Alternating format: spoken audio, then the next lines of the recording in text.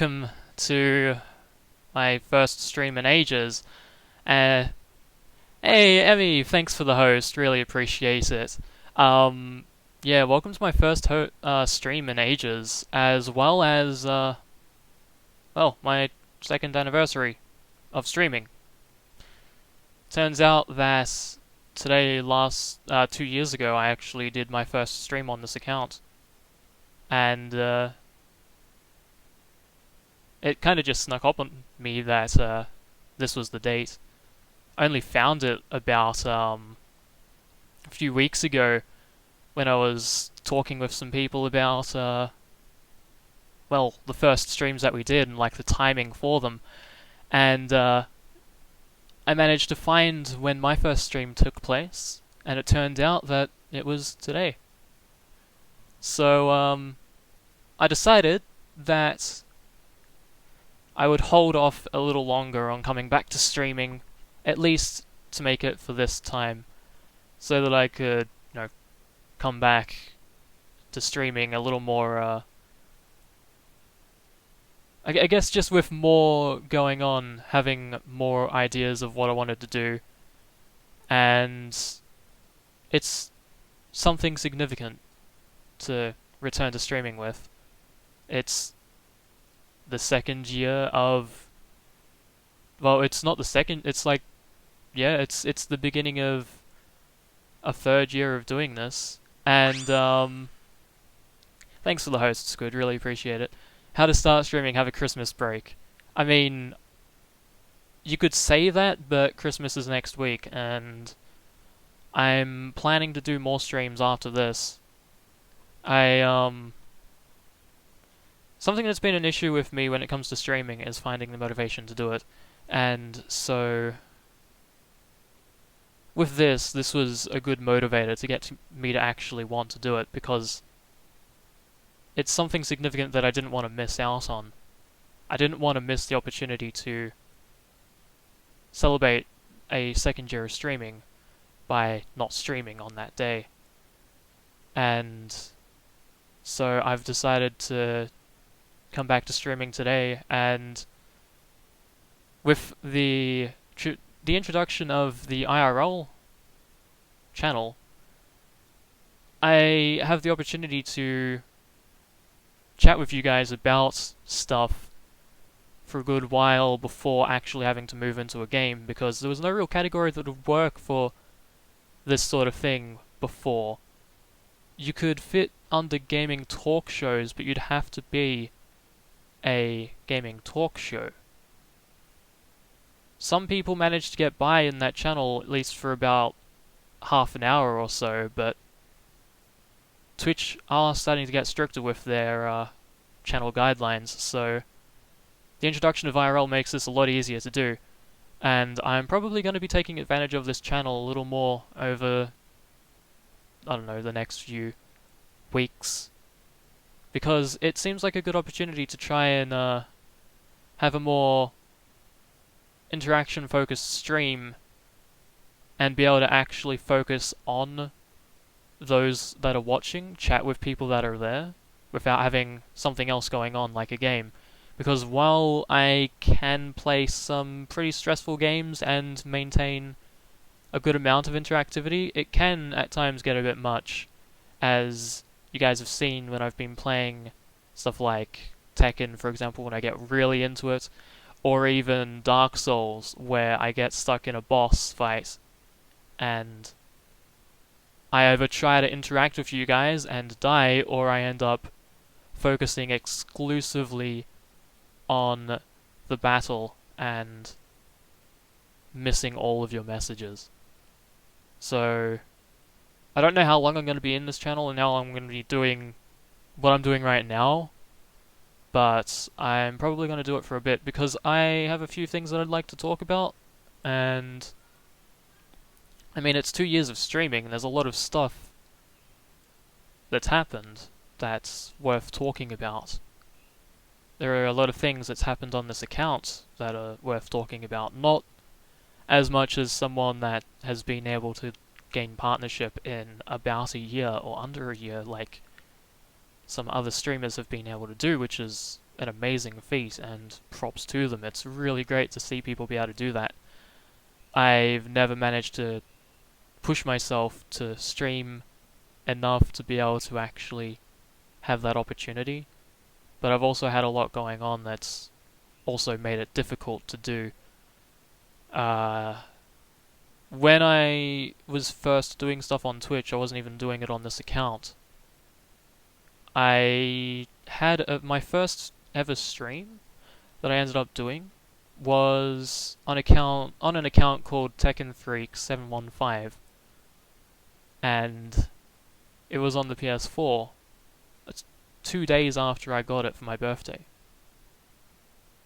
The 3rd of August was the first day that I ever did streams. The first streams I did, I had no idea what I was doing, and initially all I was doing it for was, hey, there's this thing called Twitch, and I've watching it a few times. I have a few streamers that I follow, and I'd like to give it a go, but I don't know what I'm doing. I'm just gonna press a button and see what happens. And at that point it was just a novelty, because it was like, hey look, I can see what I'm doing in the game on my phone, but like 15 seconds later. That's neat. Also, the quality looks like utter shit. I had to get over the quality factor because there was no control over that on PS4 streams. All you can do is select what quality you want to target, being low, medium, high. Well, low, medium, high, and best. And then best HD. But it gives you so little control over the stream that there's barely anything you can do there. Hey, Emmy, welcome to the stream. And yes, the emotes are live. Feel free to give them a go. It's Icy Hey and Icy Hype. And if you want to know who to thank for making those emotes, it is none other than Simoneki or Leah. I'm not sure if she's here at the moment, but hey, there we go, right on cue, there she is. And so Simoneki is the one that made those emotes for me, and she's been working on a few more. They are still a work in progress at the moment. She's been having some issues with Adobe licensing and such. But if you have Franca faces, then you'll be able to use these emotes and see them, and they will be on Better Twitch TV soon enough. They take a little longer to process them. Anyway, back to the topic that I was talking about. When I started streaming, I initially did it just to mess around and see what would happen. And there was no real interactivity there. You're getting buffering. That sucks. Hopefully it clears up soon. I am using a higher bitrate than normal, and a higher resolution than normal. I'm going at 1000, and my resolution's 540p at the moment. So it's a higher resolution and a higher bitrate than what I'd usually do. Main reasoning for doing that is basically, if I'm probably going to be in this category for a while, so there's not going to be all that much game going on. And so I can afford to go a higher resolution and a higher bitrate. Mostly the higher bitrate because I've been testing it for the last 4.5 hours. And it's been pretty solid. Hey, Nak! How are you going? It's been a while since I've seen you. How are things? Good to see you here. Yeah, I decided I'd go higher resolution, higher bitrate just because I can. It's been relatively stable. If things get particularly bad, I'll drop the bitrate down a bit, but from what I've seen with my testing, the bitrate doesn't drop and then keep dropping. What happens is it occasionally will just blip down a bit and then come back up to being stable. It's interesting. But I keep getting sidetracked by things. How about you? I'm pretty good. It's been a while since I've streamed, as you've no doubt noticed. But I am back, and I'm hoping to keep it going from now on. I've just been slowly talking about starting streaming and what I did when I started, uh, and getting sidetracked, which can happen at times. It's just the nature of Twitch, really. You go on to one topic and then some other stuff happens. But yeah, I initially didn't really know what I was doing when it came to streaming. I was just using the PS4 and had very limited control over anything. It was just quality options that were arbitrary and didn't really give you much information on, hey, this is what bitrates it's going to be using, this is the resolution it's targeting. You had to find that out by just trying each setting and seeing if it works or not.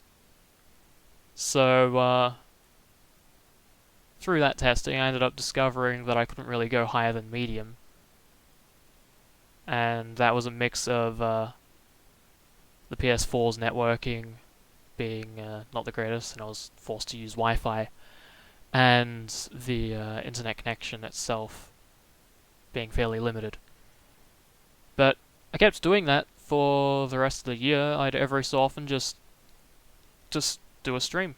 I'd just be playing a game, and I'd just be like, I'll stream it. Why not? See what happens. Not much happened, to be honest. I wasn't really good at anything of regards to streams. I didn't know what I was doing. I didn't have interaction. I mean, I didn't have anyone to interact with either. I had no. Oh, the PS4 tells you resolutions now. 240p, 360, 480. That's really nice. Why the hell didn't they do that sooner? That would have been a lot better, but I would have tried 480p the entire time and found that the PS4 couldn't do it. So yeah, with the PS4 I was stuck with the medium, or the low or medium settings, which were 360p. You've sent a message to your brother to tell him to stop doing whatever it is he's doing, so hopefully he does. Hopefully he, even if he doesn't stop what he's doing, he limits what he's doing so your internet connection's not being hammered as dramatically, because that really sucks. Yeah, like that's a problem that I've noticed with a lot of people. They'll have shared internet connections, and as a result, bandwidth can really suffer and make it hard to stream. I'm luckier in that regard because my internet connection has a lot more bandwidth, and the type of internet that it is allows for more to be going on at a time. That being said, it's still, at least with uploads, not always stable, and it can cause some issues, which I've noticed during the course of the stream so far. It's it's going about the way that it was when I was testing, but something I've discovered over my time of streaming is that testing never ends up fully reflecting what will happen in your stream. And at times, you'll test and things will be rock solid and you'll be able to push higher bit rates than you've thought you'd be able to. And then other times, you'll test, see that it's suffering, start streaming and it's fine. It's a mixed bag, and you don't always know what you're going to get in that whole thing, which sucks. Let's hope the Spider-Man 2 game disc put in is the one that works, hopefully. Game discs can be a bit problematic at times. I'm lucky that all of my PS2 games work fine. The issue isn't the discs, more that the PS2 is getting older and so it's a bit slower to read. The disk drive itself is starting to, get old, but it's not surprising because the bloody system is like 15 years old at this point. So it's still doing well. I haven't used it in a while, but it still works. You have 2 discs, nice. That's probably a good idea. I think it might have settled, could just be the 100-second delay though. 100-second delay is pretty brutal, but if it's stable, then I guess you can at least watch. But you'll notice that things are quite a bit more delayed than you'd like. Something I should say as well, in case you guys may have noticed, may not. I have delayed my webcam and microphone to sync up with my capture card because I might be switching over to Burnout Paradise at some point during the stream, and as a result, I am using my console streaming profile and scene collection, just so that I don't have to switch over and risk breaking everything. I've done a lot of testing involving switching scene collections, and I've even done one stream before, switched over and it's been fine. But it's best to not play with fire, because you can get burnt. And the last thing I'd want is for the stream to crash because I had to switch scenes, or scene collections, just so I could play the console, and not have a ridiculous delay between my reactions and what you see. So, yeah. You'll see me at times see a message about a second after it's posted, and then read it, or maybe a little longer. So, just letting you guys know. You cleared the delay and it seems okay, that's good. Also, notice that you said something about low quality, so I've got transcoding already. And it's been over a month since I've streamed. That is impressive. And really cool. I was honestly not expecting to have transcodes, but hey, the fact that I've got them is really nice. You guys, because it means that lower bandwidth can still watch a stream. And given there's not all that much going on in this, lower quality should be fine. The only issue you guys will face is reading the chat itself. Right over there. This thing. Let me move my hand back a bit so I can... There we go. That thing. Because, yeah. But I mean, you guys don't need to read that. That's more for the sake of recordings. But yeah. I should stop getting distracted by what I'm talking about and actually focus on the topic of talking about stream stuff. So, yeah, for a while I was doing PS4 streams, and just every so often I'd just stream on the PS4 because I felt like it. Eventually I moved away from the Tekken Freak account, mostly because I had come up with Icy Flames as a username to use, and I had started using that as my account name for pretty much everything that I could use it for, or change to. And so as I started moving on to that account, I decided to move away from using Tekken Freak, and I started streaming on this account, which is where the 18th of December, today, comes in as the first day that I streamed on this account with the PS4. I don't remember what I was playing. I don't even have that recording. But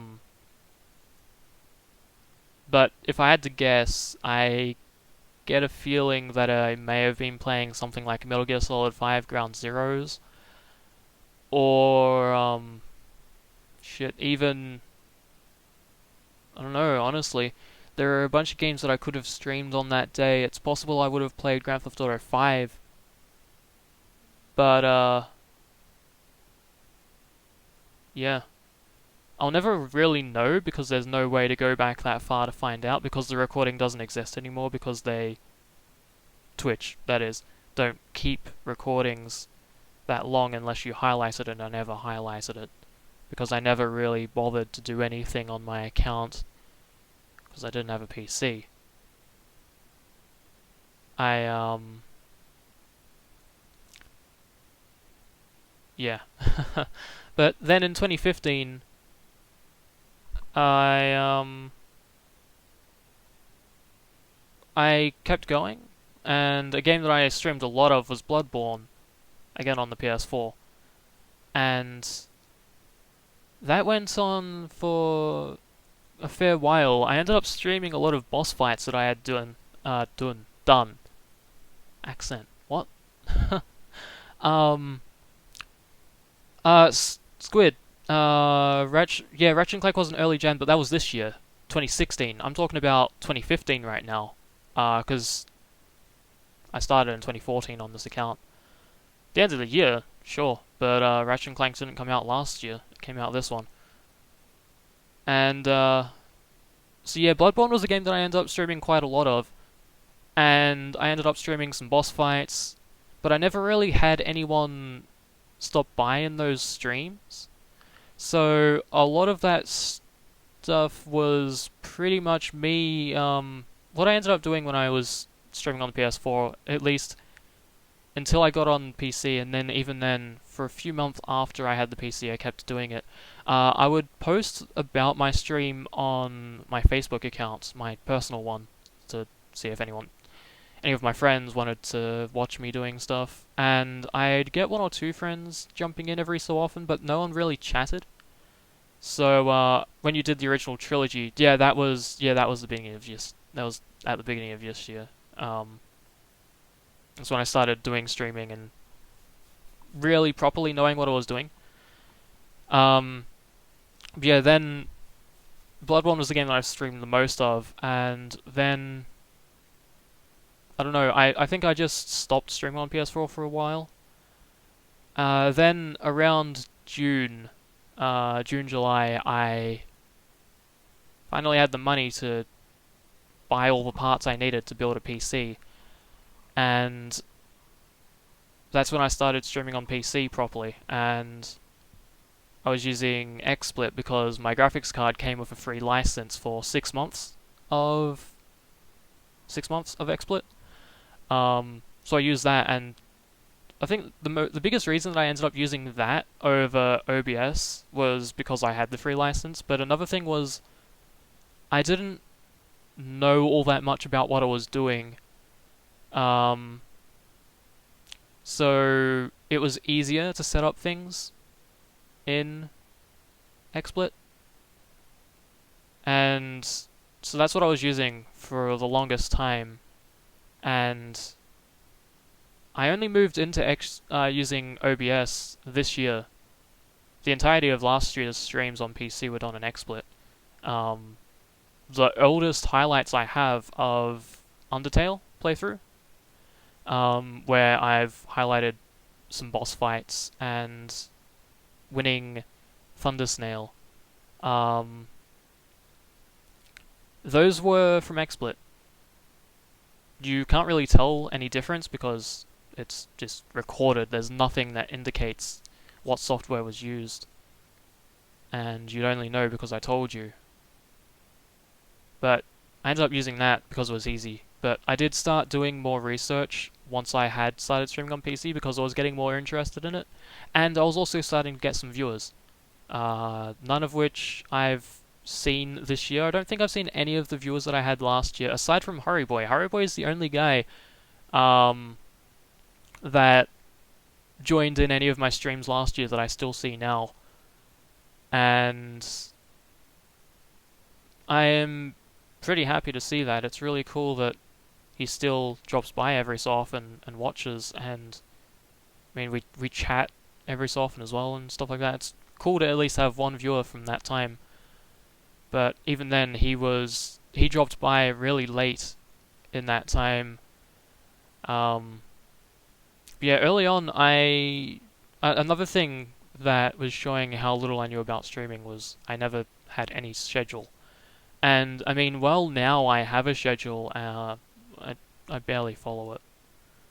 I need to really work on a schedule that I'm going to stick to. And I'm probably gonna do that after this stream. I'll start figuring out what I'm doing with scheduling so I can make things work. Harry is a great dude. Harry is a really, really great guy. He really is. And hopefully I can meet him at some point when he next comes down to Australia. That, or if I end up going to France at some point. I don't know if that's going to happen, but if it does, I'd want to catch up with him. Um, yeah, I was very eclectic when it came to streaming on PC when I started. I was never really streaming at a consistent time, but it always ended up being either at the end of the day or really, really. The end of the day is in the end of uni for me, where I get home, I'd start up something and stream, just because I felt like it. Um, that or I'd end up starting one at like 12 o'clock at night and keep going until like 3 a.m. in the morning. And I did do that sort of consistently for a little while, and had a few regular viewers. By a few I mean like 3 regular viewers, um,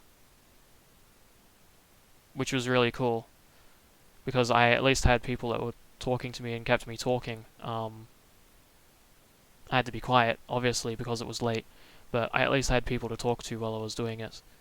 Um, and back then, all I would do was I was messing around a lot with Crypt of the Necrodancer, and so I was just playing that or Audio Surf. I never really played anything else on stream, at least up until around October, where I started messing around with other games. I think there was one time I streamed Dark Souls 1. Um, and that was an interesting stream.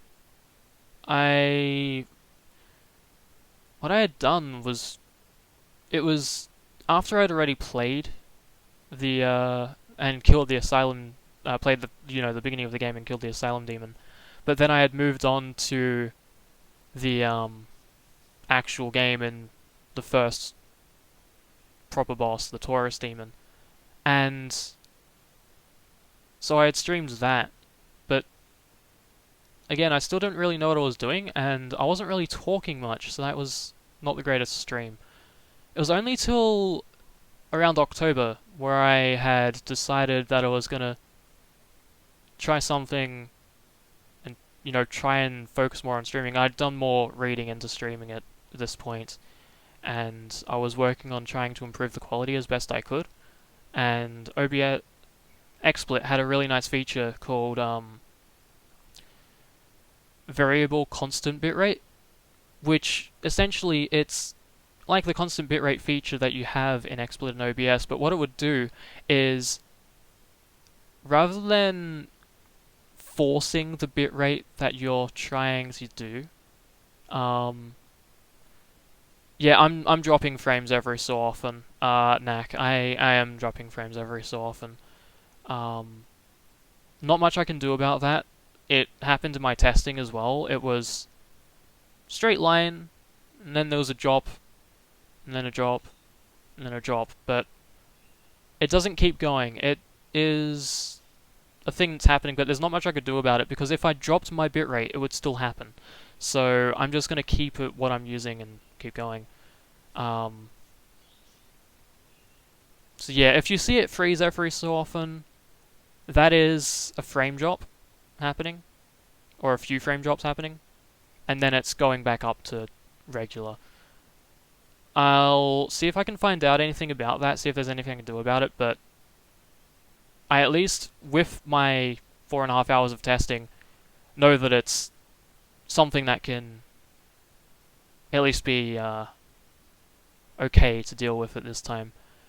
It never broke my tests, and I mean, I was using my internet as I usually would. I was still watching, like, streaming video and stuff, and my family's been watching Netflix and Stan as well, so I did a lot of stress testing to make sure this would work, and I did notice it was drops every so often. I can't really do anything about that, so I'll see if I can find out anything about it, because I never bothered to research it. I was just like, okay, this is a thing that's happening, I'm aware of it, and I'll just keep going. It's fine, I'm aware that that's happening. If anyone asks, I'll let them know, as I just did.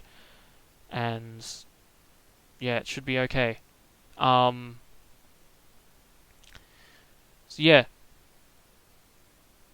in 2015, I later on around October, I had found out more about streaming, and I was doing research into some options that I was curious about, stuff like CPU presets, which is a thing that I often recommend people with low bit rate or low upload speeds that are powerful computers to look into. What they are, it's basically the compression, how good the compression is, how much of the processor is used for compression, and what type, like how good the compression is, and um, how good its quality is. So the various options being ultra fast, very fast, fast, well, ultra fast, very fast, faster, fast, medium, slower, slow, very slow. Basically, it's how long the compression should, how much power should be used for the compression. And if you've got a processor that can't hold up, then it's going to struggle on it, and it's going to drop frames. Thanks to the host, Leah. Just realized I hadn't done that yet. Yeah, I noticed you weren't in the channels hosting you section. But yeah, basically you got to affect the quality of the stream and how well each frame is compressed. And so the slower the compression used, the better it is, but it does have diminishing returns, and through all of my research then, and still now I mess around with it every so often, I've found that the best one to go with if you're doing PC gaming is fast. If you have an i7 processor. If you have an i7, that's fine. If you have anything else, I'd advise against touching the presets, because they use a lot of processing power, and i7 processors are designed more towards the media creation side and rendering and all of that stuff, whereas i5 and i3 are more just a general processor, not designed for super heavy workloads. So whenever I've chatted with people about the CPU presets, I generally try to find out what their processor is before I recommend touching it. If their processor though is, high-end i5, I have suggested at times to play around with it. But the biggest thing you want to do is, when you're doing that, check your task manager for your overall CPU usage, and also pay attention to OBS itself and see how much CPU usage it's using, or OBS or XSplit, or any other streaming software that provides the option. Always pay attention to your CPU usage, because you don't want to peak it too high, especially if you're doing PC gaming, because you'll end up suffering in terms of performance of your game, and then also the encoding itself, where you'll start to drop frames because the processor can't keep up.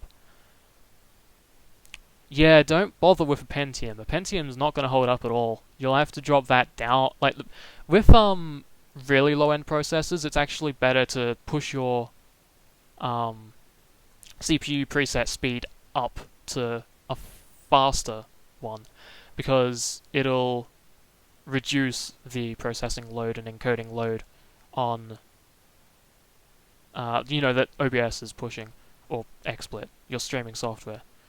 So that's something I had started to find out about and mess with. And then I kept just doing streams inconsistently and every so often. So in October I decided to actually try and play through a whole game and beat it on stream, no matter how many streams it took. And I decided that I'd do it with a game, or a game series, like a game from a game series that I am very fond of and really enjoy playing. And so I decided to play through Metal Gear Solid The Twin Snakes because I was a big fan of the first game, and I've never played The Twin Snakes before, so I decided it'd be a good opportunity for both a stream and then also just my own personal perspective, because it'd allow me to play the game pretty much blind in terms of what's going on in that game, but also have a perspective as someone that's played the first game, so I could have I could have insight into the game and see what's going on there. Hey, and Leah is messing around with the Christmas Frankerfaces emotes, which aren't in the chat client apparently. That's interesting. I'll give a quick look and see. See, this is the benefit of doing IRL. I can just check things on the fly, and I'm not playing a game, so I don't have that running in the background. I'll take a look at the chat box and see if there's anything I can do about that, if it's a toggle that hasn't been set. And, yeah, but, okay, it seems like that may not have been added, as it turns out. That's disappointing. But, there's nothing I can do about that, unfortunately. Oh well. But yeah, I was finding out more about streams and what I could do with hardware that I had. I have a, pretty decent PC. You can see the spec. I think you can see the specs in my one of my about panels, and it has information on various things. I cleaned up my panels a while ago, so they are all images, save for a few extra links that have been added in just because you can only have one link for a panel, and I didn't want to have every single panel, have additional panels for each link, so I just did that. It looks really cool, seeing the icy hay inside of the wreath and the snow globe. It's really cool how they've done it too, where it actually properly crops it inside. That's really neat. Yeah, then I just messed around with streams, and then around November I just stopped streaming. I had just gotten distracted doing other things. I had started watching more streams rather than streaming myself, and yeah, pretty much I ended up getting involved in other streamers and being more of a tech support role, and I ended up becoming a moderator for a stream, and that ended up taking up some time. But then I ended up getting inspired to stream again, from watching all of the streams and from being more active on Twitch. It made me want to be more active on the stream side again, so then I started up streaming again at the beginning of this year, where I had started with Ratchet and Clank. And so I decided that I wanted to go through and play games that I'd really enjoyed playing in the past. And that's been sort of like a running thread ever since, where I've played games that I've really enjoyed. Either nostalgic games that I've played as a child and really enjoyed, or games that I've been playing now and I really enjoy them. Sometimes a blind stream of a game, but I've generally gone through older games that I've had nostalgia for, games that I really enjoy playing myself, that I know a fair bit about, so I can offer a more interesting perspective from playing the game. And so I started doing that with Ratchet and Clank 1, and then I decided to do the other two games as well, 2 and 3, and then also Gladiator, but that stream didn't go so well. It was either my internet or the Twitch servers that day, but I ended up having a particularly bad stream, not in terms of what I'd done for the stream, but what happened on the network side, where I ended up dropping about 50,000 frames in an hour and a half. And I had no choice but to end the stream because the whole thing had just completely collapsed. And I couldn't do anything about it. So I had to end that stream. And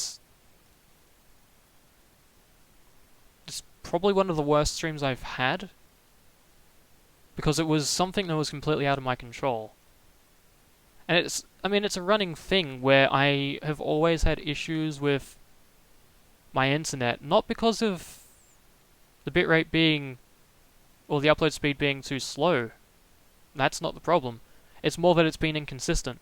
That or the Twitch server connection has been bad and improperly routed.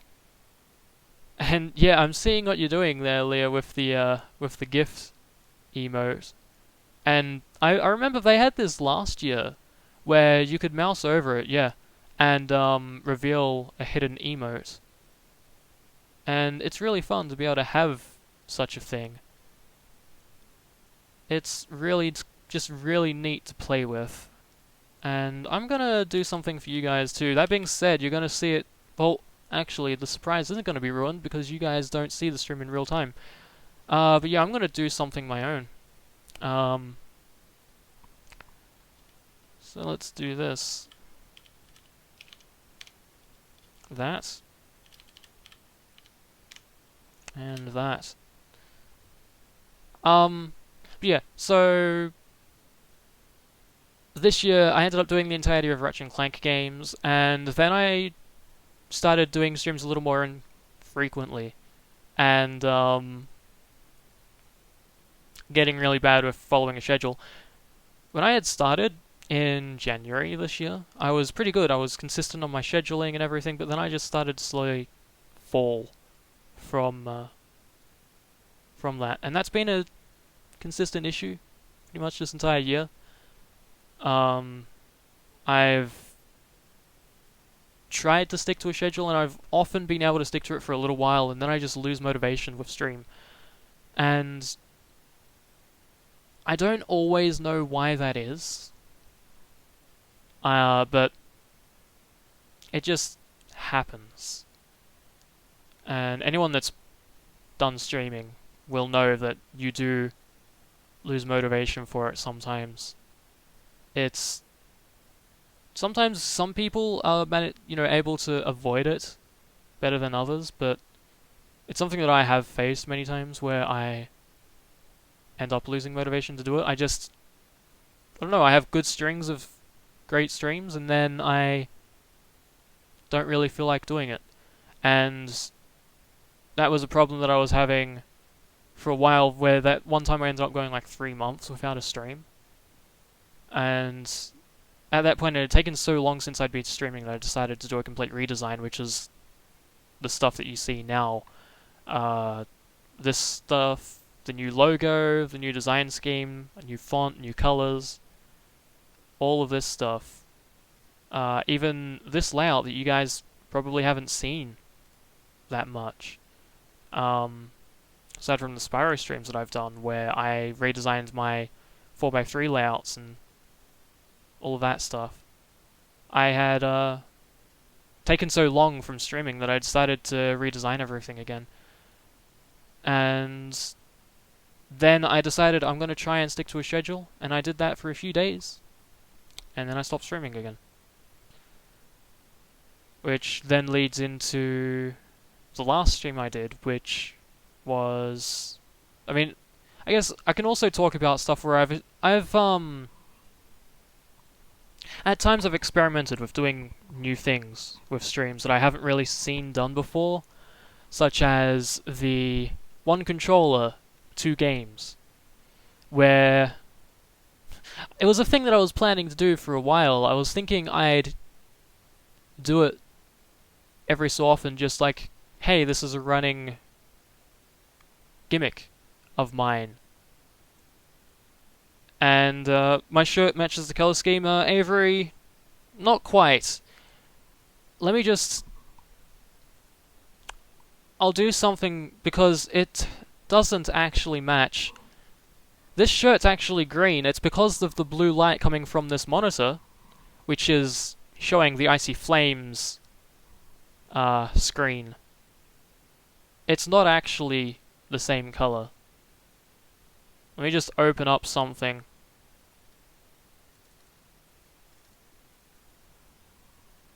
It's not actually blue.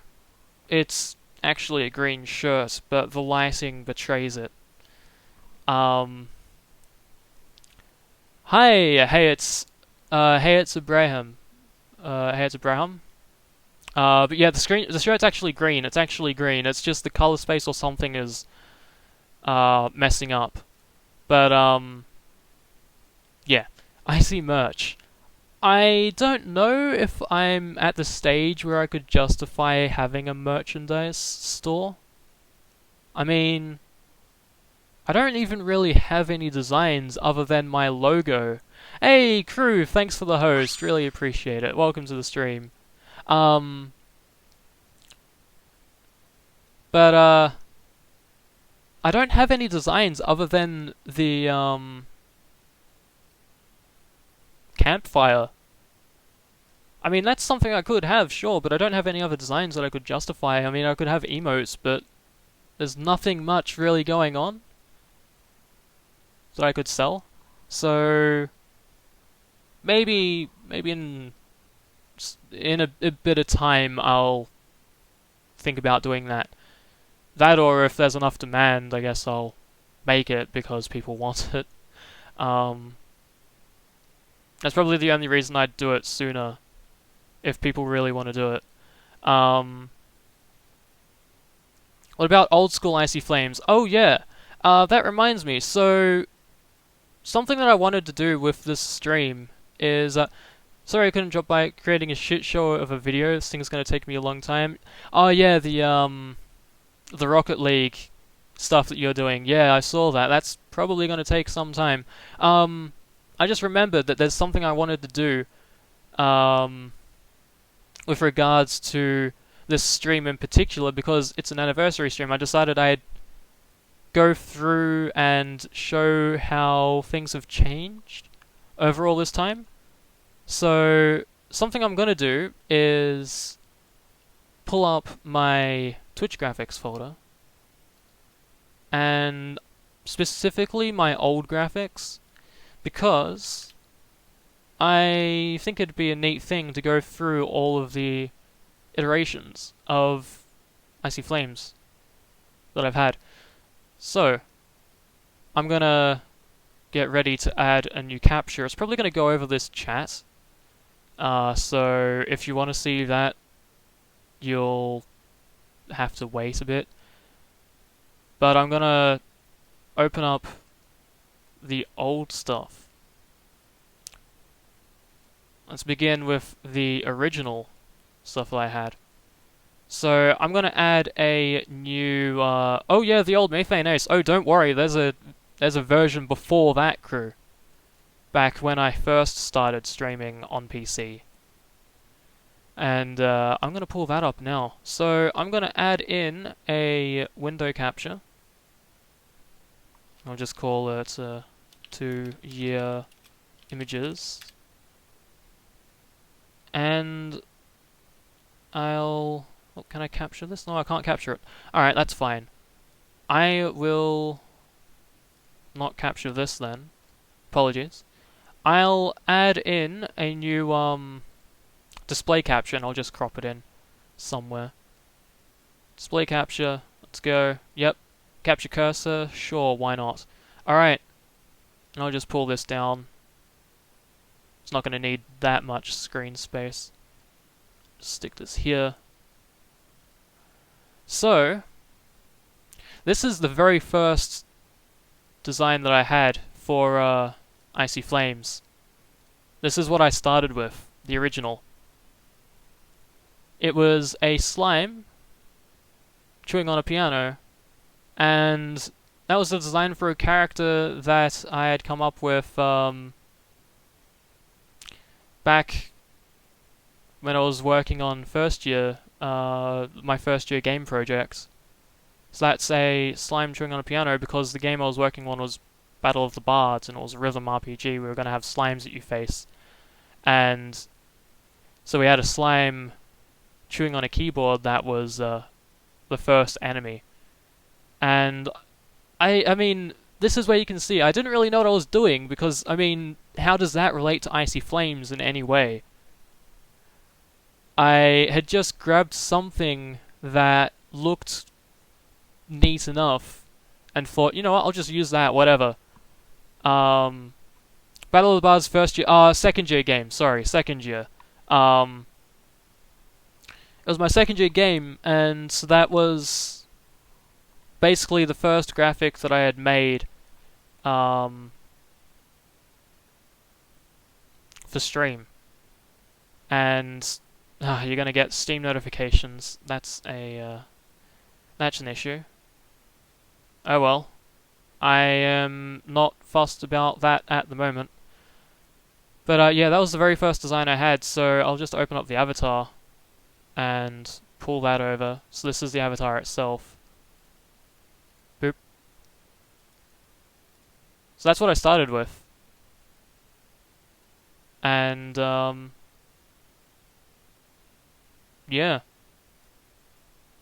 It was the very first design that I had for my stream stuff. The slime chewing on a keyboard. And from then, I moved on to something a little different. There goes Leah with her silliness. Yeah, Twitch has that friend watching notification stuff, but yeah, this was my very first design that I had. So this was the background itself. Also, I have a lot of stuff on my taskbar because I use a lot of these things, so yeah, welcome to that. If you want to have an idea of what I do for stream setup, a lot of these things that are pinned are for that. So, Winamp for my music. Then I have AnkBot, OBS, Streamlabels. Here's my audio manager, so that I can modify my game capture audio from my Xbox, PS4, or any console that I'm playing. And then this thing right here is this app.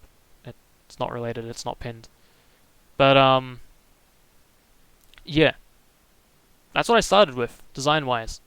And, okay, so something else I'll do is I'll show you the panel graphics I had, because that's something that'll be interesting to show. So I'll just close this and I'll just go through. So this is the very first panel design I had. It's pretty horrible looking if you look at it now.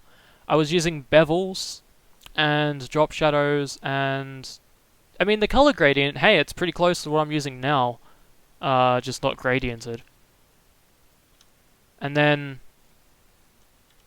I have, you know, all of this stuff. This is the next thing I had, right here. I had linked my... At that time, I had linked all of my art stuff. That clip isn't even related to my stream, Fresh So Clean. It's not even related to the stream. Why are you linking that? Hey, Huckfed! Welcome to the stream. But yeah, when I had started, I had panels to all of my art stuff, and then I had Twitter. That's all I had then. And then I moved on to a new design, and that's where this came in. So, initially I was using a photo of the ice on fire, methane ice. And how I'd found that was just with Google searching. I just looked it up and was like, wow, that's perfect. It's ice and it's on fire. Icy flames. Yeah, hey, everyone's here. It's really cool. I'm really happy to see all of you here. It's really good to have you. yeah, so this was my first on-brand, I guess you could say, avatar, and it was pretty good. It was pretty much what I wanted, but I decided that I should do something to make it a little more my own. This ice is on fire. Yeah, pretty much. So what I had done was I did a creative stream where I painted up my own version of the logo. So then we came to this, which was what I was using for the longest time, up until a few months ago, in fact. And I mean, you can see that I painted it. You can see it is painted in, save for the reflection, which I did with a mirror and liquify tool. But that was the first of going sort of more on brand in terms of design stuff. And then I moved on, in addition to that, adding in more stuff. I made some panel graphics, and I was using the exact same font that I used with my older stuff, which was Varela Round. And, I mean, it's a very readable font. It's nice enough, but I didn't really think it fit properly. Would an icy flame cool or heat? It'd do both, so it'd... Endothermic fire, yeah, it's really cold. Yeah, I feel like icy flames would probably be pretty cold fire. It'd be endothermic, so it wouldn't heat up. It would, it would be frosty and pretty chilly. You wouldn't enjoy it. Just like you wouldn't enjoy regular fire, you wouldn't enjoy this fire either. Extremes on the other end. Yeah, so I went with this stuff, and these are the graphics that I used for that iteration. And I did new designs for panels, which have a horrible looking glow, and the outline is way too thick for this stuff, which I no longer even link. I don't even link my art stuff anymore because it's not even related to Icy Flames. And while it's nice to have this stuff linked and shared, I didn't feel like it was needed to have it. And so that eventually got removed from my panels. And so I moved on to these panels, which still have the exact same design scheme, but a different font. It's actually kind of harder to read, but I liked the way the font looked, at least for that time. So those are the panel graphics that you would have recognized back then. But then, to go along with that, I had to redesign everything else, so I ended up using the new font and everything. It was basically just remaking all that stuff. And I was using a Photoshop Render Flames filter to give it a flamey look, but at this point it's way too much. And it kind of negatively impacts the ability to read a lot of things. Back to editing, lurk time, no worries crew. Thanks for stopping by, hope the editing goes well and that the Rocket League video stuff isn't too much. Hopefully it works out for you. Yeah, I moved on to using all of this stuff, and then these are all the separate pieces, so that was the part that I painted on. There's the fire itself, and there's a reflection, which I never actually painted myself. That's just separate. And here's my desktop, which has stuff. So enjoy that while I grab out my on-stream graphics. So at this point, I decided that I wanted to at least have some sort of design stuff going on in my stream, and I decided to try and do a little more to make it more visually interesting alongside just, you know, webcam, game. Because I was playing a lot of games that were 4x3, it gave me a pretty good opportunity to mess around and try out some new stuff. So, when I was playing something that I didn't really want to make a custom graphic for, I used this piece and this piece right here. And pretty much just served as frames, as well as something to identify my stream with. Then I decided to be a little more creative, and I did this for a few games, but not too many. BRB meant to be cooking dinner right now. No worries, Huckfed. See you soon. I moved on to using stuff like this. So, I wanted to make my streams a little more interesting to look at, and I decided that it'd be neat to make overlays that followed the design scheme of the game itself. And so I'd try to match the fonts and the designs that those games had, and so I did that first with Ratchet & Clank 3. So I ended up using the pause menu as inspiration and made various pieces. So this was the background as well as the chat. And then I had a webcam overlay layer. And those two pieces pretty much put together that sort of look. Then I did the same thing for Ratchet Gladiator, but it was a lot more simple. And black background.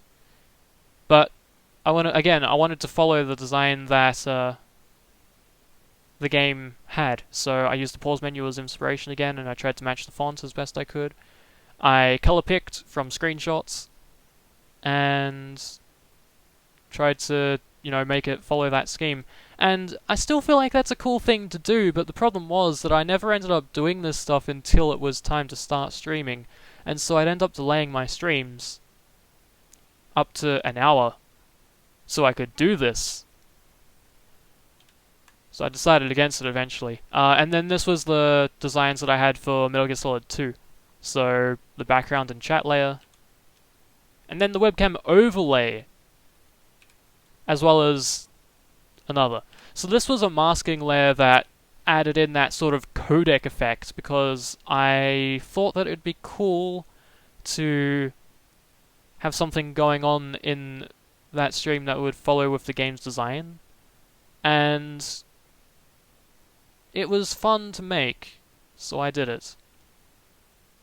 And then there was the codec layer, which, if you played MGS2, the codec is basically the radio screen where Snake or Raiden is talking to another character in the game, and they have this layer going on, and then they have like a staticky, noisy sort of thing going on. So I put it all together to make this. Then this is what I made for my 2 games, 1 console, which only works with the PS4 because I don't have any input thing that I could use to combine stuff. So I had the PS4 and the PC game feeds. I had a feed for chat, feed for alerts. I was using the real-time alert tracker, which would show follows, hosts, and all that stuff in there. And then the thing on the right was the webcam, so that's where I would be sitting.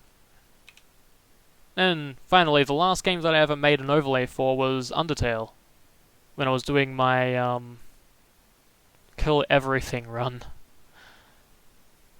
It didn't last very long. I didn't really end up enjoying that stream very much. I wasn't really feeling it. I don't know if I was sick that day or just not feeling the best. But that stream was not great. And yeah. It's a shame, because Undertale's a good game. I just didn't manage to do a good stream for it. So those were overlay graphics and stuff that I made with the old design scheme for a while, and then I had these panel graphics as well. So this is with the oldest font. Again, you've seen it all. Compared to the new font, it's the same stuff, just different font. Not a really good design to have, it was a bit of a mess. You realize something odd about Ratchet & Clank 2 on Barlow, you can't hyperstrike into the void, really? That's interesting. Then, after all of this stuff, after Undertale streams and various other things, I messed around with that 2 games, 1 system, and I streamed Final Fantasy's Platinum demo. I then streamed Rise, Son of Rome, and some other things that I don't remember because, I don't know, I just don't remember it. And I just stopped streaming for a while. Would have been around June that I had stopped streaming. At that point, I'd gotten a capture card. I've done some games on console because I was able to capture my PS4 and PS3 at the time, so I was doing some more Bloodborne streams. I had done some various just eclectic streams, which were a complete variety, where I was just for a few days, just in a row, using my capture card to capture different consoles and playing games from those consoles. So I ended up capturing from my PS4, captured from my PS3, captured from my PS2, and even from my PSP. And that was cool. I'll probably take advantage of the fact that I can capture all of these systems in the future. I don't know what I'll play. I've done some streams again with the PSP for stuff like Final Fantasy Dissidia and Final Fantasy VII Crisis Core. But at the moment I don't really have any plans for streaming from the PSP or the PS2. The PS3, I've got some games that I'd like to finish and some other games that I'd like to start. That and my Spyro game stuff that I was streaming, where I was going to stream Spyro 1, 2, and 3. That's still got to happen. I've got all of the Crash Bandicoot games, so I can stream those. I have the Jak and Daxter series, so I've got Jak 1, 2, and 3, all on the PS3 as well. I have MGS 3, which I need to stream, Metal Gear Solid 4. I've got a bunch on the PS3 that I should do. And then I've also got the Xbox One now. I got the ink blue one. I tweeted about it not too long ago, but here's the controller. It looks different in person. The color space on the webcam is a bit more colorful than it should be. This is a more subdued color than it appears on the webcam. But still a very nice color. And the Xbox One is on at the moment for when I decide to move on to playing a game. But that's not at the moment. So, yeah, then I stopped streaming after all that stuff. And decided to do a redesign. So that's where this stuff comes in. This is what I tweeted, actually. So you can see the very first avatar I had down here. If any of you saw the tweet and were wondering what that was, that's what this is. This was the very first avatar I had on this account, and many others. Then I moved on to this, which was initially a photo, and then I painted. And finally, we've got the current one, which I don't think I'm going to change. I really like it, and I don't feel the need to make a new one after this. I feel like this is pretty good. If anything, all I'd do is just make modifications to the existing thing. And because it's all vector, it's not all that hard to do. It's very easy to mess around with and change up. So, that's good. Yeah, after that, I moved on to redesigning everything, so that's where this stuff came in. And here it is by itself.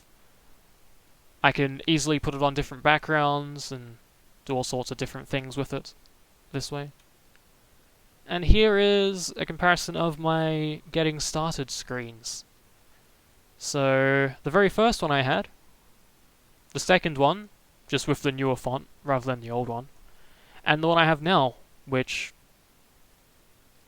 here it is.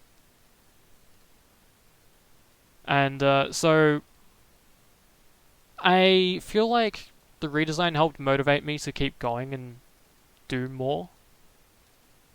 But, I mean, again, I've still had issues with sticking to a schedule, so I don't know, something I need to work on. And I will do my best to try and stream more consistently from now on, because I like streaming. I really do. I see it as more fun than doing something like YouTube content, because it's an interactive medium. More so than YouTube videos where you comment on the video afterwards and then you can join in the comment threads, but it gets to a point where it's unmanageable. With streaming, you can still manage that stuff, at least for a long while.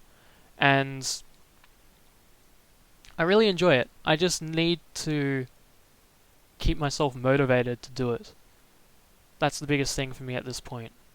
And I feel like if I put effort into sticking to a schedule, I will at least get close to being able to do that.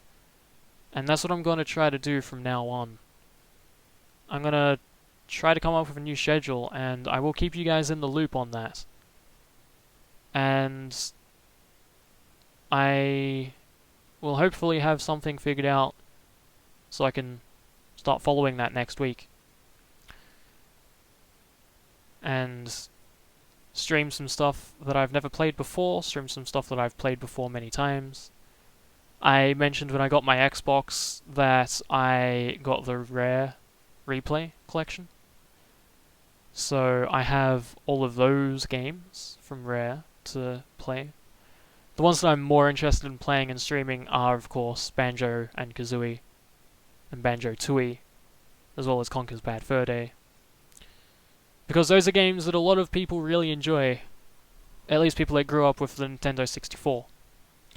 And I've never played them before, ever. Aside from, like, playing a few minutes of Banjo and Kazooie and Conker's just to see what they looked like and how they ran. They ran completely fine. So, I'll probably be streaming those. I've held off on playing them by myself because I thought that it'd be a good thing to stream. And then I've always got some other games that I just play on my own time that I might stream at some point. Stuff like Burnout Paradise I might end up moving on to. That's a game that I 101% completed on the PS3. I have the Platinum Trophy. I've got every trophy in that game. At least every one that I managed to get up until a point. I don't have all of the DLC trophies, I don't think, because there were some multiplayer ones that I couldn't get. But I've got pretty much everything I could. And again, I have 101%. I've got every car in that game that I could get. And I've got the Platinum and Gold paints. Banjo-Kazooie, you never finished that game. I've never really played the game, so it'll be a good experience for all of us, really. That, and because I'm going to be playing it on this system, the controls are going to be a lot more manageable for me too. Because I won't have to, try find an actual Nintendo 64 or emulate it and deal with trying to find where the C buttons should go and all of that stuff. Instead, it's been completely remapped and designed to work with the Xbox 360 and then emulated on the Xbox One. So that'll be happening. As well as other stuff. I might play some newer games. Burnout Paradise is a game that I've got on the system and it's running at the moment, as I've said many times. That's also an Xbox 360 emulated title, and that may happen in a few moments. And yeah, you know what? Remember when I said that I can't Hyperstrike into the Void in Barlow? I'm guessing you managed to find a way to Hyperstrike into the Void. Oh, it seems to be the case in Bolden as well.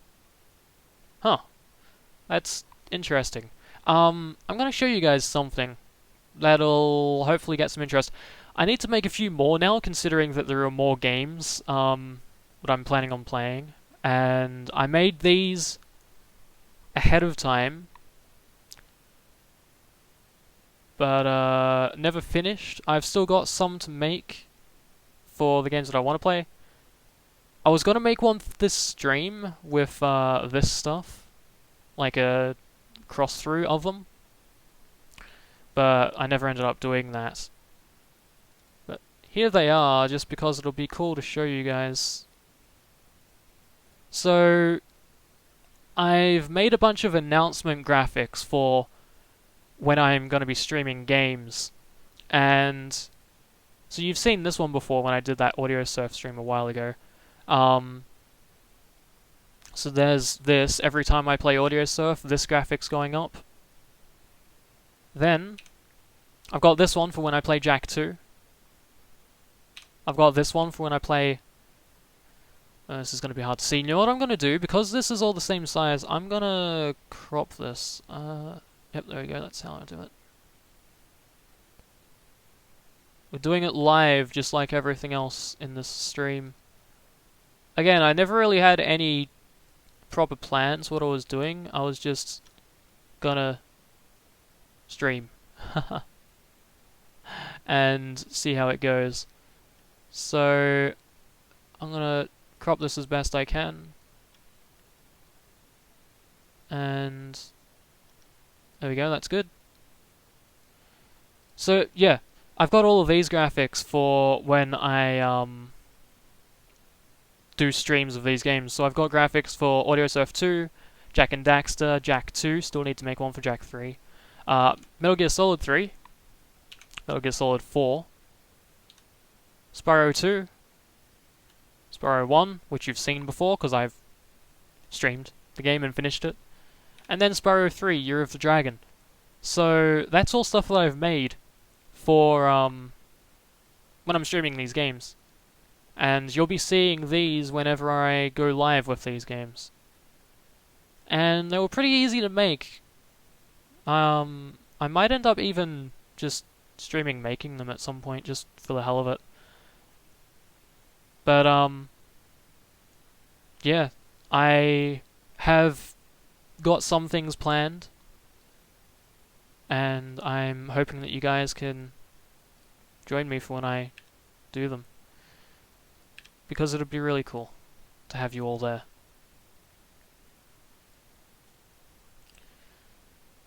Yeah, I've managed to spend about an hour and a half rambling about stream stuff. A lot more than I thought I would. It looks like some stuff has happened in the dashboard. I'm going to take a quick look at this stuff just because it will be useful for me.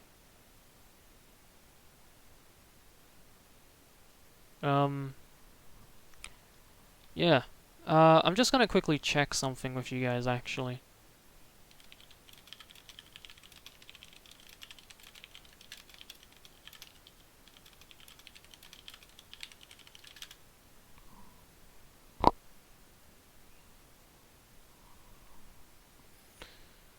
Because at this point it seems like things are working at the moment, but okay.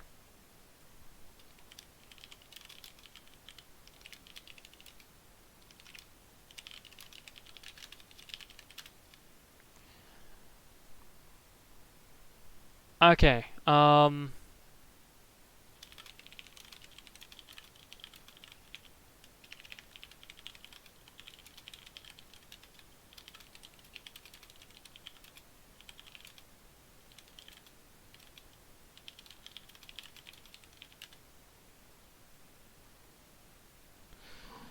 alright, looks like we're back. I'm gonna get you guys to do something. So, as soon as you see me pull up the Xbox One controller, as soon as you see the controller, drop a kappa in chat. So as soon as you see this controller, drop a kappa, because I need to know if this has caused any sort of delays to happen or not. So here it is, kappa time. I'm going to drop a kappa in now too. And that'll give me a good idea of what's happened, because it seems like something really serious just happened in the stream, and I'm not sure what. Alright, there's a kappa, there's a bunch of kappas. Okay, that's good. That is good to see. Alright, that's a relief. Hey Ella, welcome to the stream. Good to see you here. Alright, delay seems good. Sweet. Okay. All good. Kappa time. Quote, kappa time, yeah. Sorry if you're a little confused, Ella, I was, just doing a test to make sure that my, blip in internet or whatever has, recovered, because it seems like, let's see, looks like about a minute, everything just shat itself. How's it going? I'm doing well. How are you going, Ella? How are things going for you? I've spent the past hour and a half rambling about my 2 years of streaming. It's been an interesting 2 years, and as I've said, I've had many ups and downs in the stream. I was showing all of my various graphics over time. You'll see in my tweet the 3 avatars that I've had, the design iterations. I was going through all of those graphics. Welcome back, Emmy. You had to eat dinner, no worries. Making animal-shaped chicken nuggets, nice, nice. Yeah, I was just going through all of my streaming stuff, going through all of what I've done, things I've tried, and what's happened when I've done PS3 streams, PS4 streams. My first ever stream 2 years ago was on the PS4, and I mean, it's not my first ever stream ever.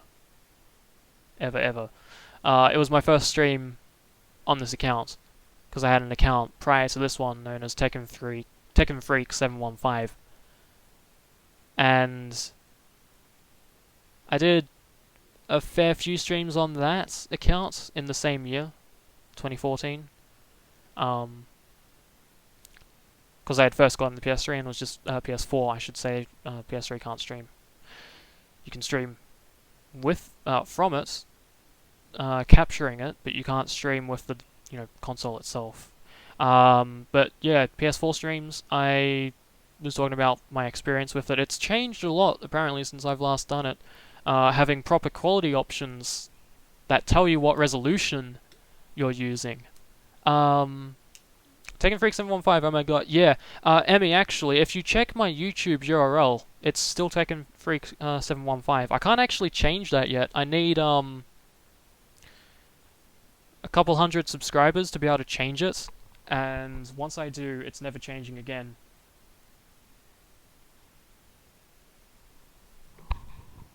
But yeah, my my YouTube channel URL is it does have Tekken Freak 715 in it. I'm gonna open YouTube right now. Actually, no, I'm not. What I can do is I'll open my channel, my Twitch channel, so I can go straight to the link to my YouTube through a panel.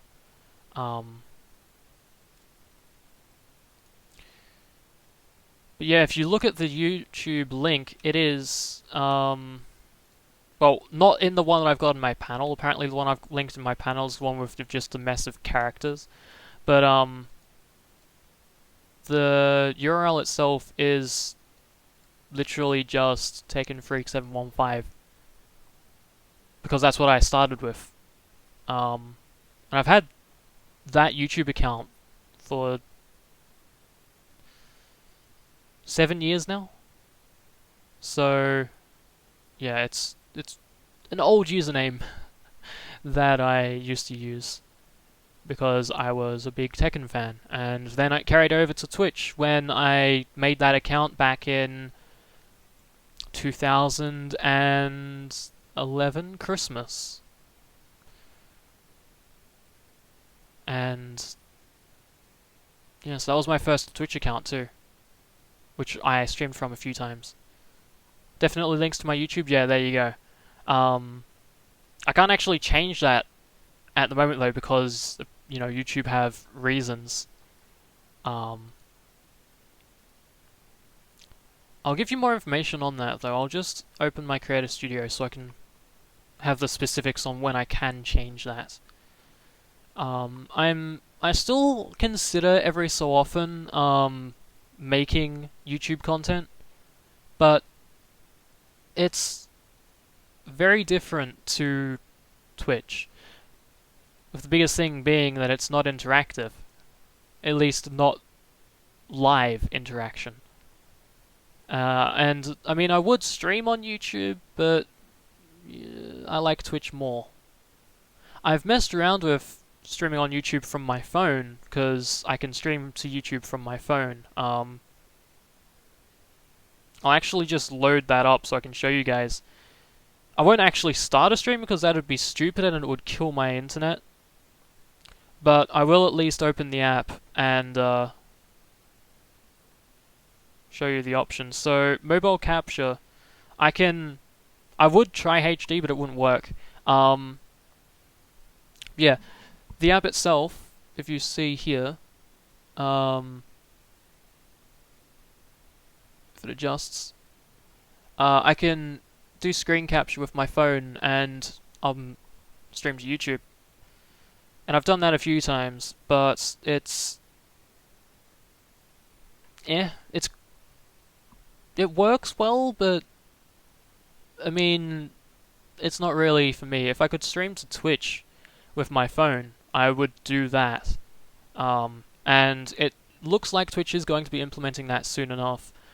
I mean, after they've introduced this IRL channel, they have announced that they're going to be making the function available to the app, and it's going to default to IRL, at least initially. So it may give me more reasons to wander around, and it'll be, it'll allow for more interesting streams and the respect that. I mean, it's like what they've said with the whole IRL platform. It's more like vlogging, but live, so it's interactive. And that'd be really neat, because I mean, it'd pretty much be like Periscope, just with the added Twitch delay. But then also with all of the fun that comes with Twitch, like the emotes. So yeah, I'm kind of detracting again though from what I was talking about, where I was talking about my channel. So in regards to my channel, where can I actually? I don't even remember where I need to go to see where I can change the here we go.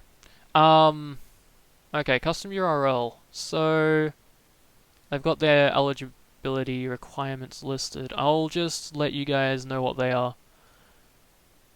Okay, here we go. Alright, so when you claim a custom URL on YouTube, you no longer also get a Google Plus. Oh, you can get custom Google Plus. I don't care about Google Plus. Okay, what are the requirements? Okay, so you have to have at least 100 subscribers to change or have a custom URL. So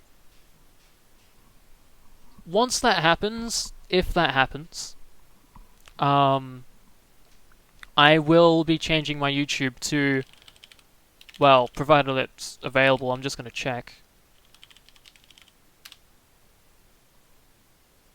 Because if it's already taken, then I have got a serious problem. Oh, yeah, and it's already taken. How about if I do a cheeky... Cool. Okay, so yeah, pretty much once I've got 100 subscribers on YouTube, so there's a hint, subscribe to my YouTube. I will get a custom URL. That'll be useful for me. Um, in all seriousness though, I would really appreciate being able to change that. But no, I've considered making YouTube content. I just don't know what to make.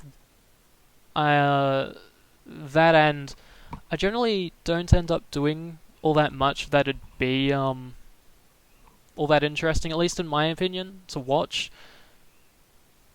But yeah, I don't know. What would you guys? So okay, there's a thing. So what would you guys want to see if I was to make content like that? Um, is there anything that you'd want me to be doing? Because I have an interest in at least trying to make some stuff there.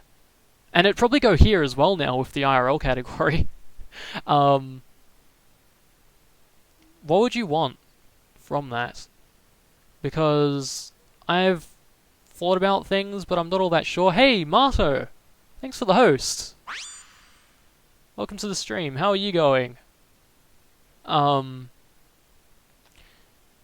Yeah, what would you guys want to see from like YouTube record or just like recorded content? What would you want if I was to make that? Because all I've thought of is trying to make vlogs, but I don't know what to vlog. I mean, I guess just stuff, just like what I do in the day. But I don't know. I'd like to know what people would actually want to see. That's the biggest thing. I want to make content that people would be interested in seeing. And so if I'm just making content, like I don't know if anyone's gonna even like it. I mean, I guess I could just make stuff that some game dev stuff. Okay, yeah. I've been interested in at least doing game dev stuff to some extent.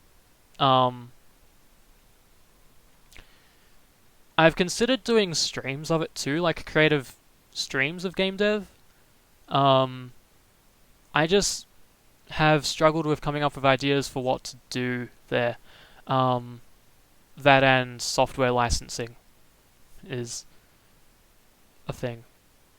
Like I said, if I could come up with an idea, I could potentially make some. I could do some like live streams of 3D modeling, and then working in the game engine. Or what I could even do is rebuild stuff that I've made and put it in the game engine and show you guys what I'm doing there. Yeah. Okay. I'll have to think about that because again, I need to have motivation to do that stuff. But that's an idea, making game dev stuff on YouTube and live here, and that'd fit into the creative side. That's something that could be fun to do. I just need to come up with some ideas for how to do it. Is there anything else you guys would be interested in? Like another thing, I've used Blender because it's free. Stream record some models, someone Turbo Squid. I should try and pick up Blender. That's actually a good idea. I could stream my yeah, I could stream learning how to use Blender. That could be interesting because I've only ever used Maya, and it'd be a service to me to learn Blender so I could actually make stuff that I can use commercially. Yeah, that's an idea. I could use Blender, learn how to use that, do it on stream learning, and yeah, okay, that's an idea. That's actually something I could do. That is definitely something I could do. I would just need to come up with things to make. Learn Blender so you can blend. Just learn how to use Blender and make a blender. Will Blender blend? That is the question. Also, as models could be portfolio stuff. Yes, exactly. That's a good point. It'd give me something to work on for that. It would, yeah, I'd be able to have something to go on with my portfolio. That could actually serve as a good source as that could potentially inspire me to actually work on my portfolio. I may consider doing that. Thanks for that suggestion. You know what I'm gonna do? I'm gonna actually open my Trello. I have a Trello board that my mods have access to, where I list my ideas for stuff to do on stream, and I have a card specifically dedicated to stream ideas, stream schedule ideas. I have like a purchase list for things that I should consider buying. Um, I've even got a secret channel ideas thing, which is very vague and stuff. But yeah, okay, I will list that because that'd be interesting to try and do. Um, things are done for secret channels old ideas. Things to do. Okay. Stream schedule ideas, follow milestones. I'll add it to my things to do. Okay, so things to stream. And then I'll just make a list, really.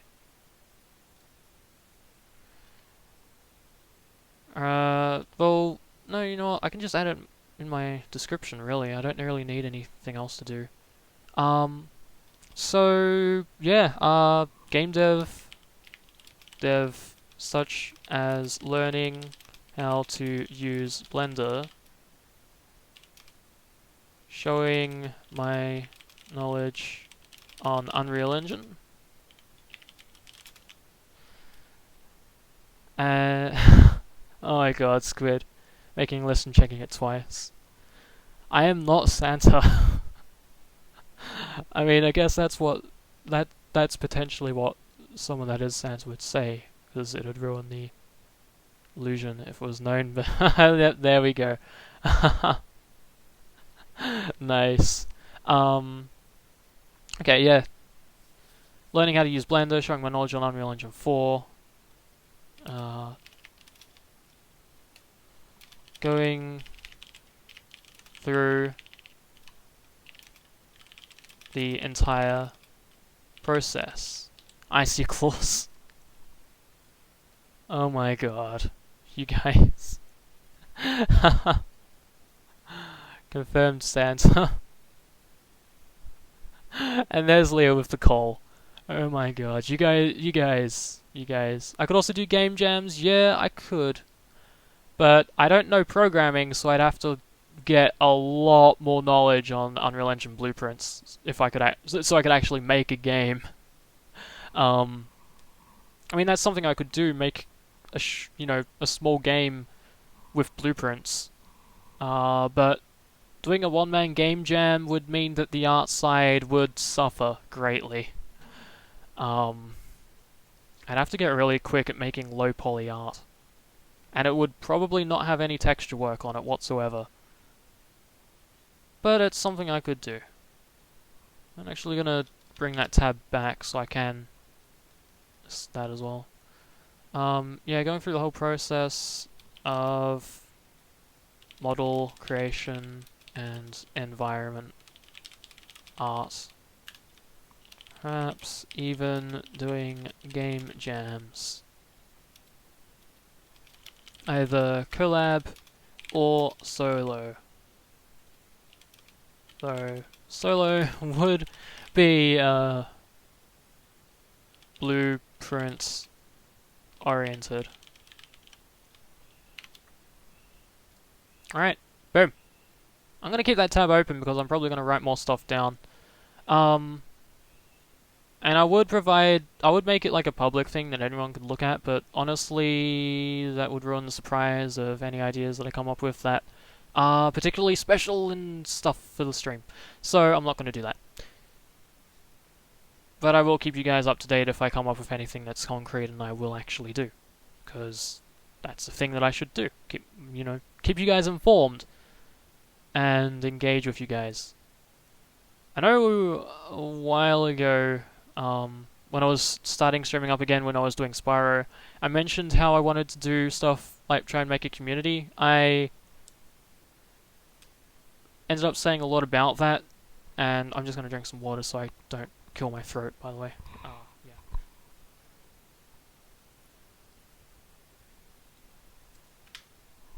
I said a lot about basically like community stuff, but I ended up not doing anything of that sort. I ended up again going back to not really talking on my Discord much, but talking on other Discords. I ended up failing with stream. Hey, Drenick, welcome to the stream. How are you going? Good to see you. Yeah, I pretty much failed on doing everything that I wanted to do there.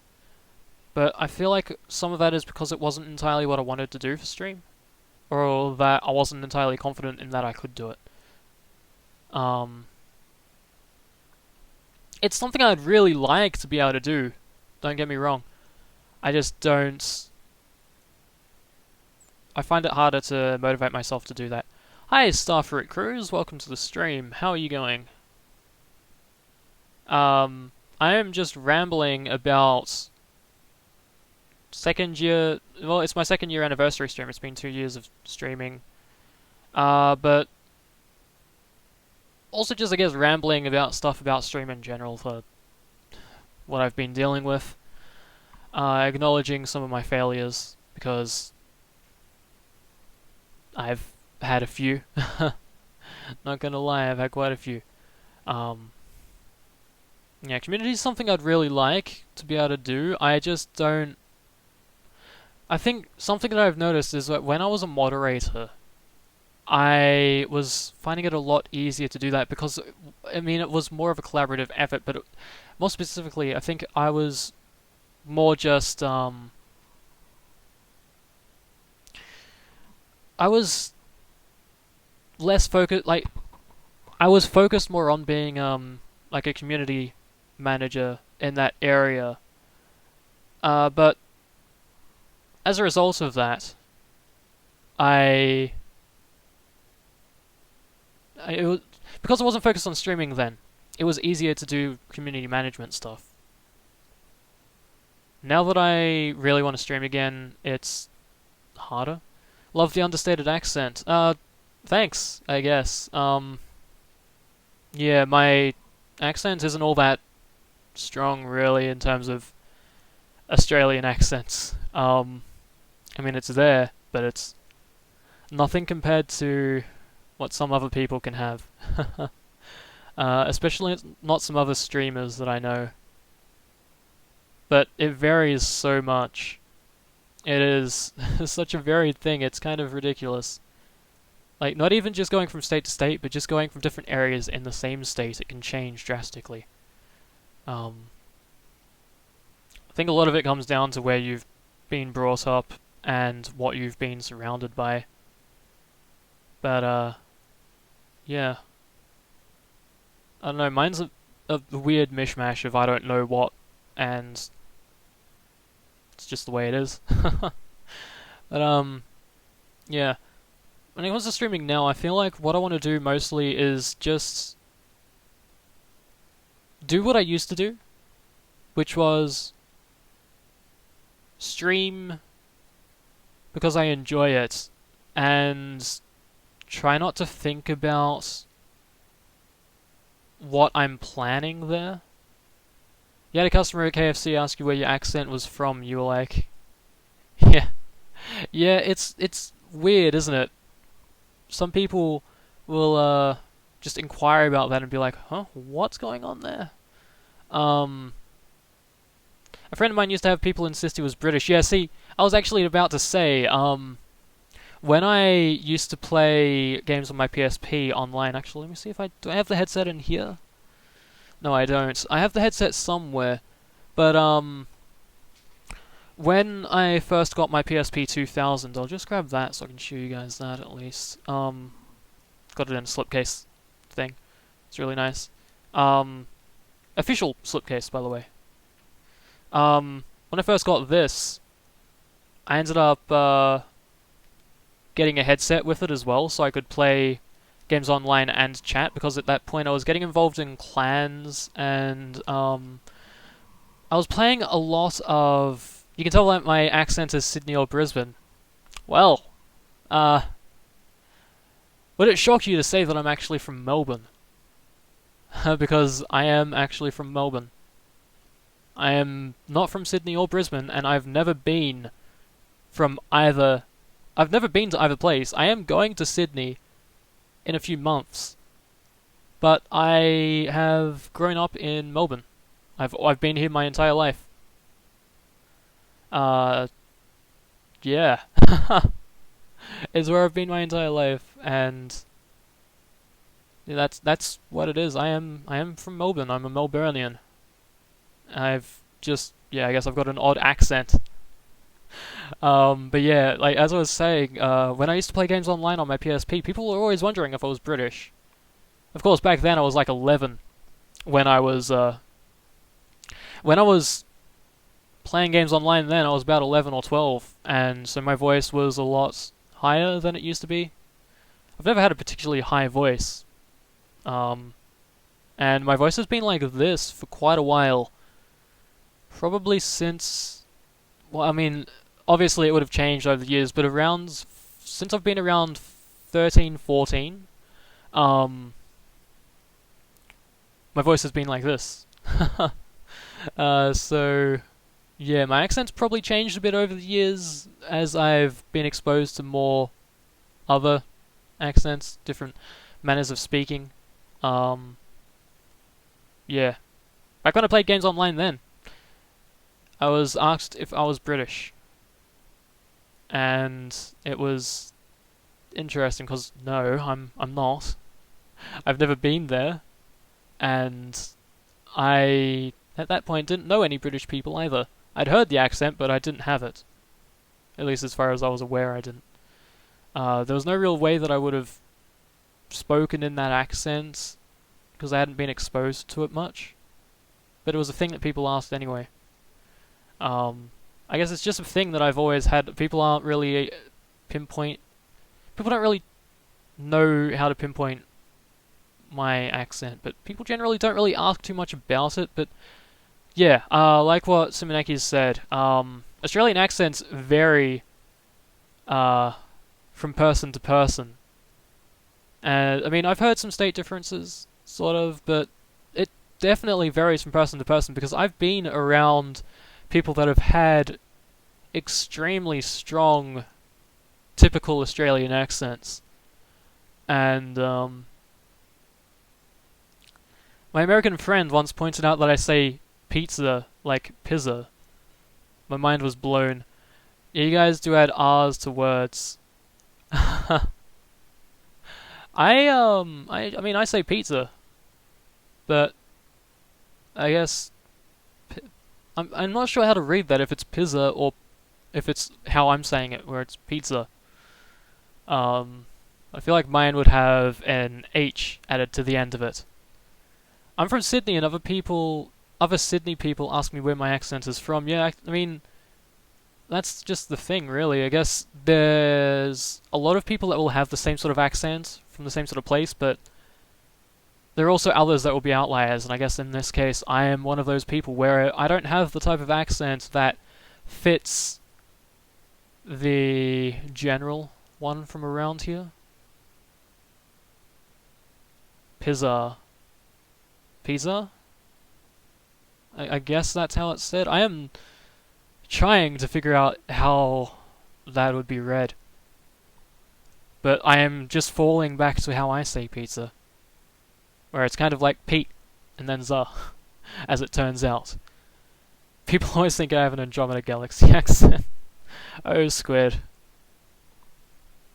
I would have put money on you being from Brisbane. Yeah, no, I am not.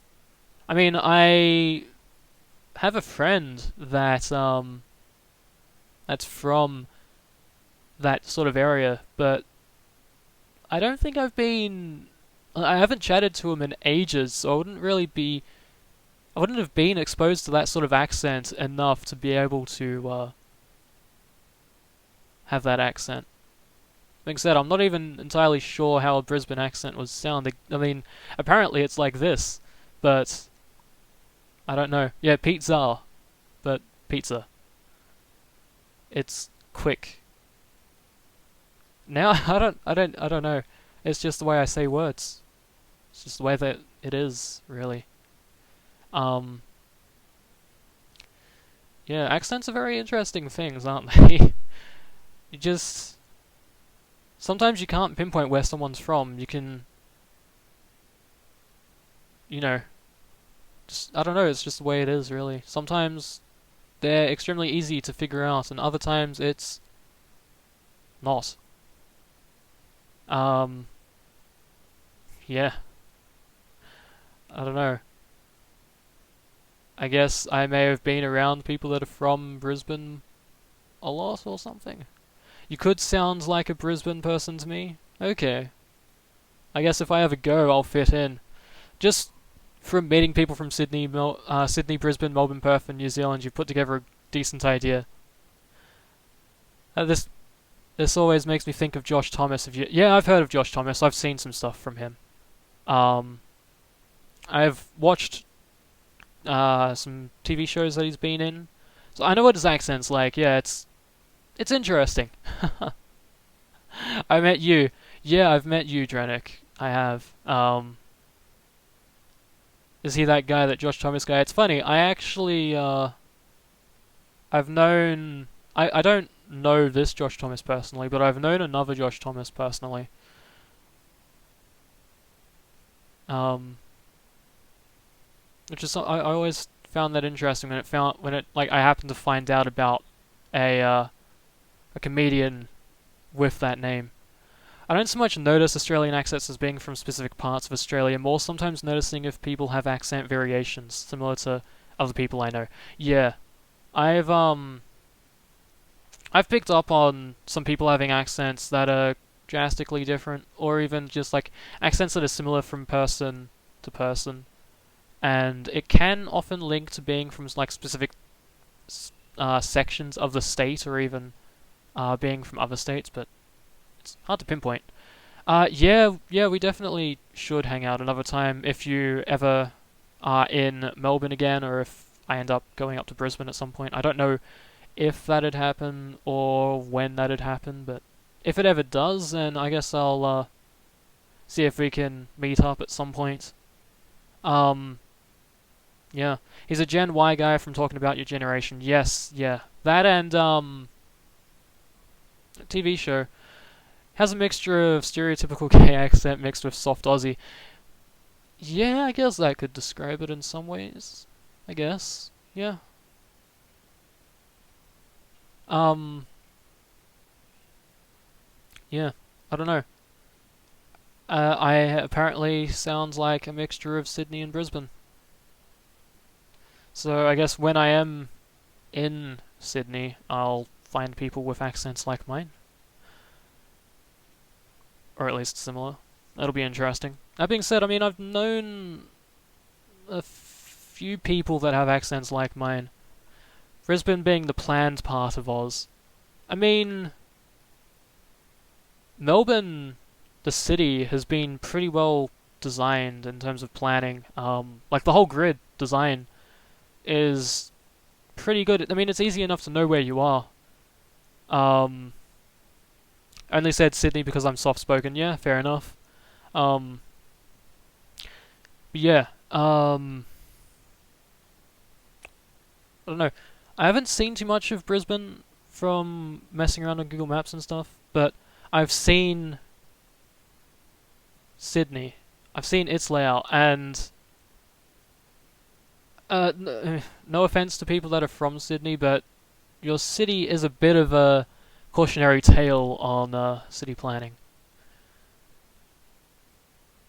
if I made to choose, I would have 100% put 100% on Brisbane. Okay. Apparently I need more water, by the way, so I'm gonna drink that. Sydney has a thicker accent, but soft. Alrighty.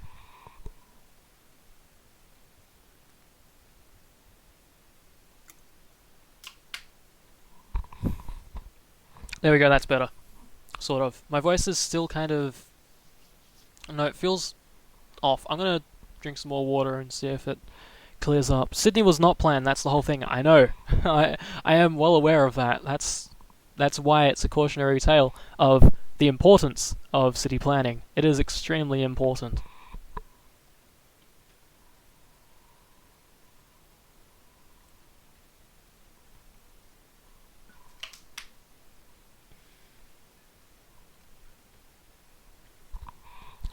Okay. That should at least help a little bit. Um, it kind of just grew around itself. Yeah. Yeah, it kind of did. Brisbane looks like a pattern. Okay. Yeah, if you see it from above, it's so symmetrical. Nice. Yeah, like, if you look at Melbourne, it's all grid, pretty much. And it makes it easier to know where you are because of that design, or at least like work your way around the city. Um, Canberra is all circles. Oh jeez. Well, I mean, it's something, at least. That sounds like something that's sort of planned in some ways. But, yeah. Yeah, the description of Sydney being something that grew around itself like a fungus is interesting. So the city you live in is a growth like a tumor. Oh God. What is it? Um, speaking of water, speaking of water, water is important. Make sure you drink it. City you live in is a growth like a tumor and it's still growing. Well. Hey, Tofu! Welcome to the stream. Good to see you here. How are you going? How are things? I've, at least, like, for an hour and a half, I was talking about all of the stuff with my stream from the beginning up until now, and, now we're just talking about accents and cities. And, according to Starfruit Cruise, if, if they had to pinpoint me to anywhere, I would be from Brisbane. My accent's apparently like a mix of Brisbane and Sydney, with Sydney being apparently softer spoken, but... And, yeah. So that was interesting to find out. Spent most of your time in Tokyo. Imagine a city wrapped in cities. Oh, spending time in Tokyo is pretty cool. Pretty good now. Had to have a nap before. Ah, yeah. Well, hopefully the nap helped, because, I know they can be quite helpful for at least recouping a little bit. Feel bad for not talking to people as much as you should. I mean, I feel the same way, Drenick. I've definitely had that problem too. When I stopped streaming a while ago, I kind of just like fell off of everything. I stopped talking as much on Discord. And I mean, I ended up only really talking to Simoneki. It's cool until you get there and have zero clue how you're getting anywhere. Ah, okay.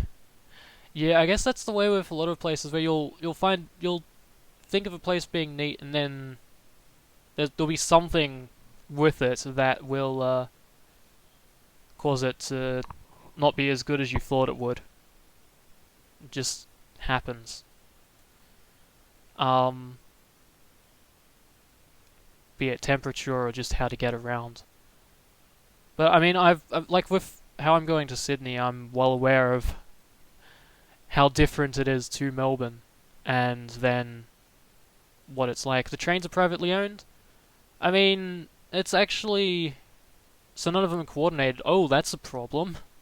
That's not good.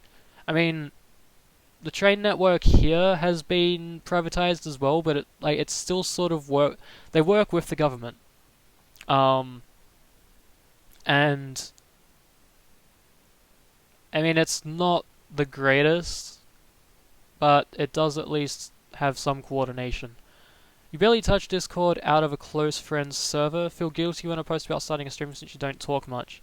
Yeah, I mean, I I've been starting to talk a lot more on various servers, but it's still something that I need to work on. Um, that and also just talking to friends. I'm not the greatest at just approaching people and starting conversations. I'm more of the type of person that finds it easier to converse with someone that starts it themselves. So, yeah. If you go to Brisbane, just know that the public transport system is a disgustingly bad mess of a system. I'll keep that in mind. I guess I'll have to be careful with the public transport system. But yeah, something that is an issue for me is I don't I'm not the greatest at keeping up with friends. um I've there are people that I've been able to keep up with and catch up with and stuff pretty well. But then there are others where I've just completely fallen off conversation with them. Pretty much all of my high school friends, I don't speak to any of them now. I did for a while, at least, keep up with chatting with one friend, but it was mostly because he was the one that was chatting. Um, it's a problem for me, and I need to work on it, but I struggle with that. There are plants that are better conversationalists than I am. Yeah, I mean, I can feel. I could say the same for me, at least in some respects, where I just don't know how to start a conversation for the most part.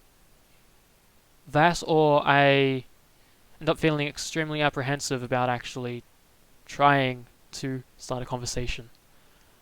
Um, yeah, there's only really one person from high school that I still ended up chatting to, and I mean, I'll occasionally chat with him. Um, and then there's my best friend from primary school and early high school that I'm friends with still. I have him on my, I mean, we've got each other on Facebook, on Skype, on, even on Xbox Live now. But I don't really end up chatting to him out of the blue. Like, he ends up more chatting to me, at times, rather than me being the one to open the conversation. I'll be your teacher because I never stop talking, everybody with a voice. I mean, people like that can be pretty good. Just, yeah, I don't know. I feel like people that end up approaching me and chatting to me, I end up having a better time chatting with than if I'm the one that has to start the conversation. I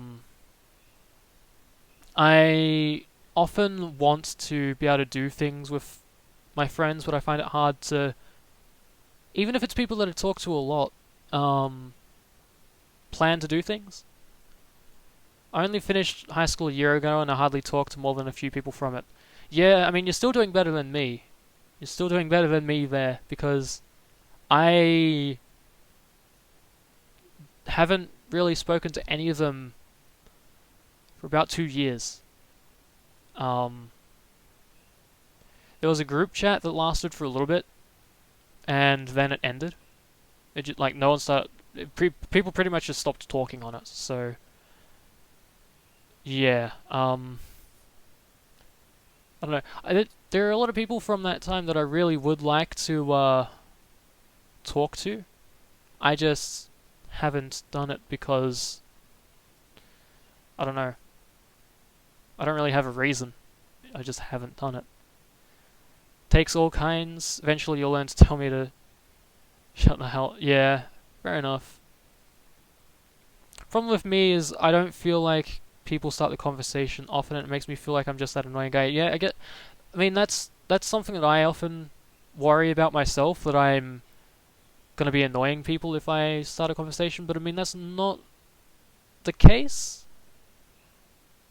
it's definitely wouldn't be the case. I'm pretty sure if I was the one to approach them, they'd be happy to chat. I just haven't done that because I care too much about the what ifs.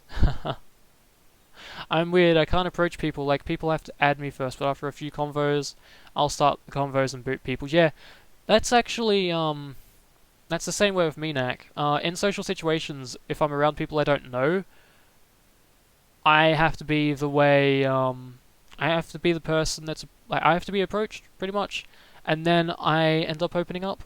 But otherwise, if you just see me, I can seem a bit distant, I guess you'd say. I was going to say cold, but that'd be a pun, and yeah, I mean, I really enjoy puns, but I didn't really feel like making it, even though I did. I mentioned it anyway, but yeah. I mean, yeah, that's a good way to be, Starfruit. In all honesty, yeah, I'm shy. That's the thing. That's definitely it. I am introverted. Slightly off topic, but is there a way to even know when you started streaming? Because I have no. What did I do to find out? I'll see. I don't even remember how I found out. I think what I did was I ended up, I found it somehow, I don't remember, but there are ways to find out. I think I ended up Googling and found a way to find out about that. And, yeah. What was the thing? Found it by searching the email. Yeah, so Leah found it, Leah Ziminecki, found it with searching the emails. I don't have an email from that time. But, yeah, there are ways to find out about that. And, yeah, you can also find out how long you've been following. If you have Francofaces, also, you guys can just go away. I have no time for trolls and argumentative people. See you later. Yeah, there are ways to find out. You can find out how long you've been following people. If you have Francofaces and Better Twitch TV, there are actually ways to find out if you check your following page. You can highlight a section. There's like a little clock thing, and that will show you how long you've been following people from the day, date, and year to the time. It's that specific. I think you can even, I'll just check. I don't know if I can do it in my chat, but there's like a /following command, and that will, basically tell you how long you've been following a certain person. So, that's another way to find out. So if you're following a streamer and you don't know how long you've been following, then you can just do that. Otherwise, there are various ways. There's so many ways, because Twitch keeps track of so many different things, and there are so many ways to get access to it. It might not always be exposed through the Twitch page itself, but it's stored in their APIs and everything else, so there's always a way to find out through another application or something. Unrecognized command following, oh, there you go. Yeah, there's so many different ways to find out. Hey, thanks for the follow, Starfruit Cruise. Welcome to the chill. Yeah, there are so many ways to find out all sorts of things. Twitch keeps track of so many different pieces of data. There's so many ways to find out. It's all stored, as Starfruit said. So, yeah, pretty much all of that stuff is pretty easily found. You just need to know where to look. Yeah, even stuff you've said in chats. There are a lot of chat loggers that can find stuff like that, and I mean, there's been even stuff like Stream Hatchet, which I don't use anymore because they have royally messed up everything with their service. To be honest, I used it for a while. Commanders followed, yeah, /followed. So I can't do it myself because I am the streamer. I can't follow myself.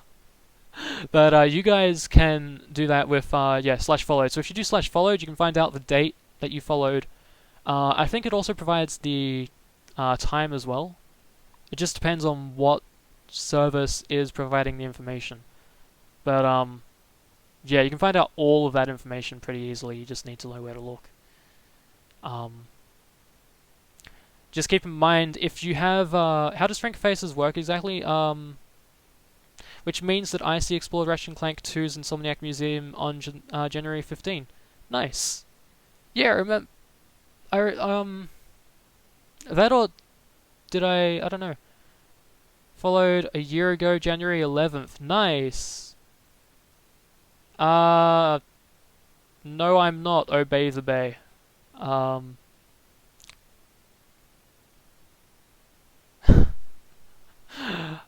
You guys. Okay. January 12th, 12 o'clock. Surprised you're even awake then? Well, hey, well done, Knack. Pretty cool stuff.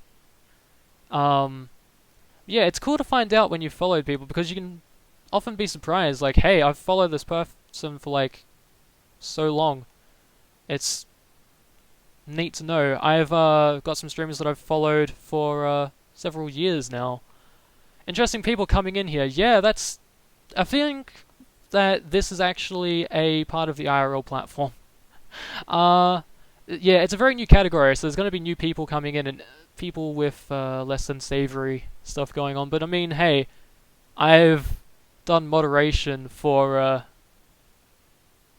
some streams that have gotten particularly large. I've managed to deal with streams that have had raids of like 2,000 people. So it's not really a problem. I'm not fazed by these trolls, to be honest. I mean, honestly, you guys are nothing, really. If you're trying to get a reaction from me, you're not going to get it. I still remember how funny it was when I found out you and I were going to the same uni, or that I was about to go to your uni. Yeah, I remember that. That was really cool. How you mentioned you were going to be doing game art, and I was like, wait, does this school have an incubator program? And you're like, yes. And it was like, wait, is this AIE? And you're like, yes. And it was like, yo! Same uni. That's really cool. Hi Loki, welcome to the stream. How are you going today? Yeah, it's been really cool just what Twitch has allowed to happen.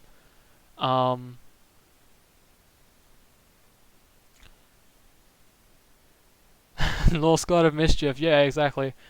Why was the tomato red? Because it saw the solid dressing. That's actually a good one, though. Nice. I do appreciate puns, so and jokes like that. So nice. Well played. And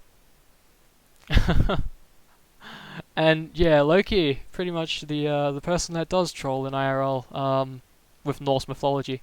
Twitch has come full circle. Yeah, Twitch can do that. I've actually managed to meet a lot of people and become friends with a lot of people in real life on just like through Twitch. There are so many people that I've managed to make friendship with through this service. And yeah, Twitch has come full circle. It started as Justin TV, where it was live streaming, and now it's got it again. This is actually my first time using this channel, by the way, I should add. Whole reason I did it was mostly because I didn't really feel like playing games today entirely on stream. I've got a game that I've had planned to play, and it's still running at the moment, but I don't know. I look like broccoli. Well, that's an interesting coincidence, Obey, because as it turns out, my name is Brock. Have fun with that one. Yeah, yeah, Justin TV went with live streaming, went to Twitch, which was gaming, and now it's been slowly working its way back to, yeah, allowing stuff like live streaming, which is really cool, actually. Because the thing is, there's still very much a focus on gaming, but they're now adding in other things that will allow more people to use this service. Is it really? Yes, it is, Snack. And no, I'm not a Pokemon trainer. And I don't have any Pokemon. Don't have any Rock type Pokemon in my gym either. I don't actually. Yeah, no, I don't think I've got any Pokemon that are Rock type that I actually use in the Pokemon games. So, yeah, that's a thing.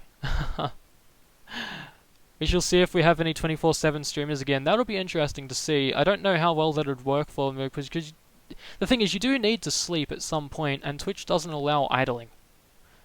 Uh, we accept people of all biological kingdoms.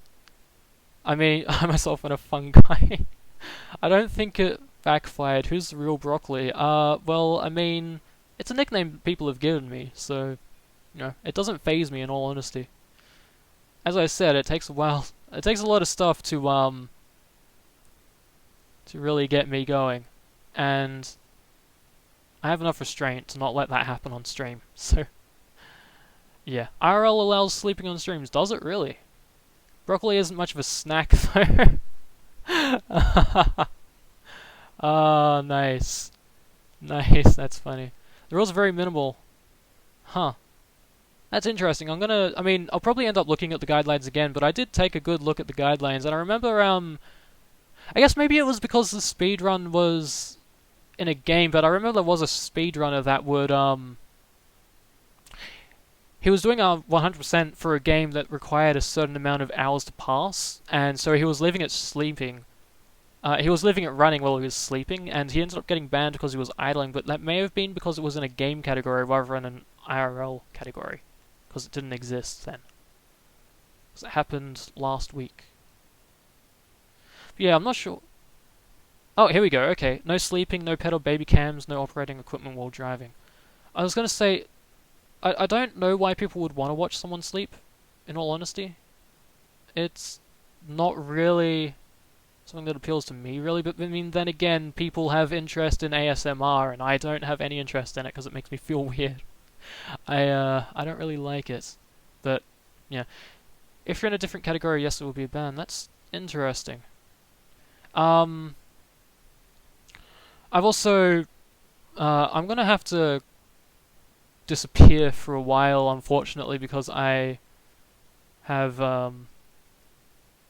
dinner happening, and if I were to do this as a social eating stream, I don't think I would finish eating. So, I'm gonna have to leave you with some stuff. MSMR? Oh god. I don't know what so, I'm just going to quickly look at the IRL guidelines, because I'm going to need to go on a break, and I'm going to make sure that I'm informed on what I can do so I don't actually end up going against them, because what I usually do is I'll go into my BRB scene and I just play music, but that could be an issue. Alright, let's see.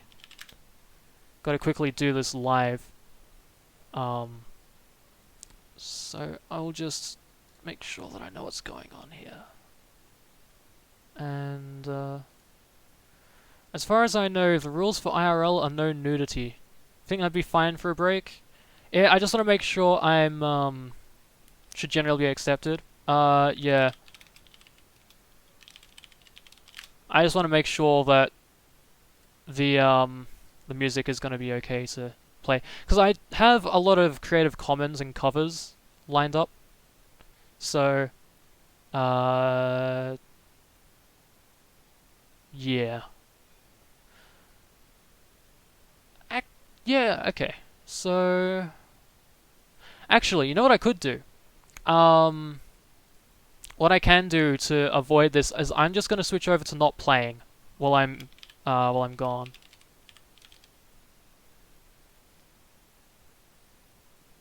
Alright.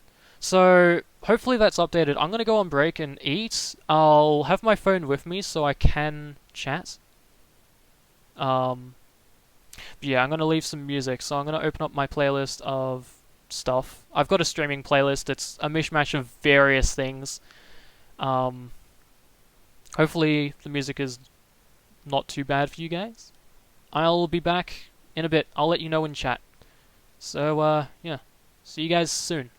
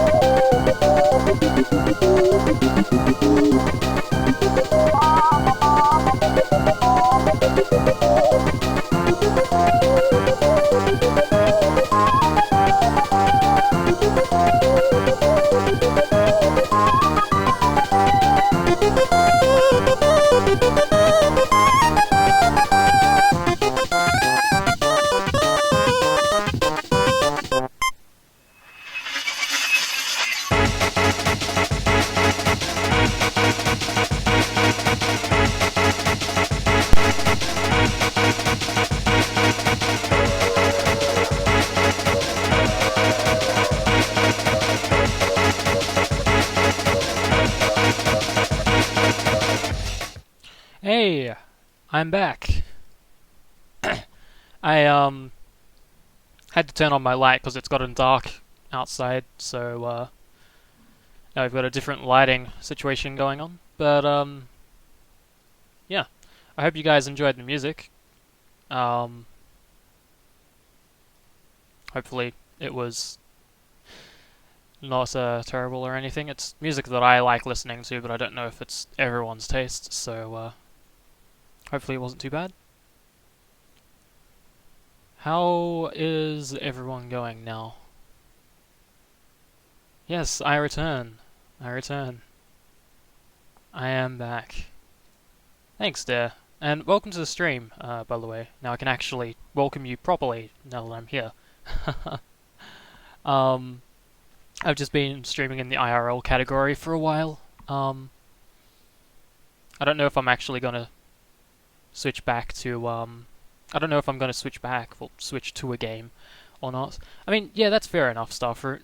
It's fair enough. I just know that, music tastes can, vary. Ended up with a nice bit of delay over the break. It's entirely possible that, there was frame dropping while I was gone. I'll give the Twitch Inspector a quick look and see what was going on while I was gone. Yeah, it looks like there was some frame dropping while I was gone, so that would have caused some delays to happen. It's an unfortunate thing that just can't really be avoided sometimes. But it looks like it's subdued now. It's calmed down. Polarizing music. Yeah, music. I mean, music in general can be a polarizing subject. It definitely can result in some heated discussions, at least from what I've seen. They vary enough that you can never choose something that everyone likes. That's very true. That is very true. That's why I just go with the playlist I have. But I don't know. That was just a thing that I felt compelled to say. Seems fine now. That's good. That is very good. I am apparently in need of more water, so yeah.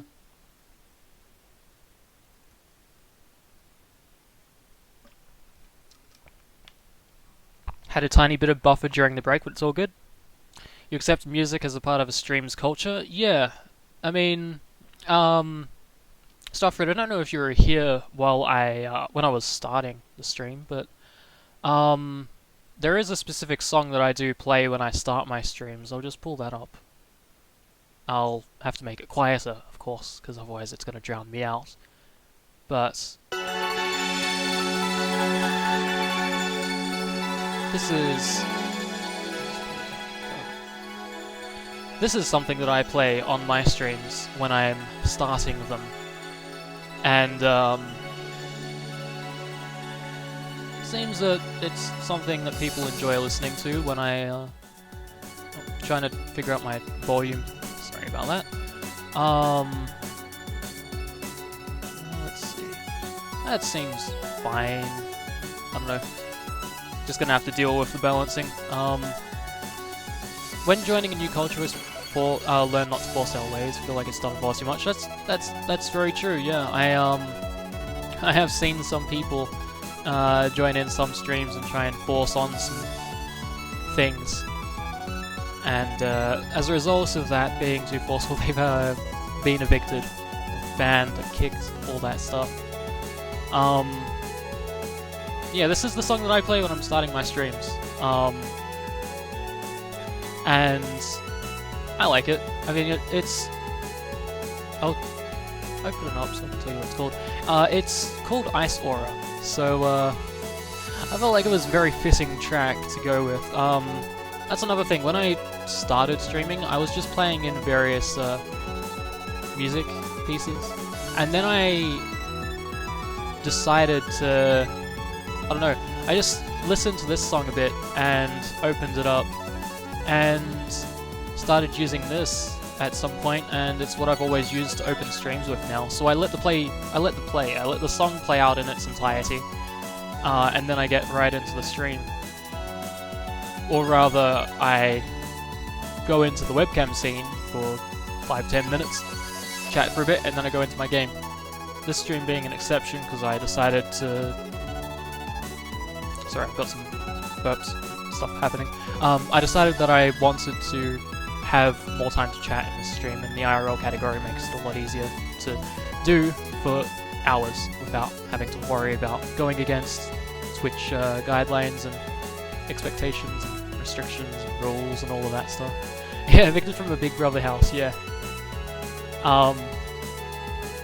Pretty much, but yeah, this is a song that I've really liked.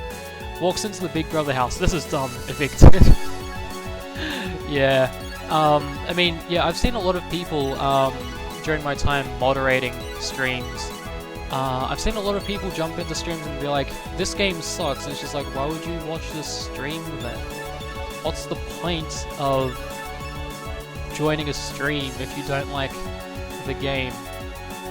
And I'm talking about people that aren't regulars to the stream. I'm talking about people that are just brand new. They just jump in, and it's just like, why would you?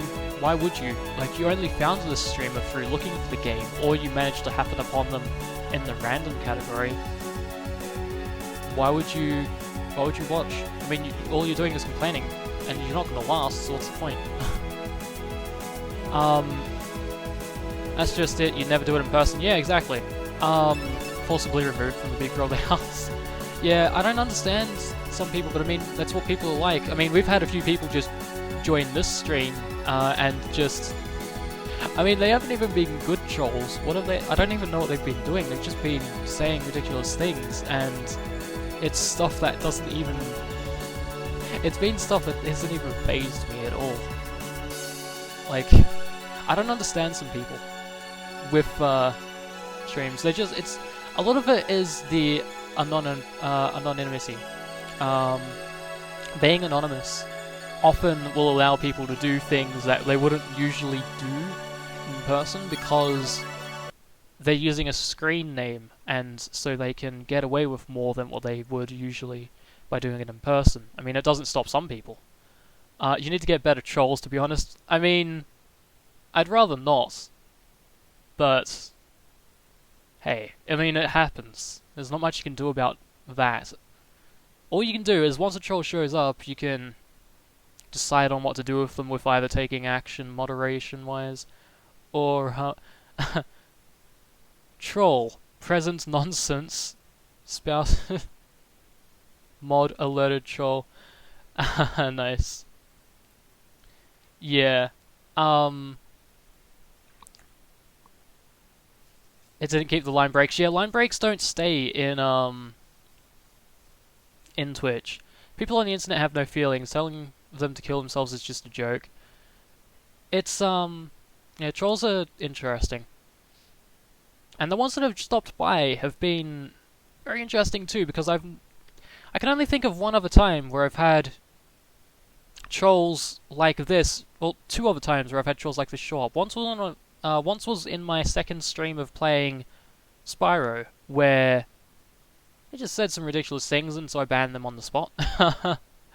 And another time was when I was playing Bloodborne, and two trolls ended up talking shit to each other, which was a very interesting move.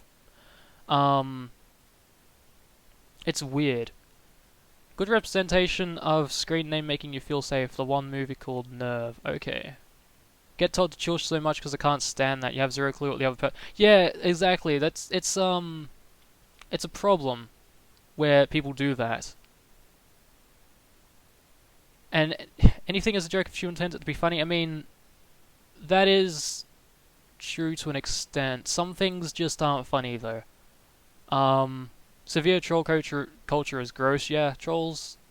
I mean, I guess it depends on the trolls. I've seen some very entertaining trolls at times. I can remember when I was when Simoneki was streaming. She had a very interesting troll show up that was literally just asking for anyone to ban them. They literally jumped into the stream, and the first thing they say was wanting to be, like, they literally started by wanting to be banned, openly just saying that, and then I was like, you know what, nah, I'm not gonna do that.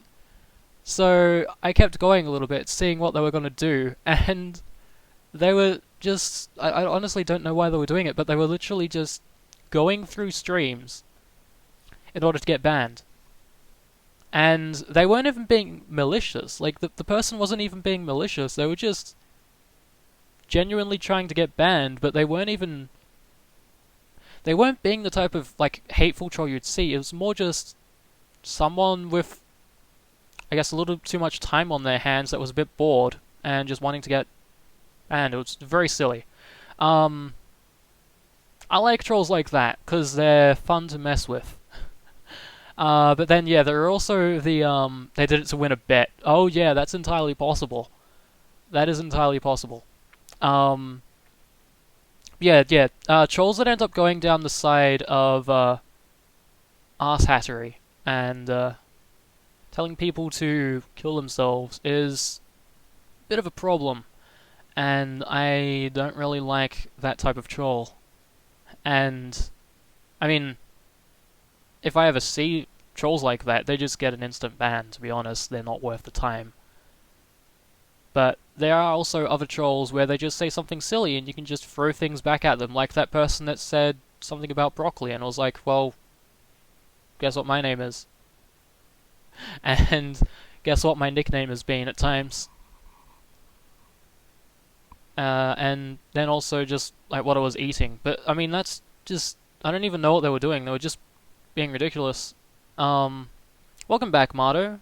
You've had food in your stomach now? Nice. Copycat unoriginal stuff. There's a lot of people that just try the same things. It's very true. There are a lot of trolls that will just take inspiration from others and flat out just do what they did. There's a lot of bandwagoning when it comes to trolling, I've noticed, where some people do it just because they think it's going to be funny and don't really realize what they're doing, and others can get quite creative. It ends up depending on the execution, but some of them can be way too much. And at this point, I have a pretty good idea of which ones to look out for. And I've noticed that a lot of the bandwagon. Nice. Well played, Emmy. Well played. Yeah, there are a lot of trolls or people that will just get on the bandwagon because they think it's something humorous to do, but I don't know.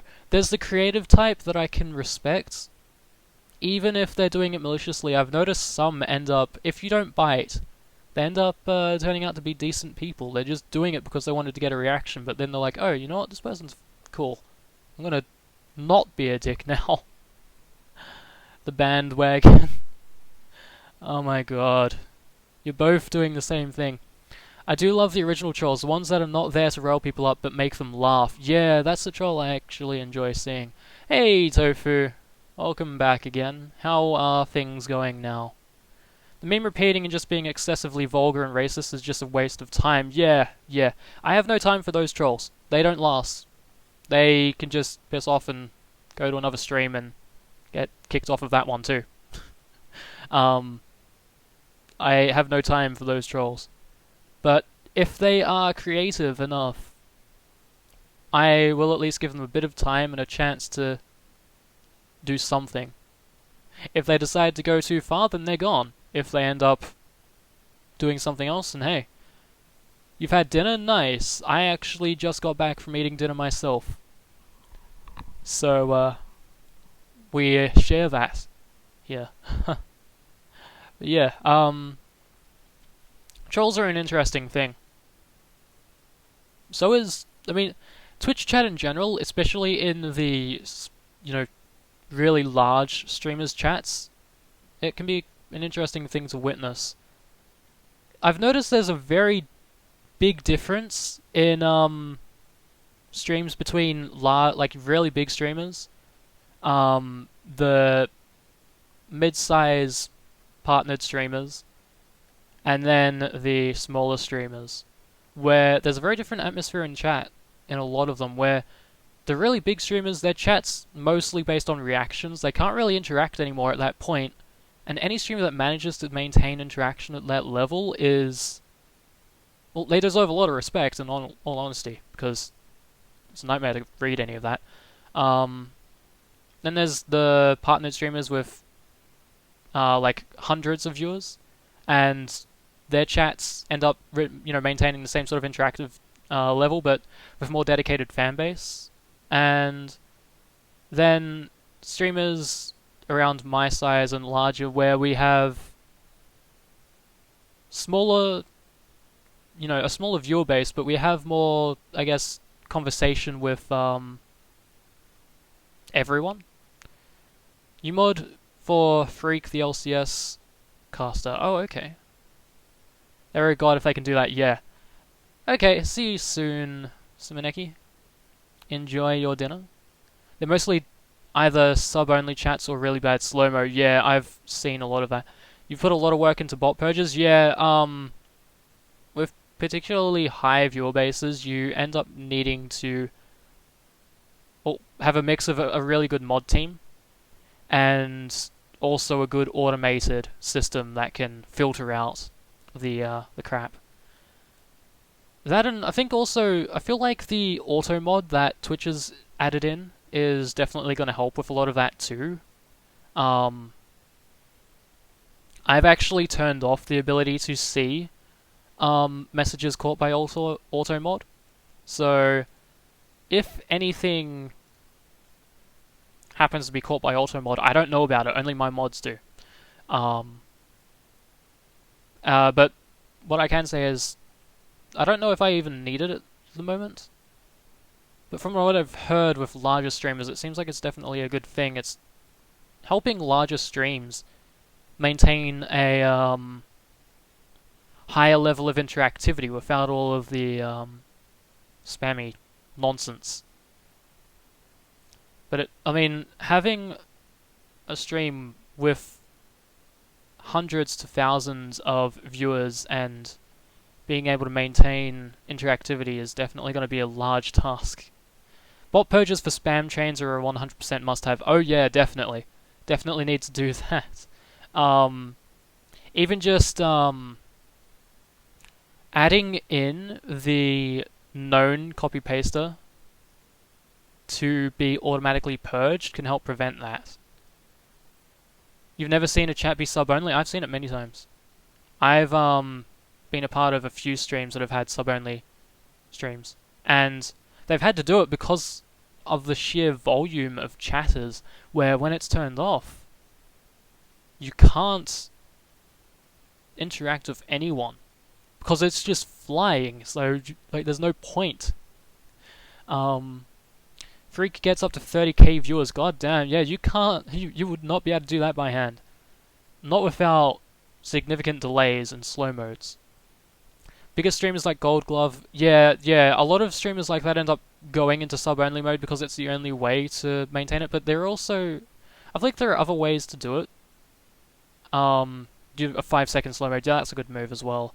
30k viewers, you'd need, well, up to 30k viewers, you'd need to have some amount of slow mode on, and yeah, purging all of the spam, purging all of the known copy paster. If any new stuff gets discovered, adding that in to be auto purged. All of that stuff is definitely good. I feel like that's definitely something that Twitch is going to be adding to their auto mod system, where they'll. I've seen that they're planning to add a like they're adding the option to add in phrases and such that will be caught by auto mod. Problem is there with auto mod that the moderators are still going to see all the messages, and then they'll have to choose if it's going to be seen in there or not, and seen by the streamer. Yeah, it's actually rather peaceful in most times. Nice. I saw someone doing a chat plays Hearthstone type thing where the chat typed in codes to play the game. They broke the programs from too many inputs. They needed slow sub mode. Holy shit. That is, that's intense. Though I can see that happening. I wonder if that ever happened to Twitch Plays Pokemon, because I remember Twitch Plays Pokemon, when it initially started, had a pretty high amount of viewers and a lot of chat activity, and I'm curious if that would have had any impact in the program struggling to interpret the commands or not. You do 100% bans, no timeout. Yeah, I think once you get to a channel of that size, it kind of gets harder to get away without doing the bans. You kind of get to a point where you have to ban because of all of the stuff that's going on. Because most of the manual stuff you have to do is from people working around the filters. Yeah, that's a problem. That being said, I've seen apparently AutoMod is managing to catch a lot of stuff that people would usually do to get around filters. The only problem is, again, all of the moderators are still going to see all those messages. So it's like, I guess it's going to help streamers that are in the middle section of chat activity and viewer base, but not the ones that are getting a ridiculously high tens of thousands of viewers situation, because the chat's going to be moving so fast, even in slow mode, that the moderator's going to have a really hard time. Like, you'll have to go automated for the whole thing in that regard. Swear filters run into the Scunthorpe problem. I don't know if I've heard of that, but I am going to use my friend Google. Scunthorpe problem. Is the blocking of emails, forum posts, or search results by a spam filter because they're words in text strings?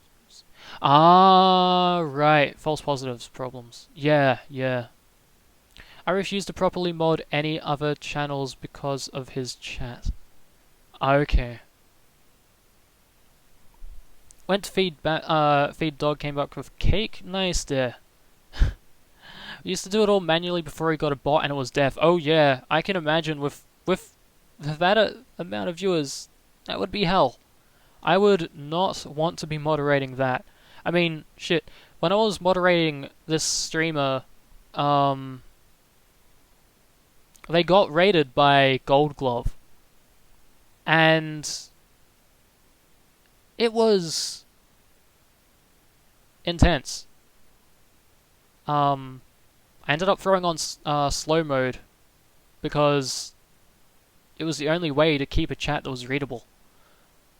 But it wasn't the case of being impossible to mod for. It was more just, it got to a level where you'd have to have some sort of delay in how often people could send messages, because the volume of chatters wasn't to a point where slow mode would be a nightmare. It was more just that slow mode would be helpful to be able to actually, manage the chat. So, yeah. Like yeah. Yep, I see how... So, yeah, it's where swear filters block words that shouldn't be blocked, right. Yeah, sometimes you need that 60-second slow mode. Yeah, exactly. Sometimes you just have to have it. And when you go from a stream that has 30 viewers to 2,500, you need to throw that on. Especially when people are still posting the raid message.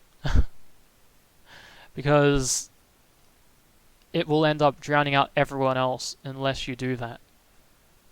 And, yeah, I mean, that was, luckily enough, the only thing that had to be done to actually settle the chat down, but there are definitely situations where even a slow mode of that extent isn't enough. Yeah, it depends on the stream too. It depends on the people and the atmosphere of the stream. Speedrunners get a ton of lurkers. That is true to some extent.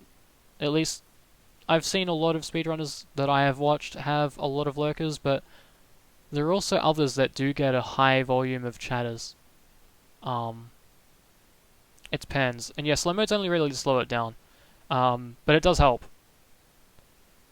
And what I experienced in that time was it managed to, like, the slow mode had helped, and then the chat had slowed down enough to be able to turn it off, and then it was still calm. But, yeah. There are definitely situations where once slow mode's lifted, it just goes mad again. The chats are as active as a more active chat with 10% of the viewers. Speedrunners are just so satisfying to watch. Speedrunners can be pretty satisfying to watch, especially, I mean, I know there are a lot of people that don't really like it, but I really enjoy watching the speedrunners that break the games, like completely break them. Especially when it's games that I've really enjoyed myself. I really enjoy watching stuff like that just because it's like, oh hey, I've played this game normally the entire time, and now I'm seeing someone break it rather than just play it really quickly, normally. Because it's like I could do that. I don't like it's not as difficult to do as it's not as difficult to do as learning all the glitches and how to pull them off is. You have to be quite active in large chats as a mod. Yes, you do. Yeah. That being said, like the streams that I've moderated, it was fairly active with a small viewer base, so you still had to be a fairly active moderator. It was a bit of an exception to the rule, really, where even like 15 viewers was very active. Pretty much everyone in there was logged in and chatting. So, yeah, that's why I pretty much only accepted in Freaks chat and other places I may get mod status, but I let them know I'm there to chill, not behave, and keep people in line. Okay. Like, some of the glitches in Ratchet & Clank 3 look very hard to pull off. Yeah, there's a lot of practice that you need to do to be able to get good at speedruns that involve a lot of glitches. Because you need to learn how to do them, and then learn the route on where you need to do them. And even then, that combination can often throw you for a loop, especially if it's going with multiple different levels and you're using the same glitch, because you need to figure out how to use it in that level. Like with the Ratchet & Clank games. Good communities are good for lots of talk. Yeah. What do I play? So what I've done in the past, I assume you mean on stream. Well, I guess it counts for off stream too. I play pretty much every game, like every type of game. Not pretty much every, but not every single type. I don't play RTS games. I don't play like those sorts of strategy games all that much. But on stream, I've got a games link down below. Yeah, I've got all of my games listed except for the ones that I have for the Xbox One and Final Fantasy 15 on PS4, I think. It should be up to date. aside from that.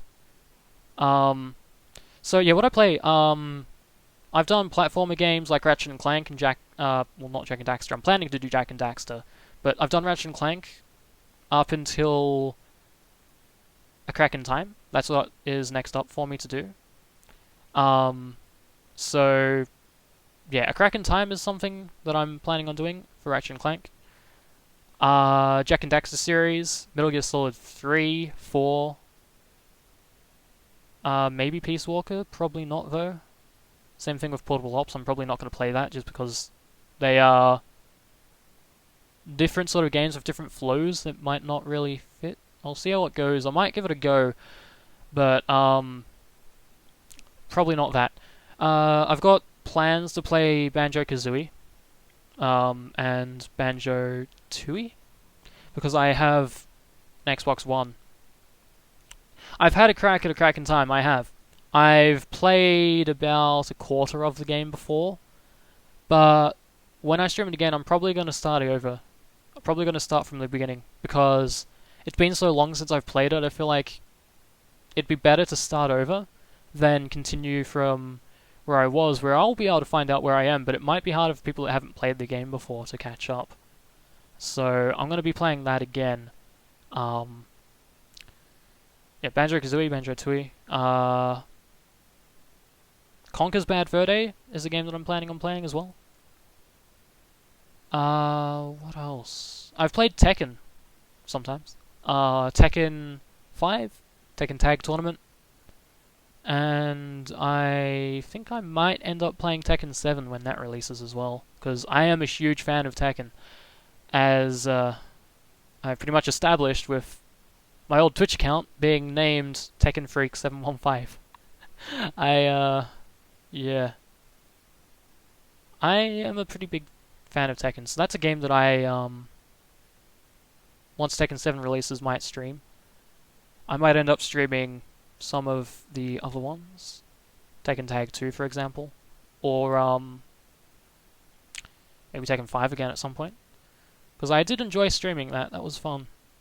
Also Tekken Tag HD. I played the original HD version. I also have it on PS2, but because it's a PAL version, it runs at about half the speed. So it's nowhere near as fun. So in that regard, I'd play the HD version for that. I played Tekken 4 briefly as well. One day I was doing tests with emulation for games that I have copies of, and I was like, I wonder how this game's going to play, how this one's going to go, how this one's going to go. So I was just bouncing through a few of the games that I have and seeing how they emulated. Because my PC is more than powerful enough to brute force even the hardest to emulate PS2 games, as I've discovered. You play more of the games like Guilty Gear? Yeah, the 2D fighters. It looks pretty... Guilty Gear looks pretty neat, though. I don't know... isn't half speed but 5/6 of the speed? Well, the Tekken games in PAL up until Tekken 5. Tekken 5 was full speed no matter which version. But Tekken 4, when you weren't playing in NTSC or Progressive Scan, Tekken Tag, Tekken 3, 2, and 1, all of those Tekken games played close to, if not half speed. And you could definitely feel it. It is not the greatest experience. So I would end up playing the HD version again if I was to stream that. So I remember when I was streaming Tekken Tag HD, I think I ended up spending more time doing the bowling game than actually playing the fighting section. So, yeah. But it was a lot of fun. Just overpowering the shot and throwing the fighters into the pins instead of just the ball. Because that's actually a thing you can do if you, in Tekken Bowling, in Tekken Tag Tournament HD, and also in Tekken 5, on the PSP, if you go full power, you end up throwing your character with the ball into the pins. It disqualifies the shot, but it's pretty funny to see anyway. They make it pretty dramatic with the replay shot too. Hi, John with Games. Welcome to the stream. How are you going? Is that a girl's shirt? No, it's not. It's just very wide. But it's definitely a men's.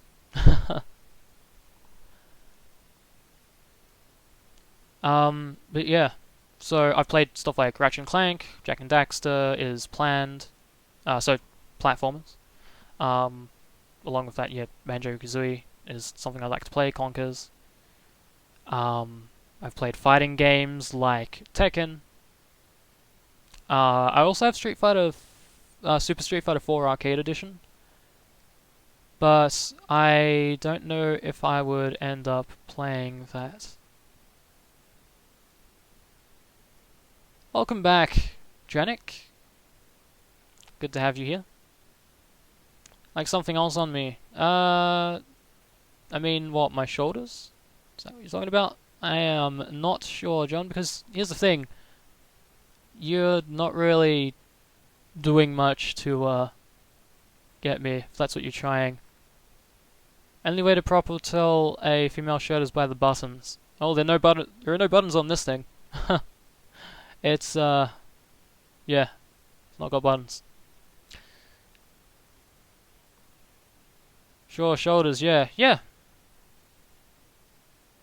I mean, look, if you're trying to say something about my hips, here's the thing. I need to wear belts for everything, so that's not gonna work either, mate. Nice try.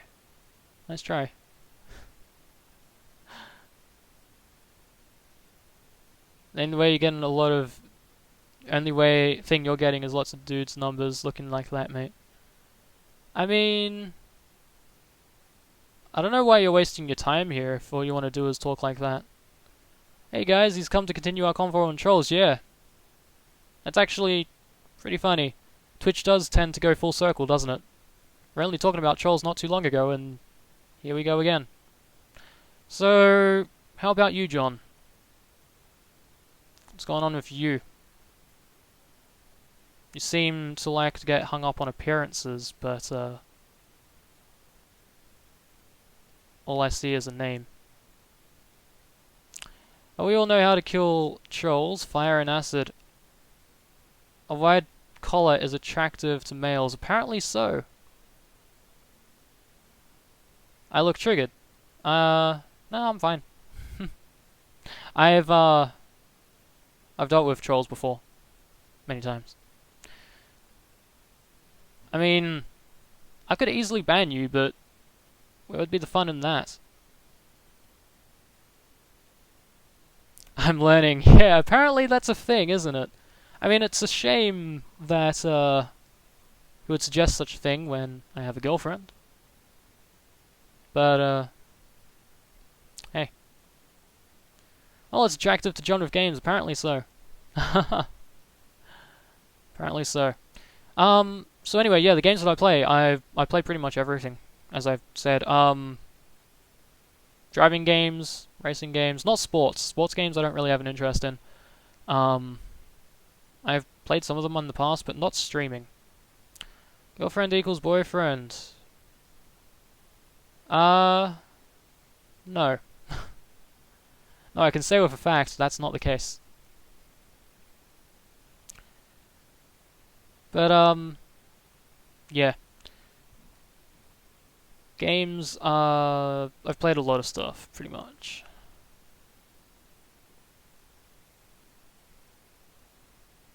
Emmy, well, that's quite the list. Yeah, there's a lot of stuff that I've played, and a lot of stuff that I've planned to play. There's John coming out to us trying to give me some of your LGBT. Wow, Avery. Wow. Wow, things are really cracking up. We're really racking our brain to come up with trolling, aren't we? Yeah, it seems like he's kind of stretching a little. I don't know, maybe it might be good for him to stretch. Who knows? But, yeah. I play pretty much... I mean, in the sense, I am pretty much a true variety streamer. So, yeah. You'd love to see the Tekken play? I mean, I I really enjoy playing the game, so yeah, I'll probably be streaming it again at some point. Um, Not gotten into much of the 3D fighters. Well, they're definitely worth playing. The 3D fighters are quite fun. I've got Soul Calibur on the Xbone, and that's also another 3D fighter that I would recommend giving a go. It's weapon based, rather than just general melee, but it's pretty cool. Its fighting system's interesting with the 8-way run, so I'd recommend giving that a go too.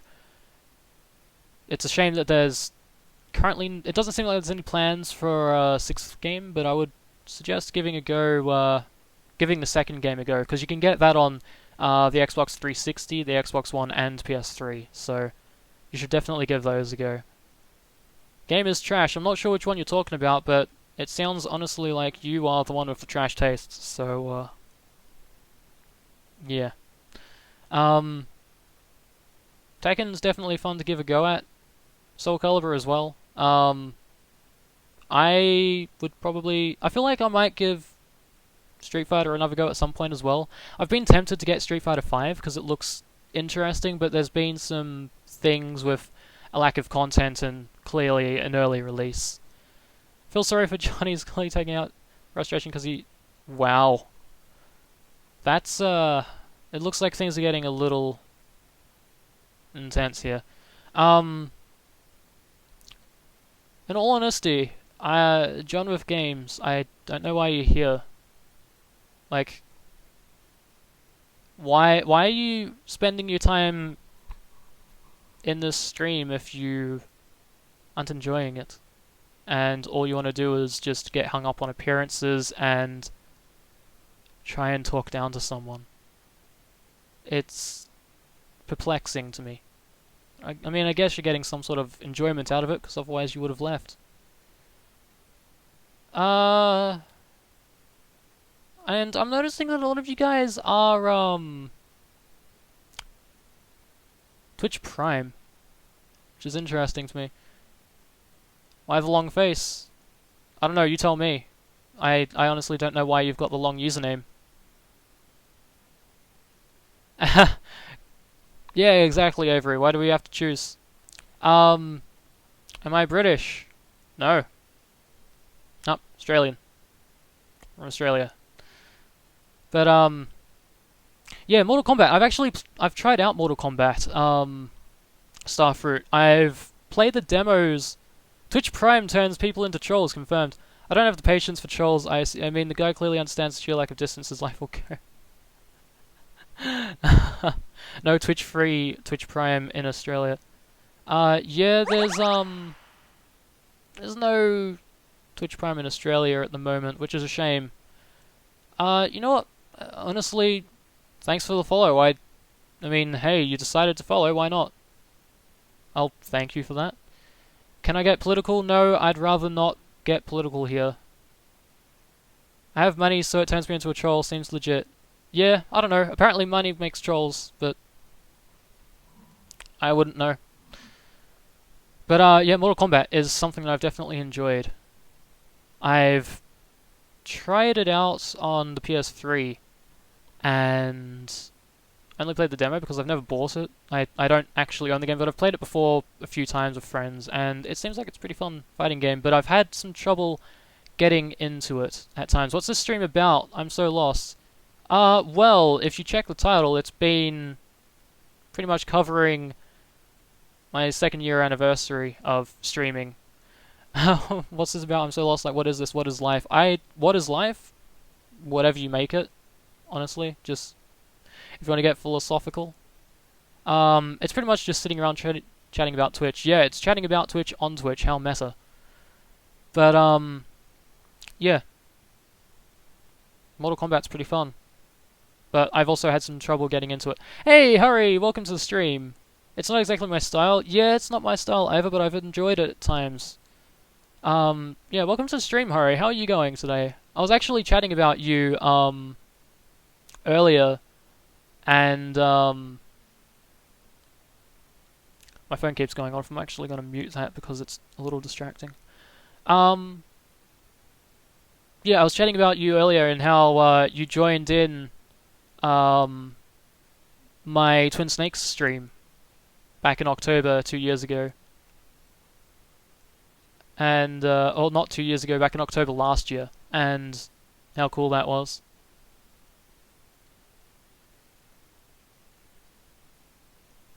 Yeah, chatting about you briefly. How you're one of the viewers from back then when I was streaming. That's I still see every so often.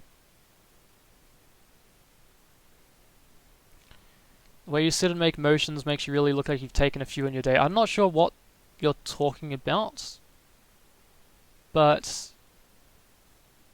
I mean, I don't know why you'd get hung up on that anyway. How's everyone? I'm doing well. How do magnets work? They just work. Like, I mean, if you want to find that out, I'm not Google, so, Yeah, the day you met me. Yeah, yeah, when I was playing the Twin Snakes, and, you jumped into the second stream I was doing of that game. It was really cool, and I'm really happy that I still get to see you every so often and chat to you. This is bad troll hour. You apparently is. Why are you breaking eye contact with me when I stare into your eyes? You keep looking away. Is that better for you? Are you enjoying that?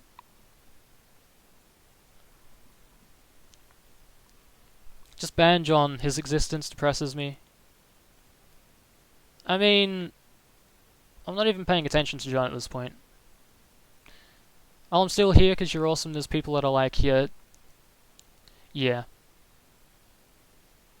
Think John's attracting more trolls? It's entirely possible. Praise John.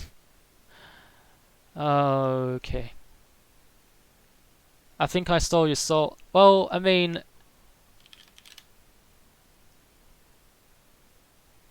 Sorry, but, you did want eye contact. And, yeah, no one here really has any issue with, the LGBT here. I think it's still the end of the world in those eyes. Oh, maybe. Maybe. It's entirely possible. But, yeah, I don't even know what's going on here. Like, this is kind of ridiculous. I'm looking away because the chat isn't where the webcam is. Yeah, that's exactly it. And it's kind of impossible to have the chat where the webcam is because does Bruno Mars is gay? Yeah. I mean, I honestly don't know why you would keep getting hung up on that, John. Though, like, it's not really the sort of thing that you should get hung up on. You seem so intent to talk about that. It's kind of weird. Really, you can't even see your face, so how do you know that people see what you see in the mirror? What if we're all fugly and our mind makes us look how we think we should look when we see our reflections? Wow, so you're getting kind of philosophical here. A bag of dicks sounds more psychotic than gay. Yeah, that'd probably be a bit of a problem. Don't do that. Where did I jump in? I honestly don't know what you've jumped into, Harry. How can mirrors be real if our eyes aren't real? Yeah. How can you see if our eyes aren't real? I mean, I don't know. What if we're in the Matrix? What if you've taken the wrong pill? What if you're just trapped here? If there's no escape? There's no way out.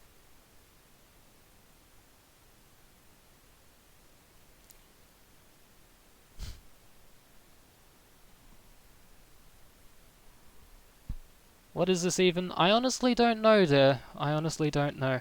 And... Squid. Oh my god. Wow.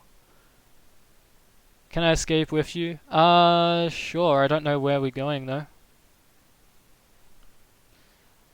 Like...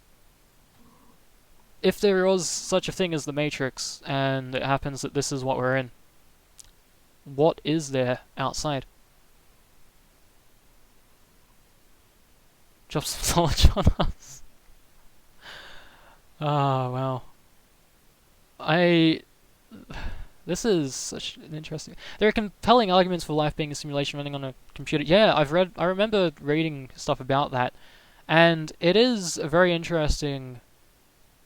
it's a very interesting proposal that everything is a simulation. But yeah, I mean, yeah, unfortunately, just like religion, it's impossible to argue. I think I'm just gonna sit and watch this chat because I just woke up and I'm really confused. Hurry, I honestly... I don't know either. I don't know what's happening here either. Do you use Crest white strips? Not sure what those are, to be honest. Yeah, to be honest. I should eat some food. I was actually eating just before. Had a pretty big meal. Do you mind if I share my first encounter with UFOs? I mean, if you've had an encounter with aliens, then... go ahead. He literally just ate some food. Yeah, exactly. I had steak, I had some potatoes, I had some broccoli, I had some carrots. Yeah, pretty good meal. Oh my god, Emmy. Wow. Said UFOs, not aliens. Well, you mean, hey, if you want to talk about UFOs, go ahead. That's not a problem. Races? No, I don't think so. I don't think race has even been brought up, so I don't know how that would be a thing. I honestly don't know how that would be a thing. You know what I do propose, though? If it doesn't involve aliens, what's the point? Well, I mean, I guess it'd make it a little more interesting, hey? Let's get into some Burnout, though.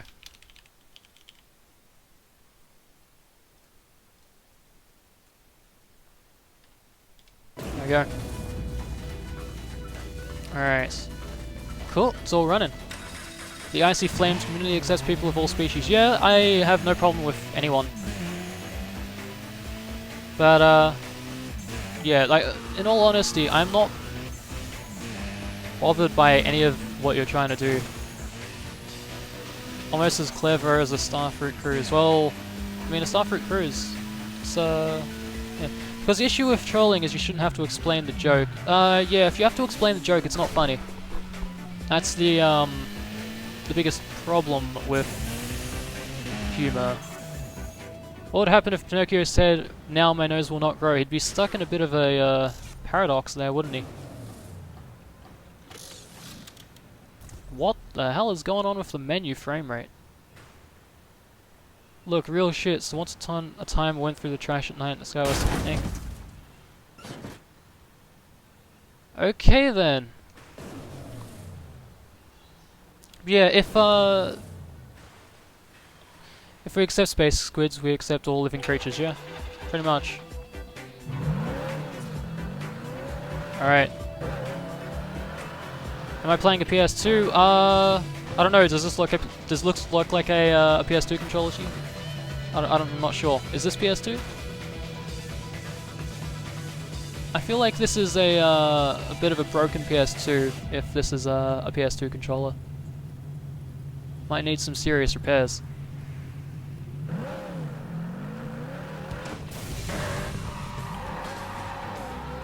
This is a PS3. No, this is an Xbox One. This is neither of those consoles. Console peasants. I mean, I have a PC that I'm streaming with right now. Obviously, a SNES. Yeah, this is the best SNES ever. I think it's Nintendo. Yeah, it might be. But I've got plenty of PC games I could play. I just decided to, you know, play on a console because it's fun and I like to have fun. And this game is nice and speedy and quick. Funnily enough, we described every single one of you before you even came in here. That's pretty true. Most powerful computer I have is a PS4. Yeah, I mean, shit, the PS4 is an x86 platform, so, hey. It is pretty much a computer, and you can actually, people have actually managed to get Linux running on a PS4. People have done that. And actually, along with that, people have gotten SteamOS working on it. So, yeah. My brain is the most powerful computer. I mean, I guess in some respects. The point of gaming isn't fun, you fool. Yeah, apparently gaming is not a fun zone, it's serious business. Gaming is serious business now, guys. Esports time. Know any stunts? I could try doing some flips and... I've done the, Stop roll. I see we've gained some more people attempting to climb on the bandwagon. Yeah, just a little bit. This vehicle's not really the best one for, flat spins, though. They've been talking about DNA computing for years. Yeah, DNA has been spoken about as a method of storage as well. Apparently it could have a ridiculously high capacity. So, that's a thing. That is definitely a thing. I don't know if you're allowed on. I mean, this thing does have 2 seats, so only one of you can join in with the ride. But if you want the bandwagon, then, I mean, hey, you gotta be older than 12 to ride that ride. Yeah. Well, I mean, Twitch is a ride itself. Also, if anyone was riding Shotgun, you're kind of dead now. Sorry about that. Worst mods I've ever seen. I mean, I've had the patience to deal with you guys, so I'd say that they're actually pretty good mods, in all honesty.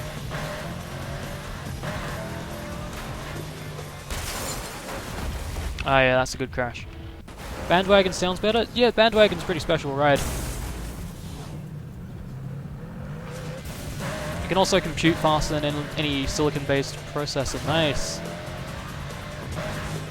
Well, I mean, shit, that's a pretty interesting thing.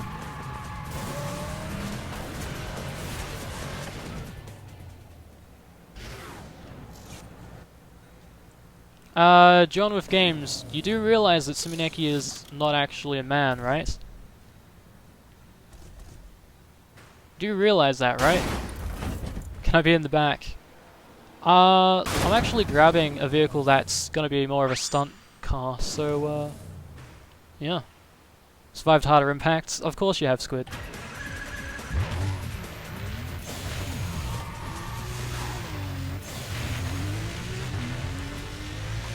Computational speed is more than data storage density. Cool. Goes to John's stream, reads rules, be respectful. You didn't like if I came on your stream being a douche. Douche. Closes stream. Serious trans confirmed. Oh my god. Currently we use 1 and 0 to compute DNA. We would use all 4 parts of the DNA sequence. Ah yeah. I'll still be in the boot. I feel like you're in the most dangerous position there, dear. Probably be in a bit of trouble. Also probably be a bit sick, because there's no, It just means that every letter encodes 2 bits. But yeah, if you're in the boot, you would, probably be worse off than anyone else. You would be in a bit of a pickle. Alright, that spin didn't do as well as it could have. Surfing behind. Nice. Well, this car is definitely taking some rough rides here. Come on, Strainbeard. John, you're an interesting character.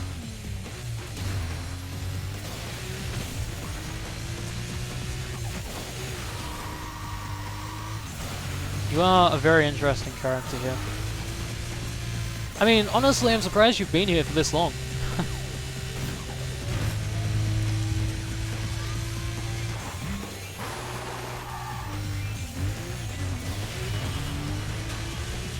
Imagine a combination of 3 and 4. Yeah. I feel like we should probably move away from the personal attacks, though, like... John is saying some ridiculous things, but... I don't want to drop to the level of some other people and do some personal attacks on this person. I mean, hey, look, he's done it to me, but... yeah. He's dedicated, I'll give him that. Obviously he has nothing better to do. I feel like if you guys could take a joke like this guy... I mean... You seem like you're very focused on this, John. Is this something that you want, perhaps?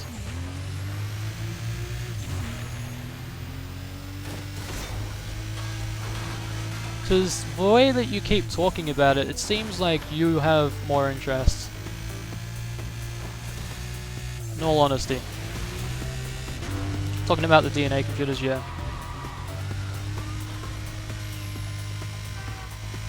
I mean, DNA computers sounds like a pretty interesting prospect. Don't know anything other than he's addicted to strangers for no reason. Yeah.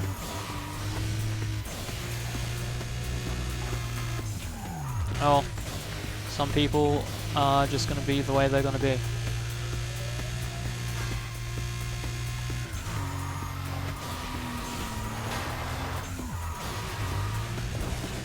But, I mean, I'm not sure what you're even trying to play here, because it seems like you're, desperately trying to get my goat, or make me get angry or something, but it's not gonna work. Current issues with DNA computers are how to harness it. Yeah. I mean, I guess it's like, there's also the, what was the other type of computation that people are looking at doing? Shit, what was it called? Quantum computers. Quantum PCs. That's also something that's being looked at, isn't it? And could be potentially a very, very powerful thing. The computational stuff, one of the things I did find interesting is machine learning. Machine learning is a really, really neat thing. That and, Twitch's auto mod is apparently running with a neural network, so hey, that's pretty cool. It would explain why it's able to get around a lot of the things that people try to do to get around the auto mod system itself. We have to move away from switches. Right.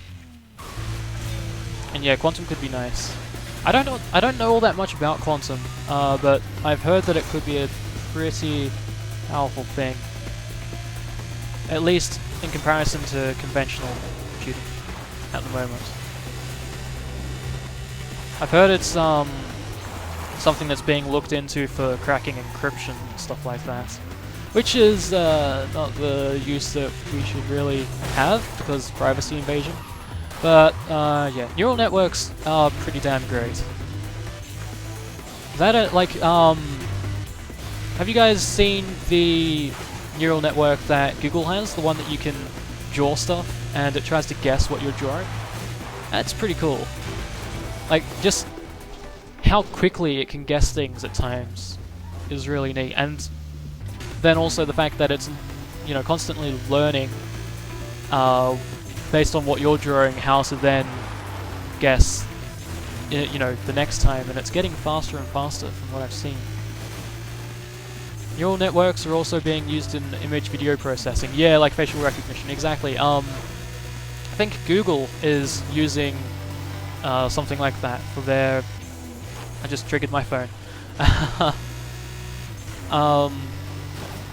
Google is using neural networks for a lot of things now, like facial recognition. That, and Facebook is also doing that, which is concerning, but it's a thing they're doing. Speech-to-text, text-to-speech, even being used in self-driving cars. Yes, it is. That and also self-driving cars are often using GPUs to power them. Tesla uses it, but it has issues. Yeah, I mean, any sort of new technology is going to have growing pains. With Quantum, it's both super fast at cracking codes and unbreakable, theoretically. Okay. Okay. So, if quantum computing was used for encryption purposes, it would be pretty tough encryption to crack. But if it was used to break conventional encryption, it would have very little trouble. Okay. There we go, made the jump. They're actually developing specialized CPUs for deep learning. Yeah, there's that too. I think Intel have been working on deep learning processing. Major problem with self-driving is our current infrastructure. Yeah, it's very human-oriented. That and they also need to... They can't see red lights. Okay, yeah, that and also in Australia specifically, we are actually a few centimeters off of where satellite imagery and such pits us. Like GPSs are actually a few centimeters off where they should be tracking, which as a result means that self-driving cars are struggling. Self-driving cars is a technology that exists today. It is, but it's rough at the moment. It's rough at the moment, but it's definitely getting there. But in Australia, the adjustments to our positioning are going to need to be done for it to work here because of the hole being a few centimeters off of where GPS pits us. Which causes some very minor stuff in terms of road driving, but it could make big differences. Very big differences. It's like how a slight change in the speed that you're going at can make a big difference in whether someone that gets hit by a car will survive or die. I mean, the whole Wipe Off 5 campaign that has been done in Australia with the TAC.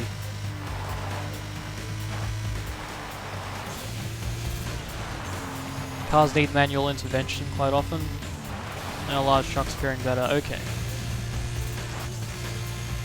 On open roads, yeah, open roads are definitely gonna be a much better spot for them to be able to handle.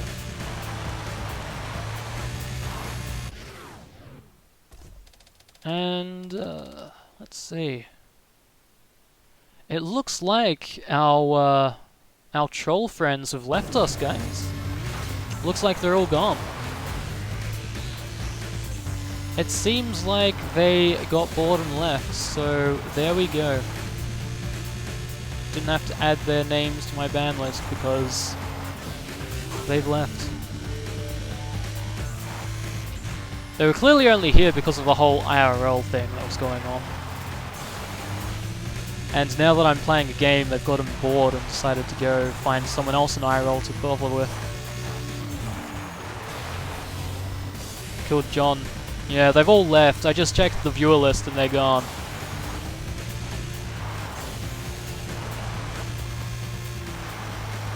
I weren't even trying all that hard, to be honest. They were just doing stuff that I've seen before.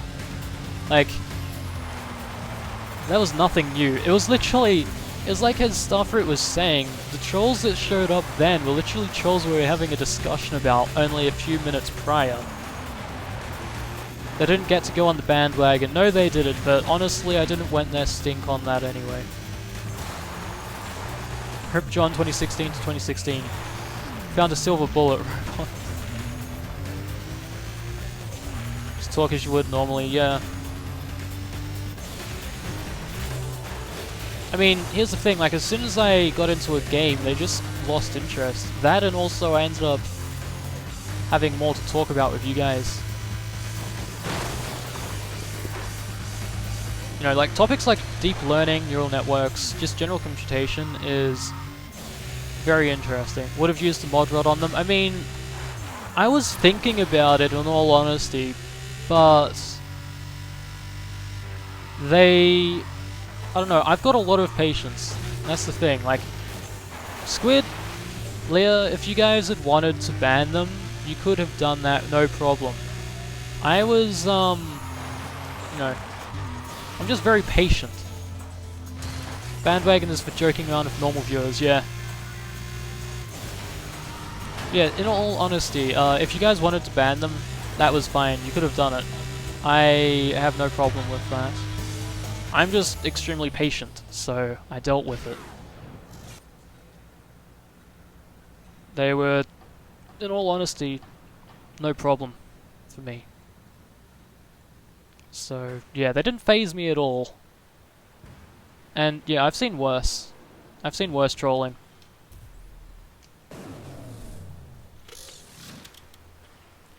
What car am I gonna switch to? Ah, yes, let's go back to the Reliable Custom and get its, Burning Lap version. Because this thing looks horrible. Same, like, I'm very patient, but not when I just woke up. Yeah, that must have been quite a thing for you to see when you had woken up, Harry. That was a bit of a mess. Quite a bit of a mess going on with that chat. Had worse, it's much worse when it's in real life and you have to see them every day for a year, yeah. I doubt we'll be seeing those guys again. I don't like trolls going after people I like more than myself, I just get vicious with them. Yeah, fair enough. I mean, if they had started taking personal attacks on... If they had started doing personal attacks on anyone, by the way, if they were whispering you should, like, don't have hesitation to let me know. If they were going after you guys, you know, let me know and they will be banned. But, yeah, they didn't really do anything that was phasing me, but if they had gone after you guys and you didn't like it, then of course let me know and I will deal with them. If they go on a tirade, then I would ban. Oh yeah, if they were going rampant and spouting horrible nonsense, then they would have been gone. But yeah, they were just doing dumb jokes and been done for years. It was just ridiculous. And honestly, if John had calmed down, he would be an amazing guy to have in chat. I feel like if he had been a bit different, he had the potential to be a member of the chat that would sure be interesting to have, but yeah, I don't know. He was an interesting character, to say the least. Very interesting character. Yeah, I don't know if I'll understand him. I just see people this world doesn't need. Their life is a waste of everyone's time. Like, you're gay, yeah. Or for me, so I felt like saying this while they were there, just because it's like, I mean, you guys literally aren't making me feel any trouble, and I mean, honestly, meh. They have no interest in being in the community. Yeah, very clearly not. I have no, like, I would have had no problem with them being banned. I just didn't really feel like they, I don't know, they hadn't pushed a part that I needed to deal with them. Okay, shit, you're right. I was gonna say, I mean, it's not like I'm straight, but I'm not gay. So,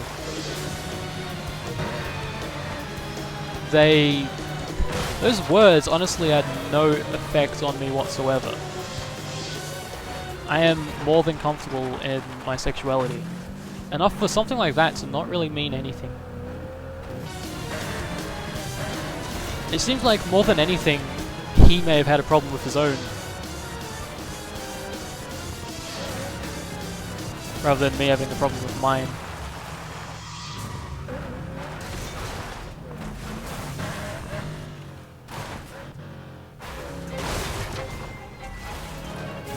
Also, I should say, in case you guys, anyone here has played this game before and you're wondering where the licensed music is, I turned it off because I didn't want this stream to get muted, because I felt like I'd want to archive this.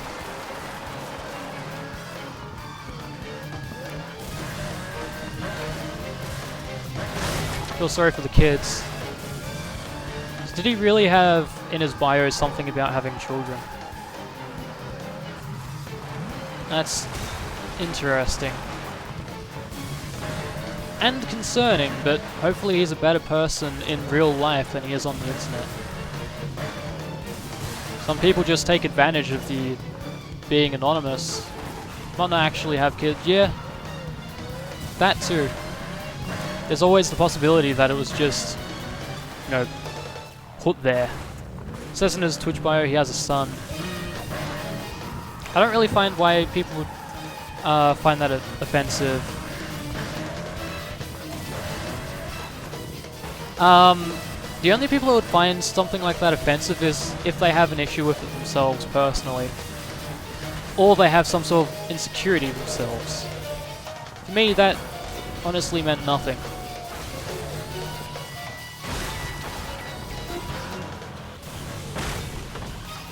Never met a person who acts like that in person. Yeah, I haven't either, but I have met some pretty shitty people. Some people are okay IRL and then shits online if there's not proper consequences. Yeah. Very true. Very true. But on the topic of never meeting people like that in real life, I can tell you there are people like that exist, and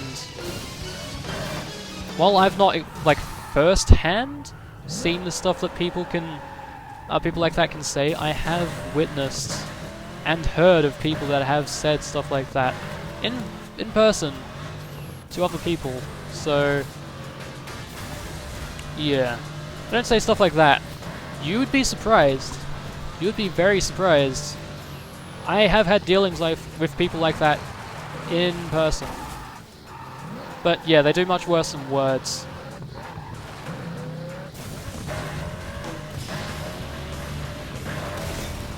Here, words is all they have. But in real life, there is physicality. That's the real issue. When things get physical.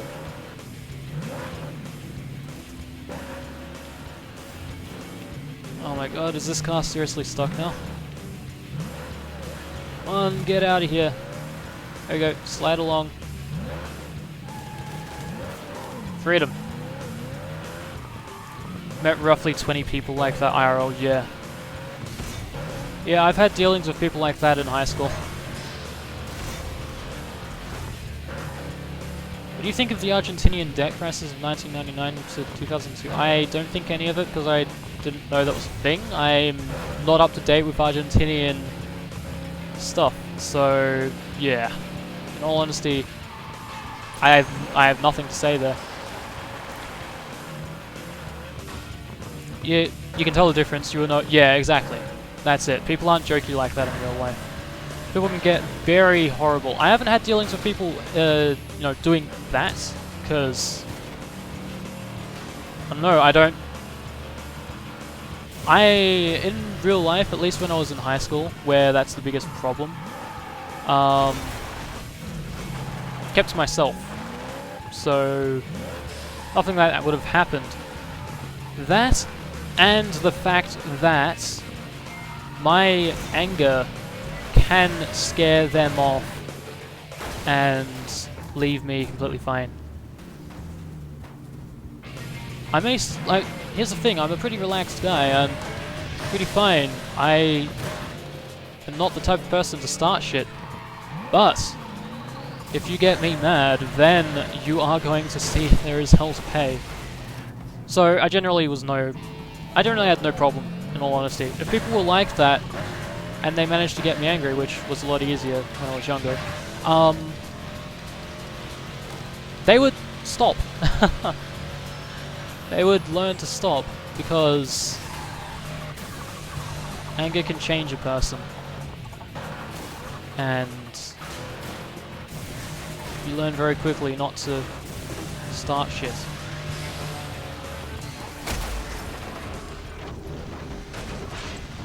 So, yeah. As I've said, those trolls were nothing. A were literally nothing. So, don't worry about me in that regard. Angry Icy is not something you want to mess with. No, it's most certainly not. It is definitely not. I try to stay tame on the internet when people attack friends who have literally no lines I won't cross. Yeah, see, if they had started to take personal attacks on you guys, then there would have been some hell to pay, but I wouldn't have actually let that actually get to me, because here's the thing, that's exactly what they want. Is this a game where the better you crash, the more you get? I'll show you a mode once I'm in traffic. This is actually a racing game. I'm just more focused on chat at the moment than I am on the game, so I'm crashing a lot. I'll try to find some traffic though, so I can show you a mode called Showtime. Because there is a mode where you intentionally crash and then just keep going. Here we go, Showtime. Alright, let's go onto the highway. Boom. So, in this mode, the whole point is to drive your wreck of a car into traffic and cause as much chaos as you can. In older Burnout games, there was a mode called Crash Mode, and that was literally just, you have to crash into traffic and get the best positioning you can so you can do the most damage. But, generally, like, this game is an aggressive racing game, that's what it is. It's got a mode called Road Rage, where the whole point is to smash into other cars and take them down. But, it's also got traditional racing, but you can also be very aggressive. Do I have any stream plans for 2017? I have plans to stream in 2017. I don't have anything specifically planned, but I would like to at least, you know, put more effort into streaming in 2017. I've been pretty bad with keeping up with streaming this year, but I've finished uni at this point, and I have a lot more time on my hands to be able to do streaming. That, and without uni, I'm also less prone to being as ridiculously tired as to not actually be able to stream at all, so I am planning to do more streaming from now on. Yeah, but there are people that are like that are the other reason I'm not out IRL. There's another trans girl at my school and talking behind her back and translate, just a few of the things I've witnessed. Yeah, that stuff's gonna happen, especially with regards to trans. It's the hardest section of the LGBT to be a part of, because there's so much misconception and misunderstanding. So many people know so very little about what it is that they end up being so atrociously horrible. And it is a really shitty thing to see people have to deal with. But the biggest problem there is ignorance, because there's so little that people know. That, and then also, along with the majority not knowing much, there are also those that know stuff.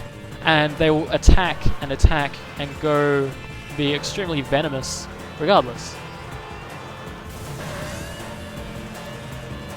But one of the biggest things that the LGBT faces in general with a lot of the bigotry and hate is ignorance. Humans will be cruel for no other reason than being human, yeah. That's why I'm sort of low-key at work. It's pretty easy to be low-key. Yeah, that's an easier thing there with the being on that side of the equation, Avery. It can be easier to I don't know. I guess I can't really say it's easier, and I can't really talk because I'm not in that section of the community, so I can't really say as an authority, and I wouldn't want to talk above you guys, but at least from what I've seen in my experience, the women in the community definitely seem to have some significant struggles over others, where, at least from what I've seen, society tends to treat, and I don't mean to say anything insensitive or anything, but female presenting and like women in general seem to be a little better accepted in society when they are wearing or presenting more androgynously than if men were to go towards androgyny or even presenting as female. And so it can be harder in that respect. But, I mean, I can't really talk on the matter because I've not experienced any of that. It's mostly observation, so yeah. There are definitely issues on both sides, and you can't really say that one side has it easier than the other in many ways, but it's been that way where it's generally better accepted for women to be like men than it is for men to be like women. Because in society in general, it's still very much in that sort of vein where I don't know, it depends on the society, but there are still many that view being a man as better than a woman, and that translates in terms of also presentation and everything else. Hey Hammer, welcome to the stream, thanks, really appreciate it, and no worries being a lurky turkey, as you call it. I actually like that, being a lurky turkey, that's fun. But yeah, no worries lurking, that's completely fine, I have no issue with lurkers. I'm just gonna drink some water.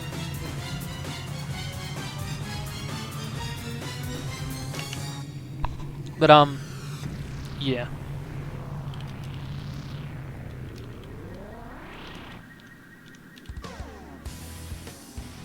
A man in a dress will get quite a bit of looks in the store. Oh yeah, yeah. I blame the media misinformation, it's always a joke. Yeah, exactly, there's that too. It's, there's the whole man in a dress gag that's been used in media for years, like decades, and that definitely doesn't help the perception.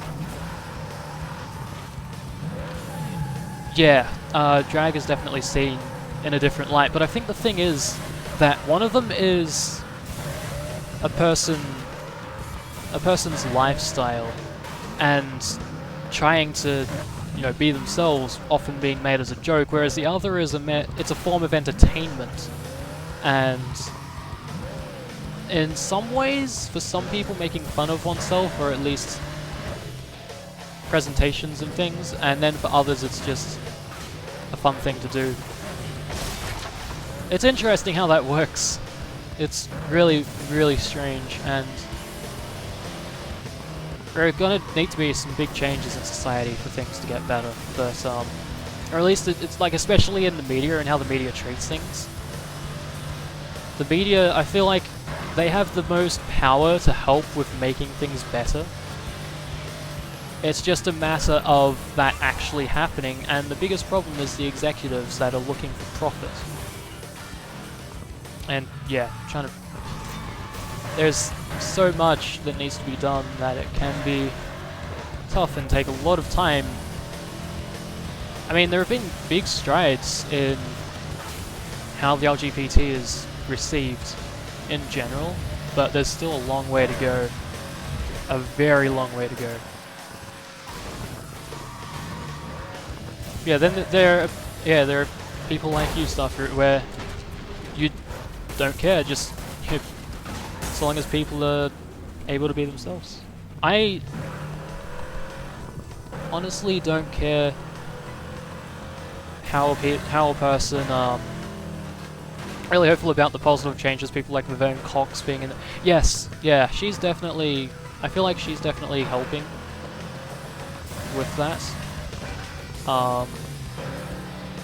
Not saying that to be hip or cool, but truly, what does anything people wearing affect it? Yeah, no, exactly. Like, what effect does it have on you how someone decides to look, or behave, or speak?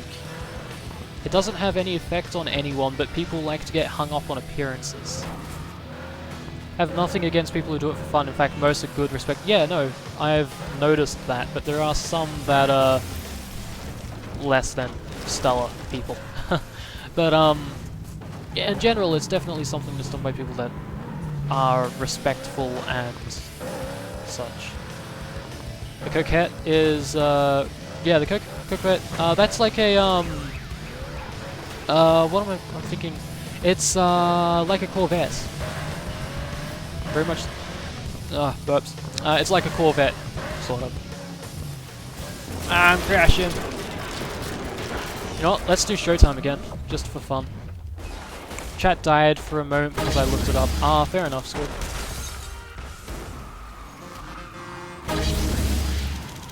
Oh hey, 3 times multiplier, nice. 4 times now. Always been one to yeah, live and let live. Drugs too, yeah, fair enough. I mean, in the end, what someone does, like, as long as it doesn't hurt anyone else, then I feel like it's not a problem to let them do it. That, as well as it doesn't put their life in danger. Brings shame to your family. Everyone who is misinforms opinion. Yeah, there are a lot of people that are pretty shitty about the whole thing. Watching a talk that made a good point about acceptance of gay people that probably is applicable to trans issues as well, which was basically the best way to see positive change is for people to know us. And, yeah, that and like just I think that the whole something that's helped from what I've noticed as well is the human factor. Being able to actually have discussion with these people, the ones that are willing to listen, of course, because there are some that are not. And they will never listen, and it's not worth your time to try. But the ones that are willing to listen, there can be a lot of good change. See that we're just normal people, we live life a little differently, but... and... shouldn't be ignored, but... yeah, no, exactly, that's it. Found a Turismo R in... yeah. I don't think Squid had... well, if you were playing on PC, that definitely wasn't Squid, because I know that his PC is by far not powerful enough to play GTA 5. Some people will never listen, never. No, yeah, exactly. There are some people that will never listen, will refuse to even try. But there are others that are more than willing to at least hear you out, and those people are at least worth trying to have a conversation with, because there can be some good change made there.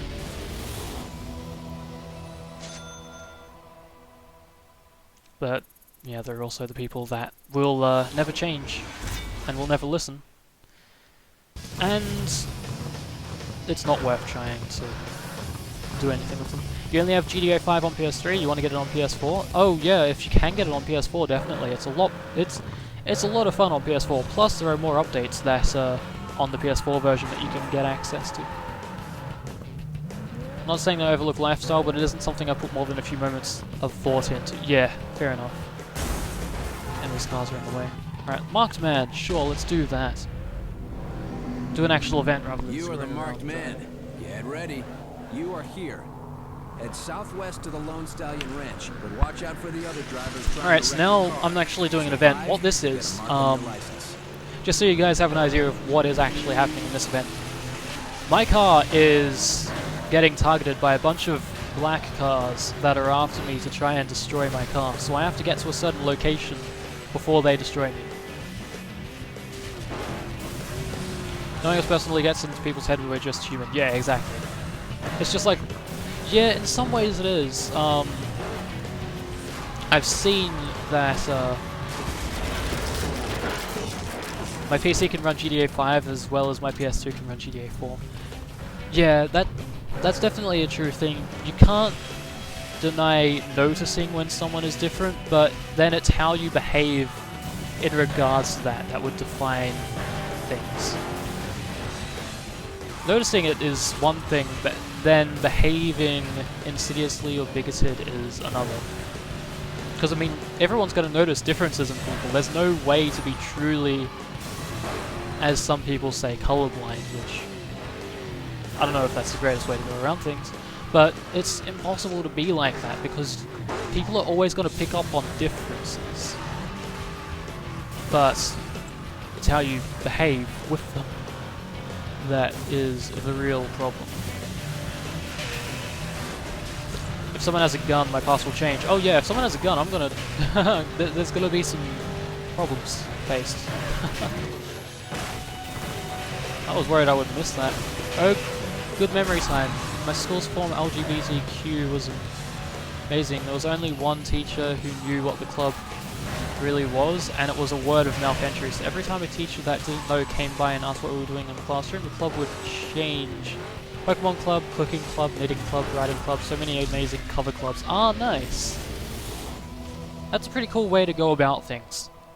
Having it with word of mouth, but then also, I guess with word of mouth, there's also the danger of, people that... I don't know, I guess that's actually a really good way to go about things, but there's also the risk of some people missing out. In America, it's tough. Yeah. I don't know if my school even had an LGBT club. Yeah, I don't know if mine did either. I don't think my school actually had clubs. So, yeah, I'm pretty sure mine didn't have anything like that. But, my school was pretty positive about things in general anyway, so I don't think it would have been... I mean, it would have been good to have it for sure, but it wouldn't have been a thing that would be needed as a safe space because the school itself had made it very clear that any sort of attacks against people in the LGBT would not be tolerated. So, yeah. Still would have been good to have it though, for sure. I feel like there would have been people that would have really, really liked to have that, just as a place for everyone to, I guess, fully be themselves, because there are always going to be people that aren't going to be comfortable being out and about to everyone. At least, not at a place like high school where things can get pretty bad. By club, it was more of a come here to escape the dicks. Yeah, yeah. I feel like if there was such a thing at my school, it would have been, yeah, pretty much like that. We have a huge packet. Yeah. Yeah, there are things that are happening in America at the moment are very concerning, to say the least. I hope that things improve, but with the current standings, it looks like it's going to be a bit of a trouble. It's going to be a bit of a task.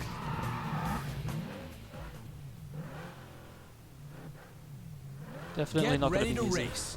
You are here. Race east to the waterfront plaza. Oh wow, this is a huge race. What have I gotten myself into? Oh god. Okay. So, for those, I'm going to assume that none of you have played this game before, but have had experience in other racing games. One thing that makes this game different to other racing games, especially those that are open world, is that this doesn't actually have a defined path to take. So, it will have suggestions like right now, where it'll be like, hey, go this way. But there's no defined course to take. You can go literally any direction you want. Didn't really have any sort of clubs or anything like that, just a social justice thing and a Christian Bible study lunch thing. Okay.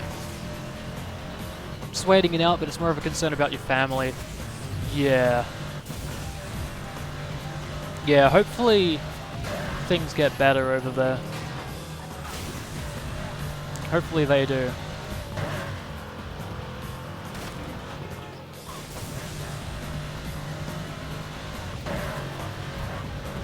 Let's see where I'm going.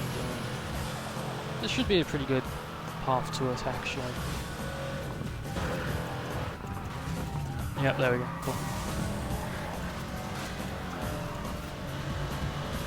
Alright.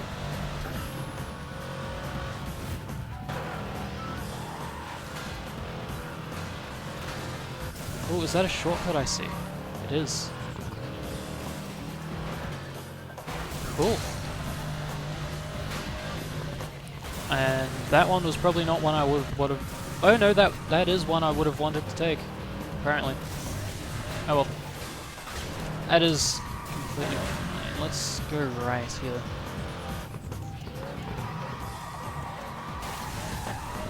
Oh god. Okay, there we go. That's fine, maybe. Nope, this is not fine. This is going backwards. Oh shit. Never seen the likes of what is happening. Yeah, so this game is an open world racer, and you can go... Oh, yeah, what's happening in America? Shit. If you protest, you are flagged pretty much as... Yeah, and I get the feeling things are only going to get worse from here out. Should put a picture of Rump in my wallet just so I can take it out when needed and say, I'm playing my trump card. Oh my god. I don't know if I could stand to have that in my wallet. In all honesty, I don't think I could. I wouldn't want to at all, but then also just stand to see that. As the game goes, I haven't seen it either. Yeah, sorry, I instantly jumped to, oh, haven't seen what's happening in this game sort of thing before, but then I realized once you had sent your next message what you were talking about. Oh god, that is bad. Now I'm imagining Dare having a photo of Steak. I don't know about Trump. I don't either. He's an oddball, but I feel like, yeah, it's the people. Let me raise the stakes. The people are really horrible. The fans of him are the scary thing. That's the thing that's really, really concerning. This place just cows. Oh my god. Ready to road rage? Battle with the There we go, road rage. all over the city. Beat the takedown target before your car is So this is what I was towed talking or about. before This is time runs the thing that's not racing at all, but rather just you and a bunch of other cars are on the road and you have to destroy each other, pretty much. And sometimes you see spectacular crashes, and other times you see what happens just there, where it was pretty damn boring. Beef is good, beef is good. Hey, that was good. Wow, I've already met the target. GG. Oh, okay, everything's fine. Okay. Doesn't really justify it, but I've seen a few things where protests escalate to the point of blocking people from getting to their jobs, responsibilities, and then even property destruction. It's... yeah. I've, seen that too.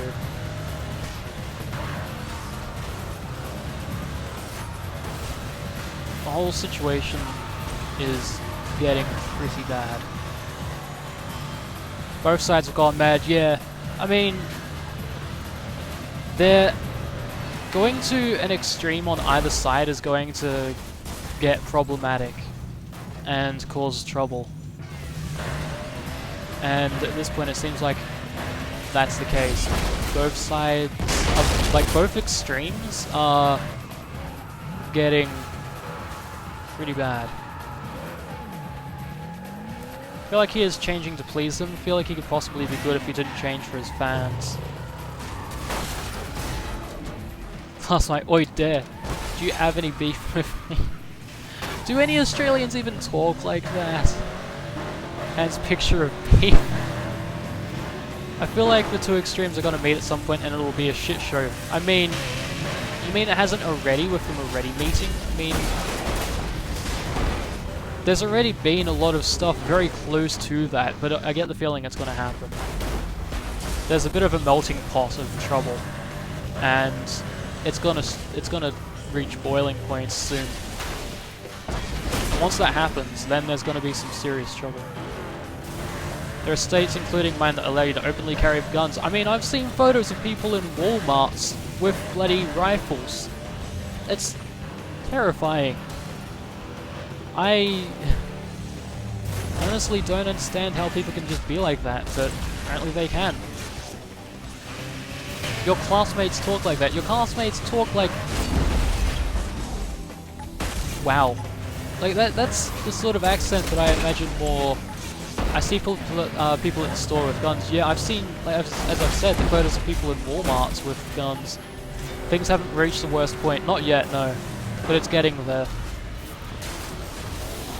It's getting there, and when it does, there's going to be some serious trouble. I feel like I live in another country than I did, yeah. The Watson R-Turbo Roadster is now on the streets of Paradise Squid. City. If you see it, shut I don't it know why down you to need a add gun it to your get car you collection. groceries. Yeah, it's... I don't know. Hands 42 carrots. This is gone. Wow. Okay.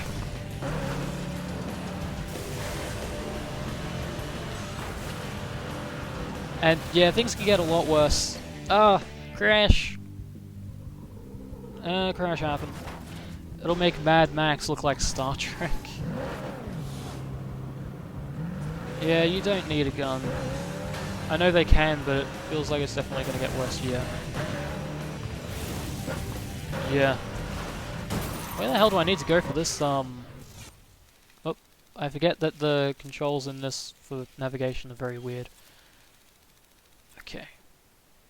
Need to get there. God damn it, it's all the way over there. Now they're fighting to let people carry guns into uni classrooms, but, that doesn't sound very good at all, especially considering the things that have happened in the past. That's,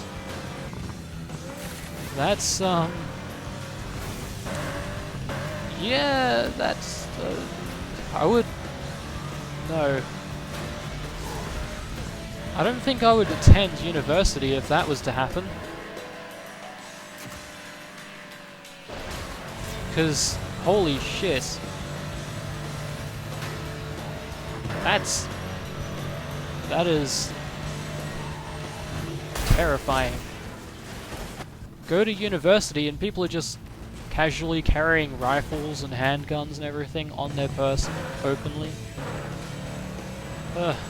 I would not want to be there. Supposedly carrying the guns allows them to stop the attackers, but what if...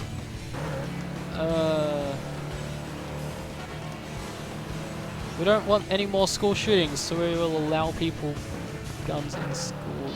Yeah. Somehow become the Wild West. Yeah, goddamn. The Watson R-Turbo Roadster has been delivered That's, to your junkyard. It allows them to be the attackers. Yeah, no, exactly. It allows them to become the attacker if they are not already. Shit. I'm glad that I'm not in America right now. I mean, I've already finished my university time, but even still, the knowledge of that is terrifying. So I'm just gonna something else. Yeah, I don't want any part in any of that.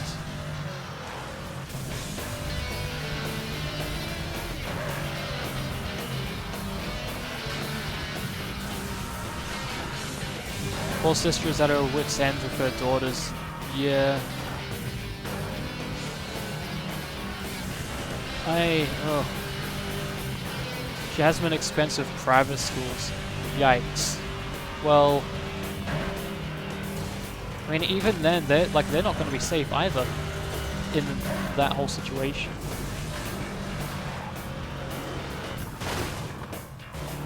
Though the schooling system, from what I've heard, is a bit of a thing. I just realized that I missed the the burning lamp. Oh, it's right there. Wow. My mum of all people is looking to move to Belize, and that woman hasn't lived in the city her whole life. Oh, wow. If it's like that, then things must be getting pretty serious. I feel like holding everyone who says guns should be legal, off-property, semi-automatic. I feel like holding everyone who says guns should be legal at gunpoint. I don't know if that's the greatest idea. I feel like I don't know how well that'd help. I don't think it would.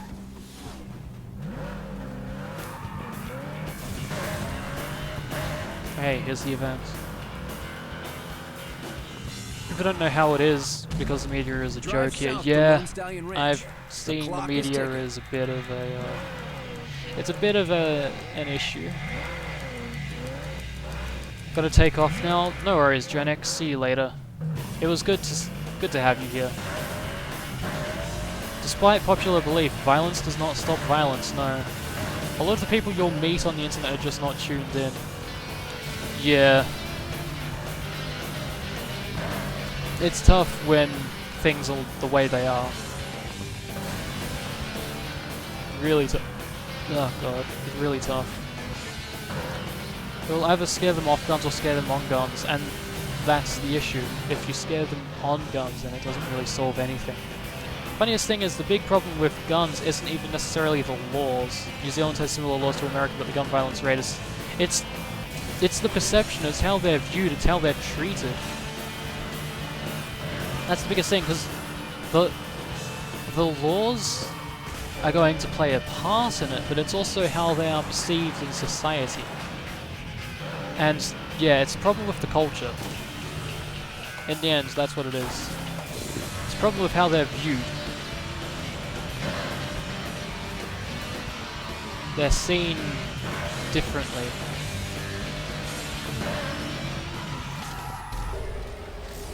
There we go, I got that race done. It's fun in California and New York City, but come to Texas.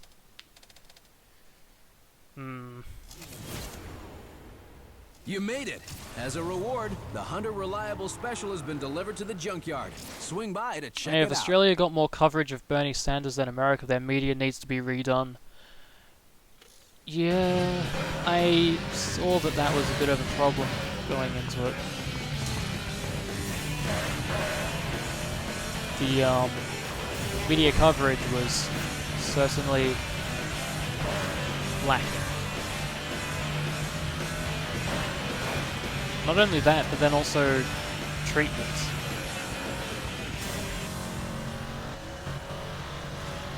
Okay, so that's... Well, okay, let's go this way, sure. Oh, there's a junkyard right here.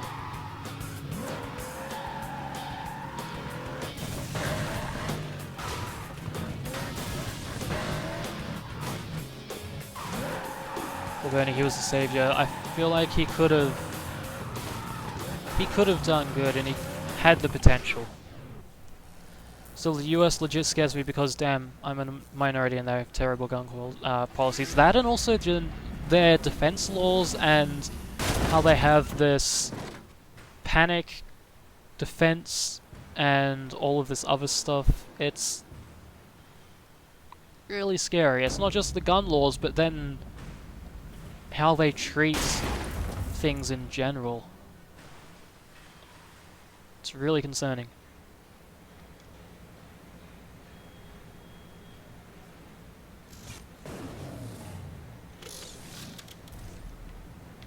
All these things a little faster. Never come to Texas, ever. I'll have to keep that in mind. And my phone is doing stuff, so I just had to give it a look. Could be shot for so little. Makes me so sad though, because I have friends in the US that I plan to visit. But yeah, it's a concerning situation.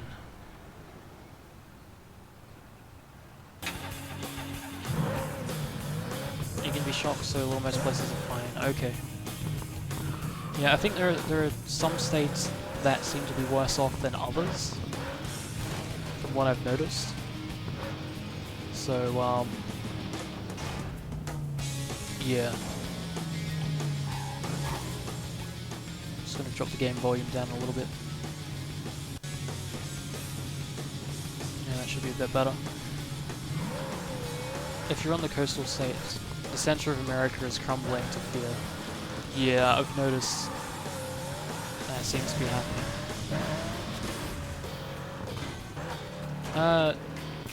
Texas is, but it's Texas tacos. I mean the east and west coast, right? Gulf Coast is Hickville.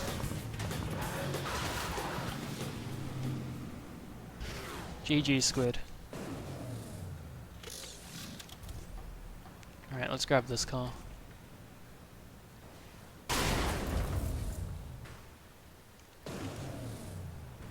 Okay.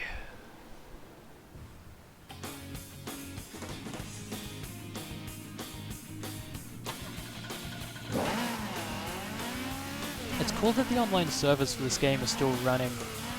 I was worried when I was gonna get this version that the servers would just be offline at this point, because I remember having some real issues with the servers probably about last year on the PS3 version, so yeah, but I guess they've solved that now, they've got them back up and running, probably because of their participation with Games of Gold. Hate to generalize like that, but I think over the last 40 years it played out that way. Yeah. Well, generalizations happen sometimes.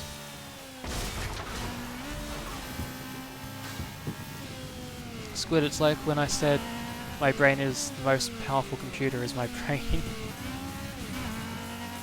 I mean, dare, if you kept going, you could literally keep repeating yourself. People slowly migrated to the east and west that are more open-minded and left the bigots behind, and now they've been left to fester, I guess, is what's going on now. Yeah.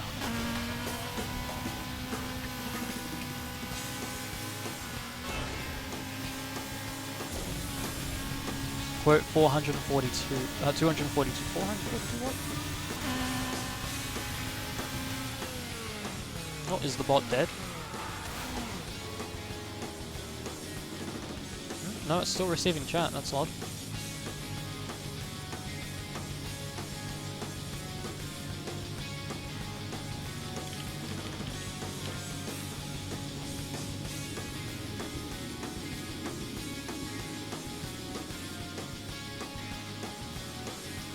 %67% of America's money is on the east and west coast.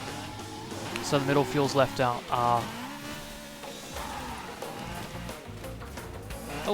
Oh jeez, I just got completely taken out by a bus. In general, they're bad. Oh good, he fell. I get it, but they also haven't listened about getting educated. Yeah. Drive north to the country club. You did the wrong quote. Okay, Squid. You want to keep pulling handles on car doors.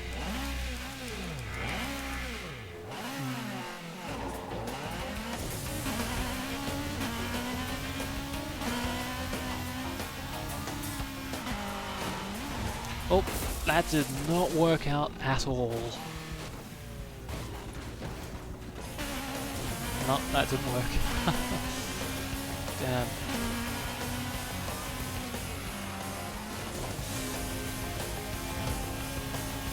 Alright. This works. Let's go. Okay. I feel like you have a similar issue in Australia. Yeah, we have some particularly backwards people. Well, Starfruit, we do have guns. We just have much stricter laws on them, so they're less commonplace. Your puns are adorable, oh my god. Same for England, yeah. Yeah, that's true.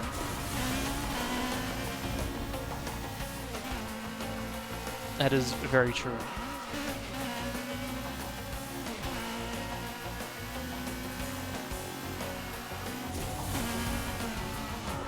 Yeah. Yeah, we have guns, but they're very restricted. Exactly. That's what's going on here for our guns. It's, yeah. There are tougher restrictions on them, so Sweet driving they're there. less common. You earned this Watson Burnout Roadster. Don't have Take assault rifles, delivery yeah. at the junkyard. We had a mass shooting in Tasmania, and afterwards strict gun laws were put in place. America would do well to follow suit. I feel like that... I don't feel like that'd solve the problem, though. I don't know if that's going to solve things entirely.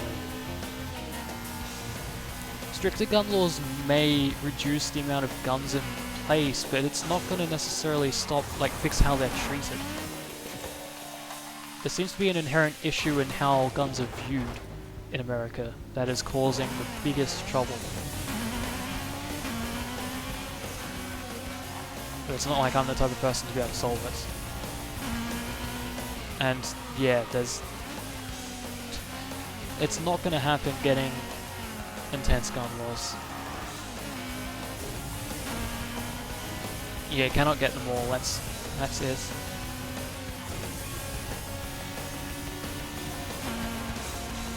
That's exactly right. Like,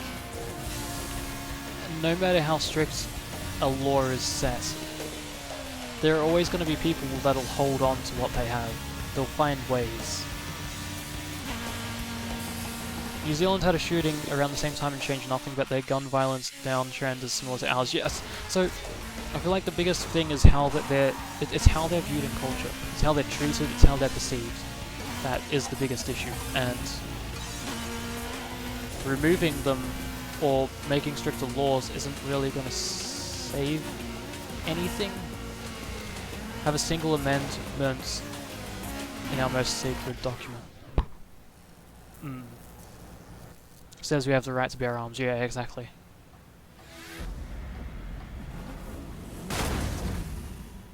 And people hold that near and dear to their hearts. And I don't know that that would solve things in the end either. It was added when guns were one shot, then power and reload. Yeah. Not then powder and reload, yeah. You guys are allowed to... I am not sure, I can't read what that's saying.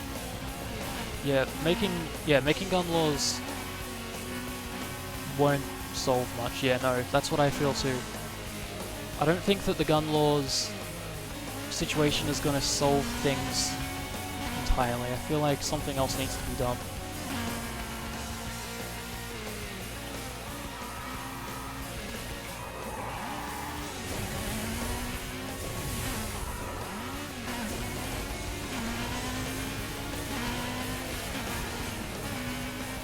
Not until more and more people die.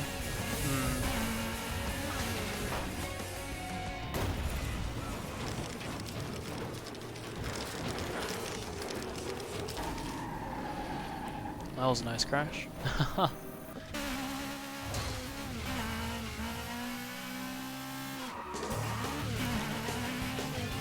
You guys are allowed to exchange arms with pins. Oh my god,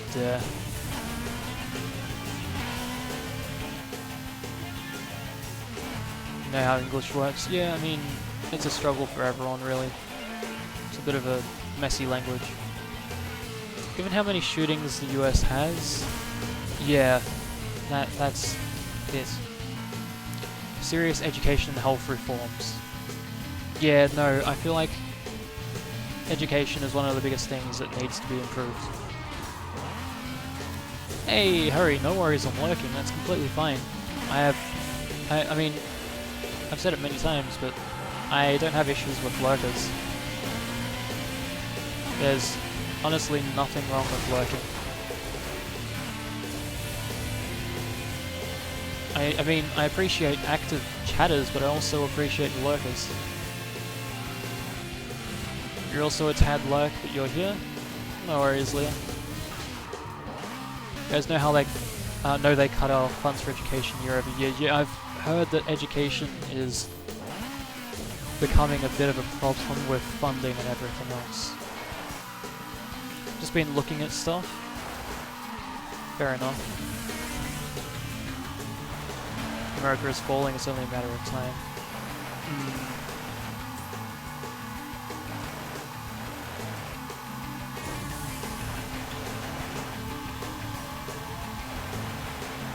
Lurking and working.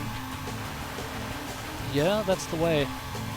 It's what I used to do at uni. I'd have Twitch streams open to lurk in, and I would work on stuff. Seems to work well enough. Australia isn't doing great with education either in comparison to how we've previously been doing. Yeah, no. And the biggest problem is the funding, because funding is falling. There needs to be a greater emphasis put on funding education and actually treating education properly. Education needs to be seen in a better light and treated with the respect that it should.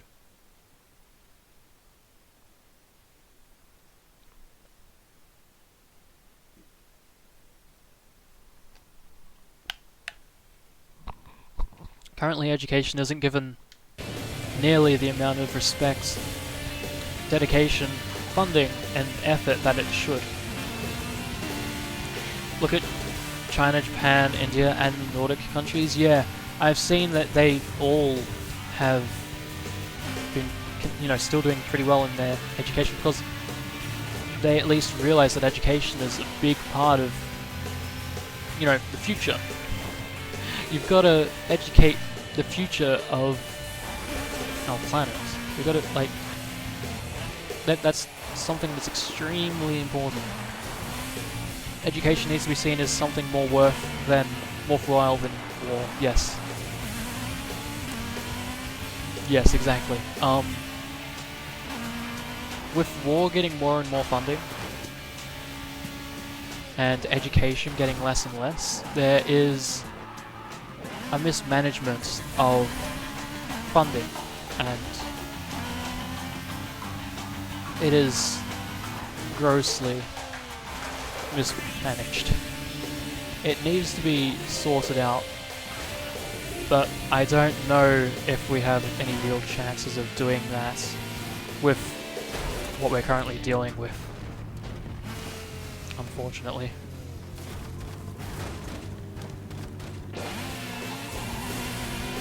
Education should be seen as an investment in your people. It is definitely an investment in your people and in the future. But it's not treated with the respect it deserves by the people in power, so it continues to fall. All the performance is doing well, the method they're going about isn't the greatest. With regards to Japan, yeah, I've heard at times. For example, our sex ed program is made for straight people, and LGBTQ is mentioned for 5 minutes. Can understand why, but they should spend longer on that so there's less misinformation. Yeah. Here they want to teach abstinence only, and they wonder why the teen pregnancy rates are so high. It's because people don't know anything. The biggest thing that they need to do is teach people about what to do, about preventative measures. It's ridiculous. Like, the sex ed that I had at my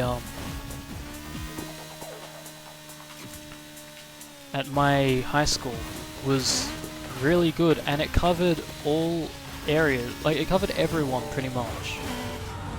They went over safety for all people. They went over safety for, regardless of your sexuality. They covered things that people should know about. And it's extremely important. Abstinence only is such a huge problem.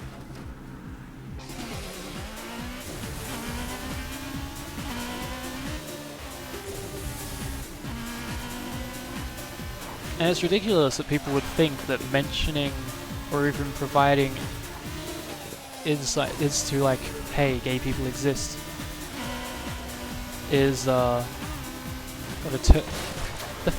fact that there are people that still exist now that think that mentioning that there are people other than straight people that exist in the world is going to turn them into something is ridiculous. It doesn't have any bearing on that. If anything, if someone happens to then discover that they aren't actually straight through education of that type, it's not like they suddenly became that way, it's that they always were and they didn't have a clue because no one told them that this was a thing that exists. I really don't get adults that think that talking about stuff leads to it happening. I honestly don't understand that either. It's such a ridiculous idea that bringing attention to the fact that other people exist will cause them to then become like that. It's ridiculous.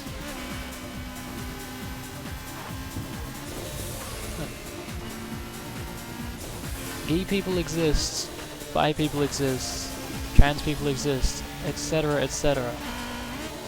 And, ugh. Did you know our vice president is an advocate? Yes, I am well aware of Pence, and that is terrifying to think about. That is abhorrent, and it's an extremely disgusting idea. The fact that that's still a thing that people do to this day is horrifying.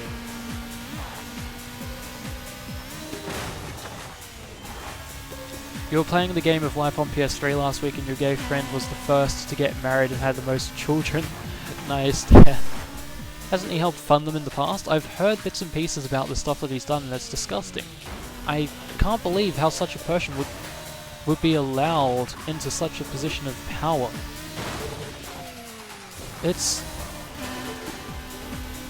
I am honestly incredulous. The whole situation there is a mess. I still can't believe what happened. And the ideal... I'd like to think that things won't be as bad as they are thought to become, but I can't help but worry that things are going to end up being terrible in the future for America. It's really concerning. I am really worried for the future of America. Just with all of that that's going on. It's horrible. It's so many decades beyond thinking you can brainwash sexuality. You can't. You can't change anything. All you end up doing is making them feel even worse than they already do about it, if they even feel horrible about it. You end up making people hate themselves, and more often than not, that sort of thing ends up leading to people ending their own lives.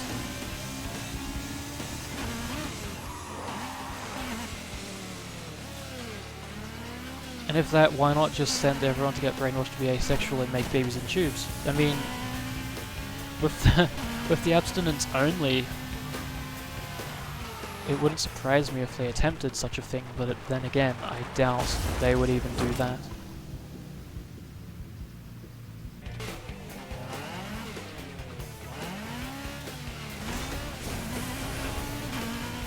I mean, you'd hope that they wouldn't do such a thing, because that is also a pretty horrible thing to, change a person in such a dramatic way.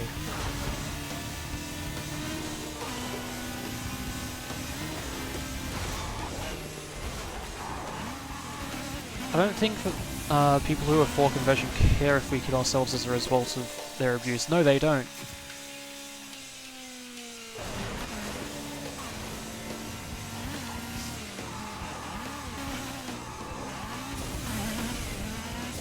Yeah, that's true there, but it's also very much a part of you know, if defunded our major source for women's health in Texas, that's... Why would they do that? I mean, I know why they would, because they're ignorant, despicable, disgusting people, but... if we can't change them, we'll have them killed. Yeah. It's awful.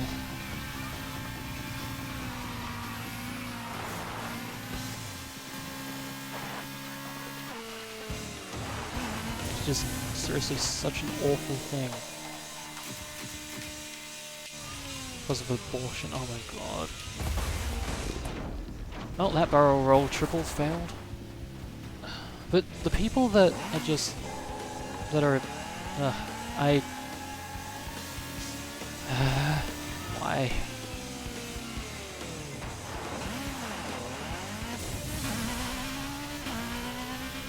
Anytime there's defunding.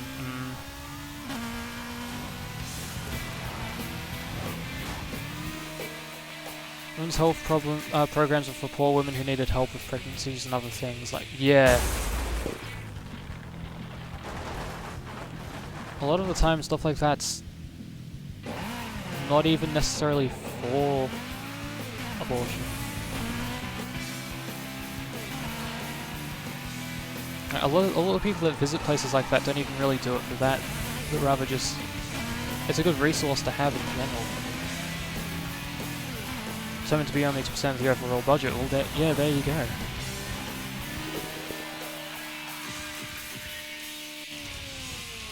Go up to, there we go, that's safe. 2% shuts it all down, yeah. That's still a pretty significant cut to make. Oh. Oh god. Oh jeez, that is... yep. Legit STD resources are so important, they are extremely important to have. The guy who did it is in Trump's cabinet, of course he is. I mean...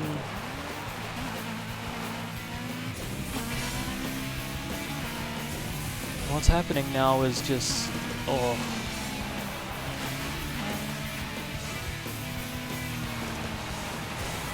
I mean, I'm glad I'm not there, but damn. Sorry for talking about this non-stop. It's fine. It's an awful, awful thing that's happening, but I mean, at least talking about it can sometimes help to process it, even if it's such a hard thing to process. It's such a mess, but shit. Remembered our Minister for Women was Tony Abbott for a bit. Yeah, that was the thing. He had the audacity to be the Minister for Women. And what a load of good he did. Whole lot of jack shit.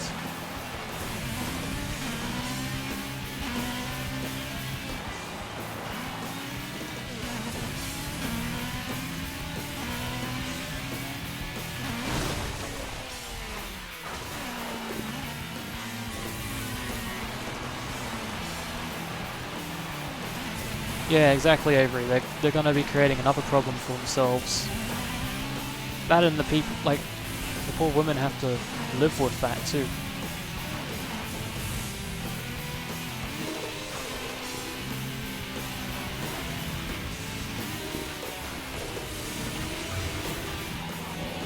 I am going into the ocean, aren't I?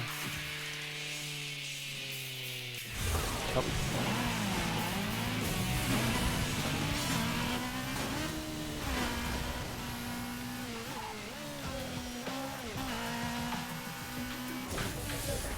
I honestly, I can't believe what's happening right now.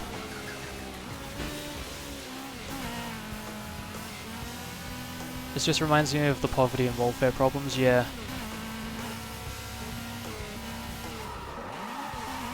It's just... There will always and forever will be... Yeah, there always will be. I mean... There are always going to be people that will either not want to or don't have the capacity to be able to have children. There are people that will need to have them to say, like, because it's a life or death situation.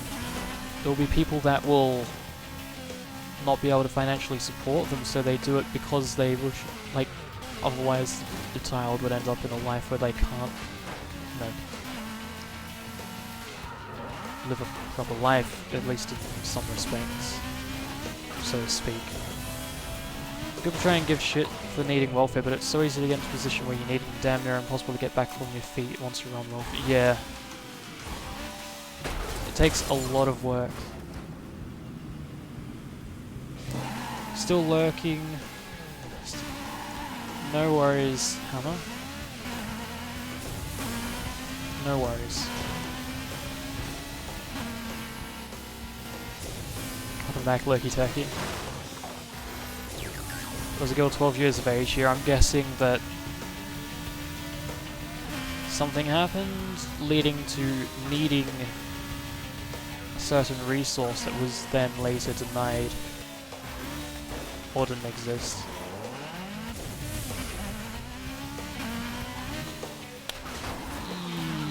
Yikes.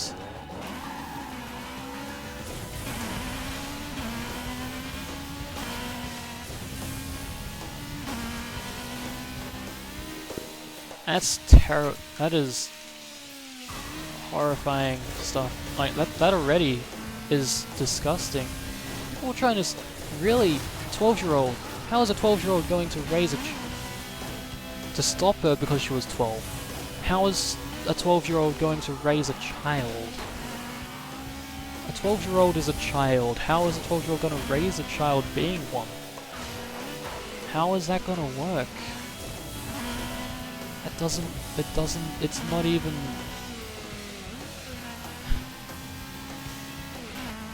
oh goodness.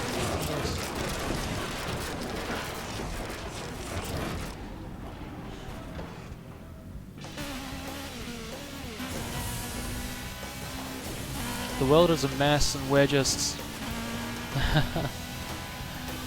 trying not to get hit by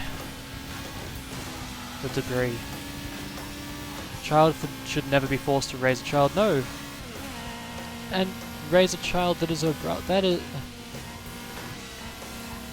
I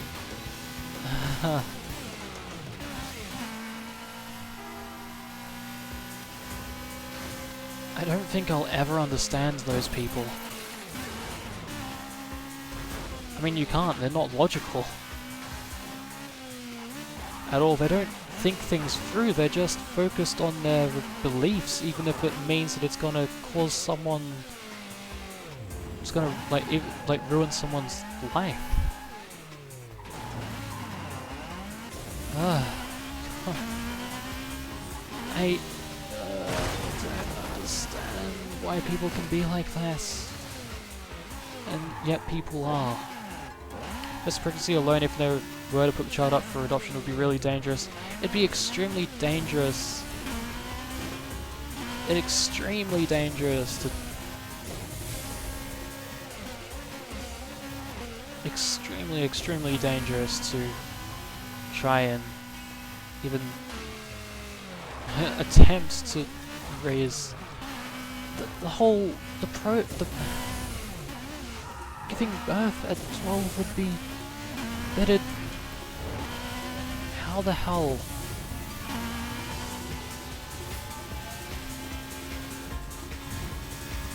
It's awful.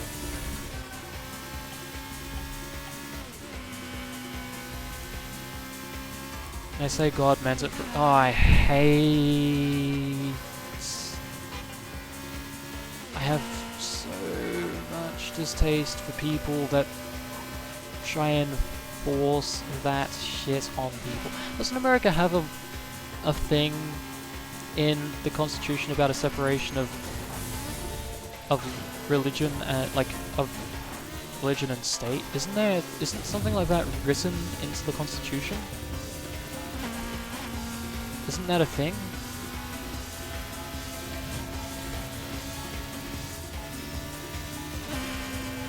And yet, it still happens, where they still try to do it.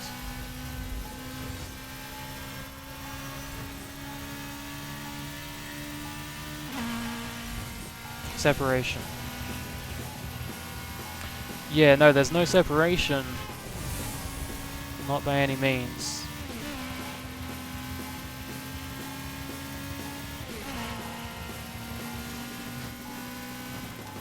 Yeah, so it's a thing that exists, but it's not a thing that's followed. As a semi-serious racer, I just like this game, despite previously loving the Burnout series. I've heard that this game has divided people. I have heard about that, Hammer. But, I mean, I'm someone that enjoyed the Burnout series, and I really enjoyed this game, but I mean, with the changes, it changed so drastically, so dramatically from the previous games. I can understand why people have a distaste for it. A lot of countries have that. We have that. But they swear on the Bible when they're sworn in. Yeah, that's ridiculous. Making me more nervous than anything else. I think someone's religious makes me low-key nervous that they'll push their beliefs on me, use their religion as justification for hating it. Yeah. It's used as a weapon by many.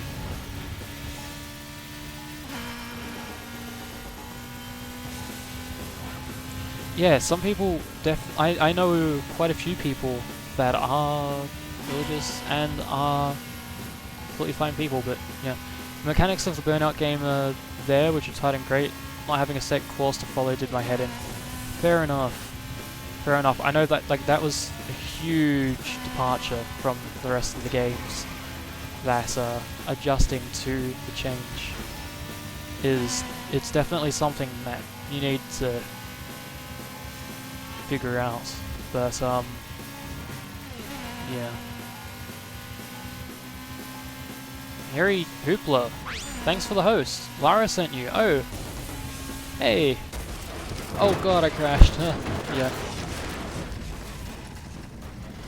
Welcome to the stream, Haley. I think I misread that. I go with Haley. Yeah. Appreciate the host, Haley.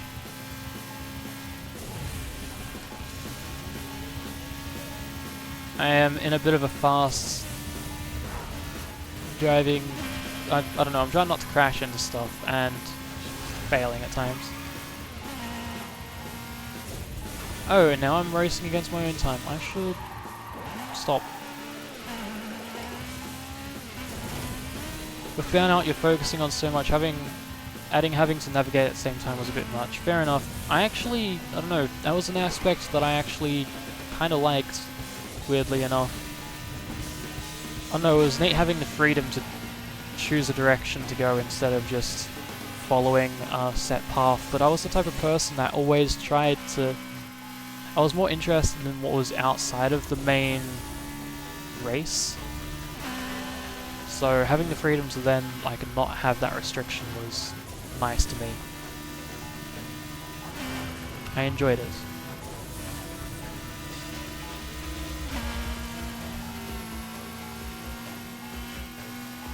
Right, let's see if I can get this time too. Oh, yep, looks like I've got it.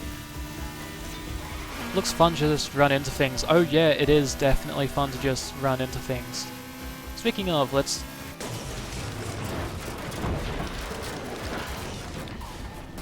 There's a reason rally drivers have co-drivers. Yeah, yeah. Congrats on 2 years. Thank you, Haley. Really appreciate that. Personally love the aspect of you can drive forever in the open world. Yeah, I really like that. I really like open world driving games. And this was one of the first ones I played. I mean, I enjoyed the Need for Speed Underground 2 and Most Wanted. But I think this was the one that I really enjoyed more than any others. One of the biggest parts of that I really enjoyed was the whole online aspect, where the online is seamless in this game, and the seamless nature of it meant that going online and playing with other people was just such an easy thing. I mean, you just open this menu and then join a game, and boom, you're online, and it's done in seconds. It was so easy. It's so quick. It worked so well. I saw a rally game recently. It was old school, very realistic, but I can't remember the name. Ah, okay.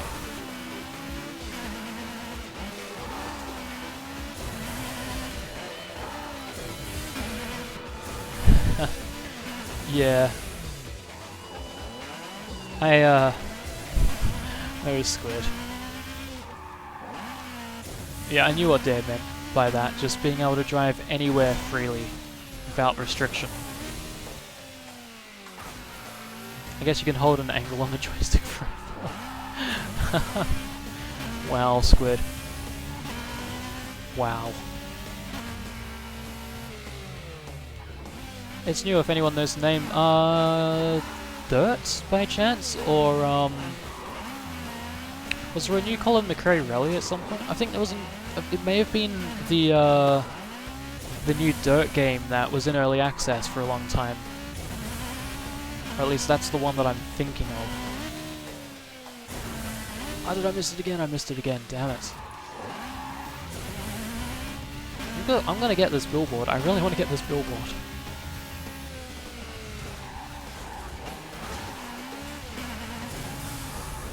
Get it eventually. There were dirt courses. Okay. It could have been... yeah, it could have been Dirt Rally.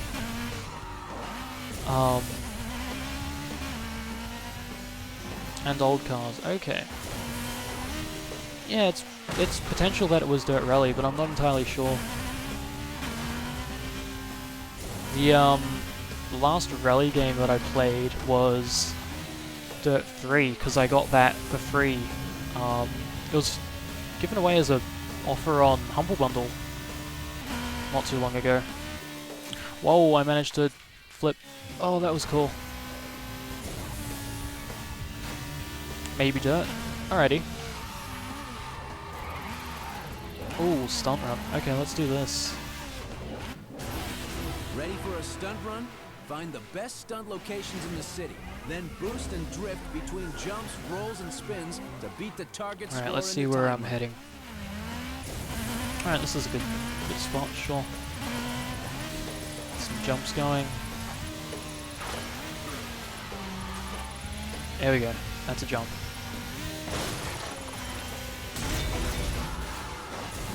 Alright. Oh, don't want to run out of time.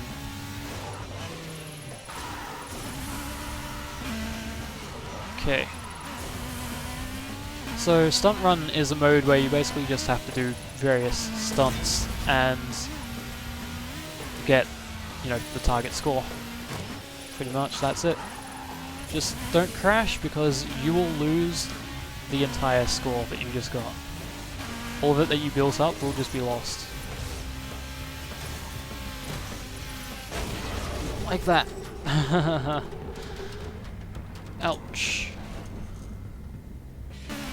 Oh, no, I keep it. Okay. I guess that was chain. No, wait, maybe? Oh, it might be the big... the island that has that. That was it? Dirt Rally? Sweet. Simple description, I get it first try. Well, that's like the newest rally game that I remember seeing, and I remember talking to some people about it at uni, or some people telling me about it at uni.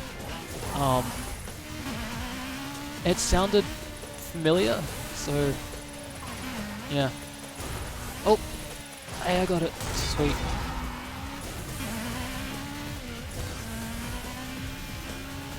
Yeah, it just rung a bell, so I figured it could potentially be that. In the Burnout games, you really can't avoid crashing. Very true, very true.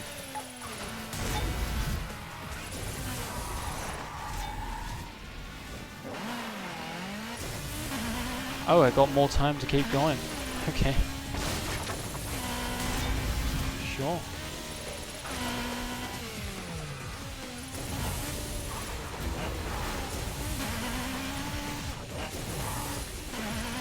Alright, let's take a different route. Oh, it's too slow. Okay. That's fine. I'll let that run out now. Boom. Done.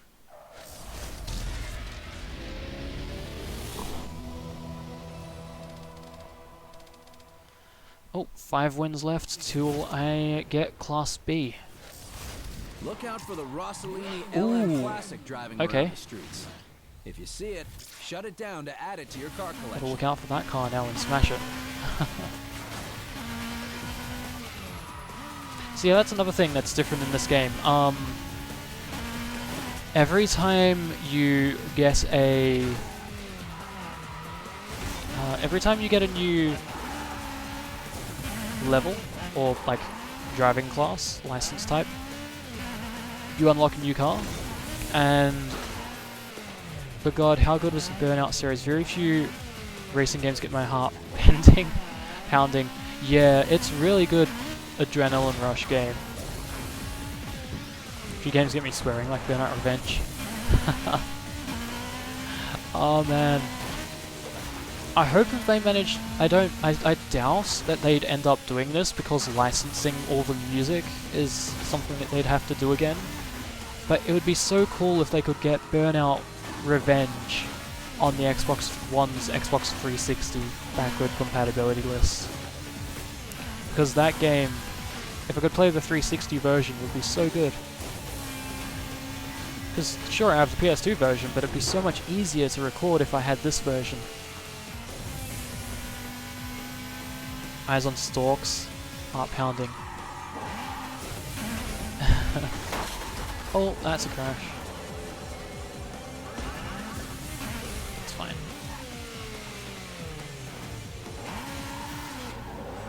Alright, swing it around here.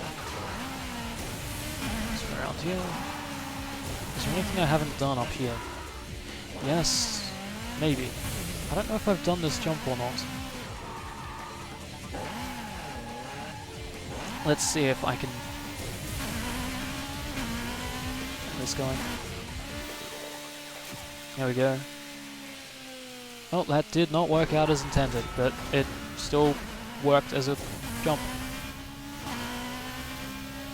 Ah yeah, the mini K. It's a shame that I don't have access to Twitch Prime, because there's so many bonuses you can get with it over Turbo. Yeah, the ice cold Kappa. See you soon, Leah. Enjoy your drink. There was a rumor a while ago that the founders of Criterion were working on a true Burnout successor, but I believe it turned out to be a shady space game or something. Yeah.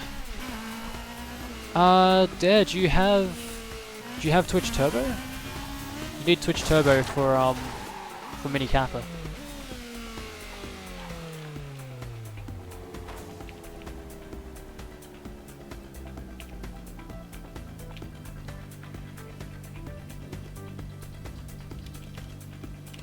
Well, Prime or Turbo.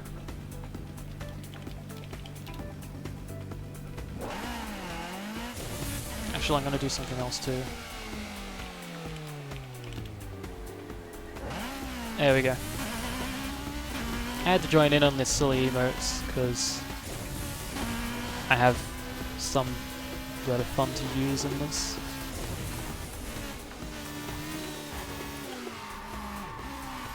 Oh, that was rough. Wow.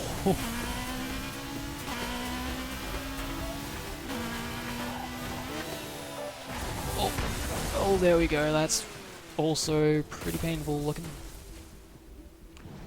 Alright, let's see. I'm gonna do some stuff. Let's see. Alright, I'm gonna do a triple decker.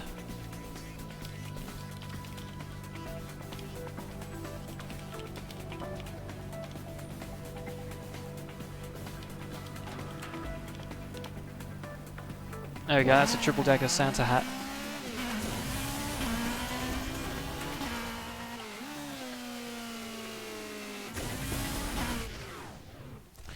Dare, you want to put the emote that you want to stack onto first. So you got to put the emote that you, the emote that's getting affected is first, and then the emotes that you're using afterwards are second. So, Kappa Ice Cold, for example.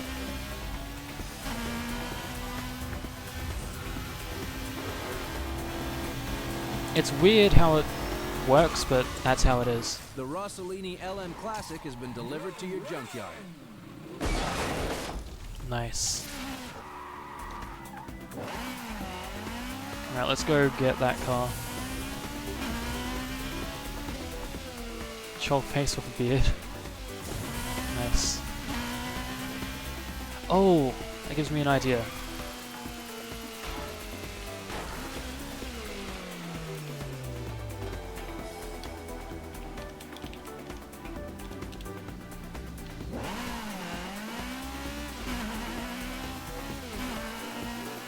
Oh, what's Squid doing? Oh god, he's gonna combine everything, isn't he?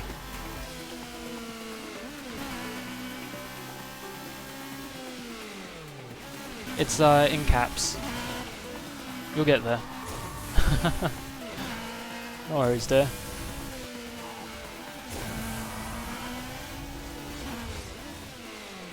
Where's the... Oh, it's over here. This way. Got it.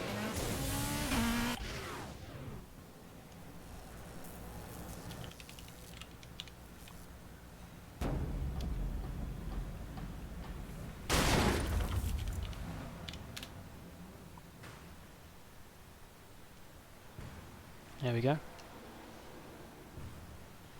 Welcome back, Leah. Oh god, Squid combines almost holy shit. Holy shit. Oh my god, Squid. Holy crap. That is ridiculous. Wow. Really enjoying this text. That's a shame.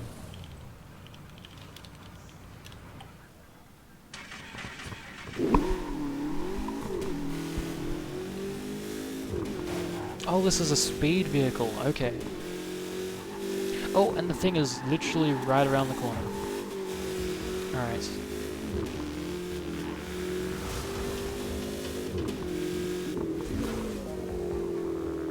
Cruise thump. Oh. Yeah, there you go, Dare, you got it.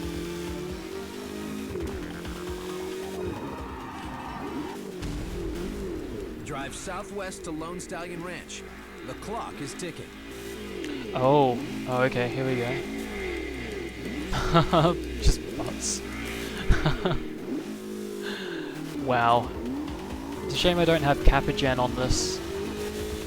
There'd be just an explosion of those all over the screen. That'd be pretty ridiculous. Pretty damn ridiculous. Alright, let's go this way. I should really be doing more so I can chain boosts. Oh, everything's fine.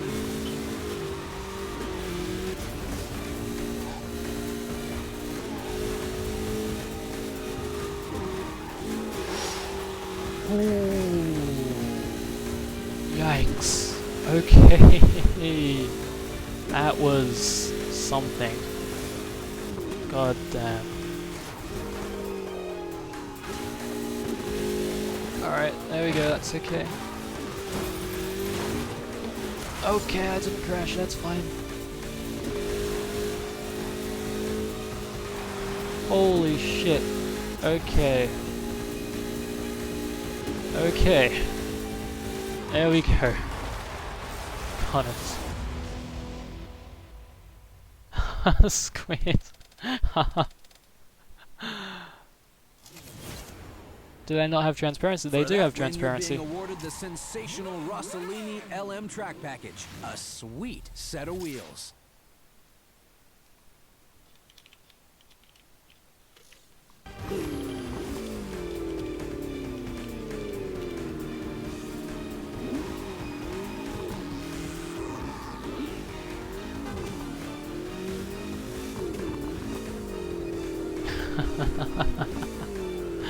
Wow.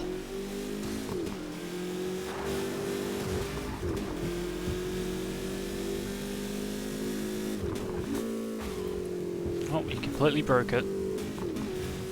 Rip. That didn't go as intended, did it? Oh, by the way, I should add, if anyone here isn't in Discord, feel free to join the Discord, because that's where I'll be once I'm done with the stream, and it'd be good to have you all there. Feel free to join that. Good night, Avery. Thanks for stopping by and chilling in the chat and all of that stuff. I hope you sleep well. See you another time.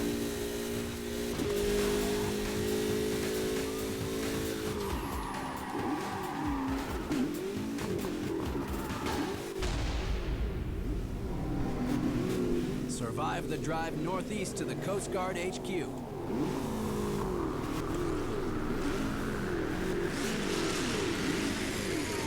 Oh, here we go.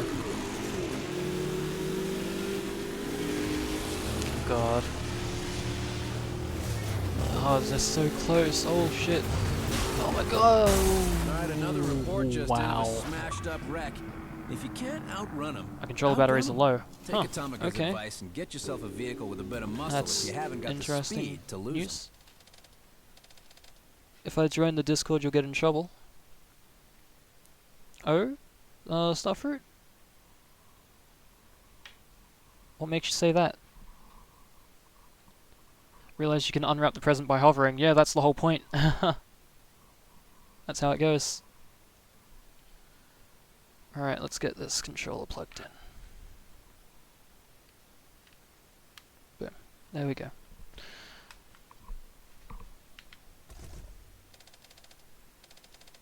Cool.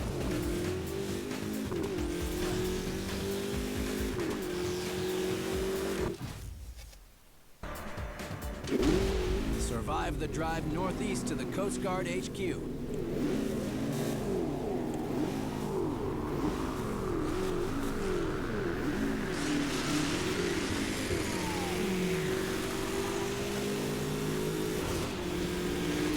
Okay. Gotta survive this drive. Let's see if I can do that.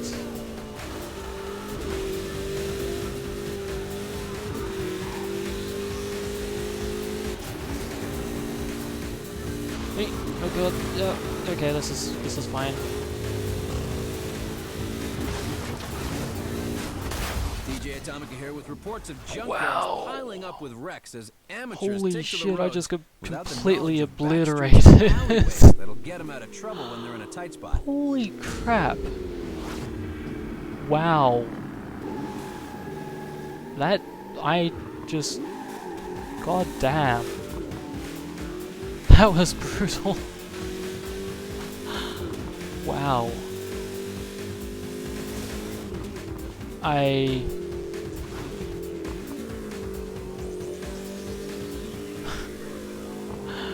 What are you guys doing with these gifts?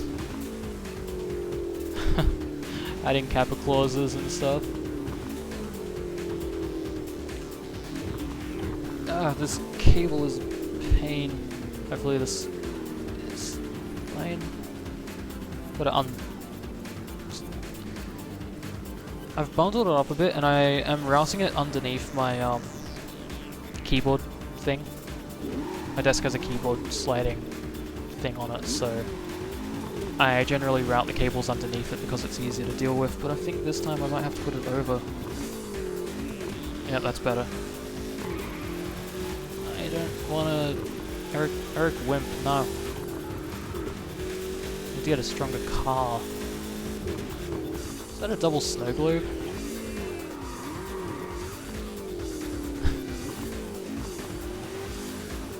Wow, this is ridiculous.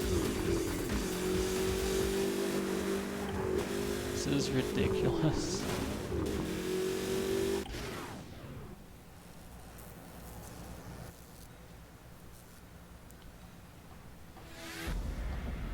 Ooh.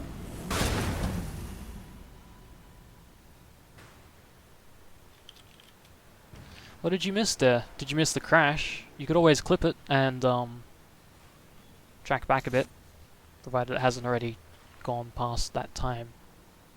You can edit clips now, so you could always do that and then find it. Speaking of, if you guys want to clip things, feel free to clip them, and you can post them on Discord.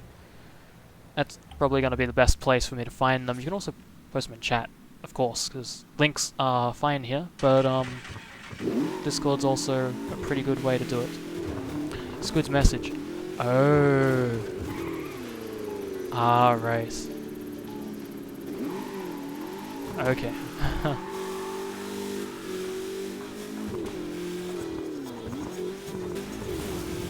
What music is this? Great. Interesting. Okay. Is this car even gonna survive a marksman? Probably not. That's a shame. Alright. I'm gonna quickly refill my water because it turns out it's empty. As you can see right here, there's nothing in it. So I'm gonna go do that and get that sorted out, and I'll be back in a little bit. So I will see you guys shortly. I'll throw music back on again, just like I was doing before, and I'll see you all soon.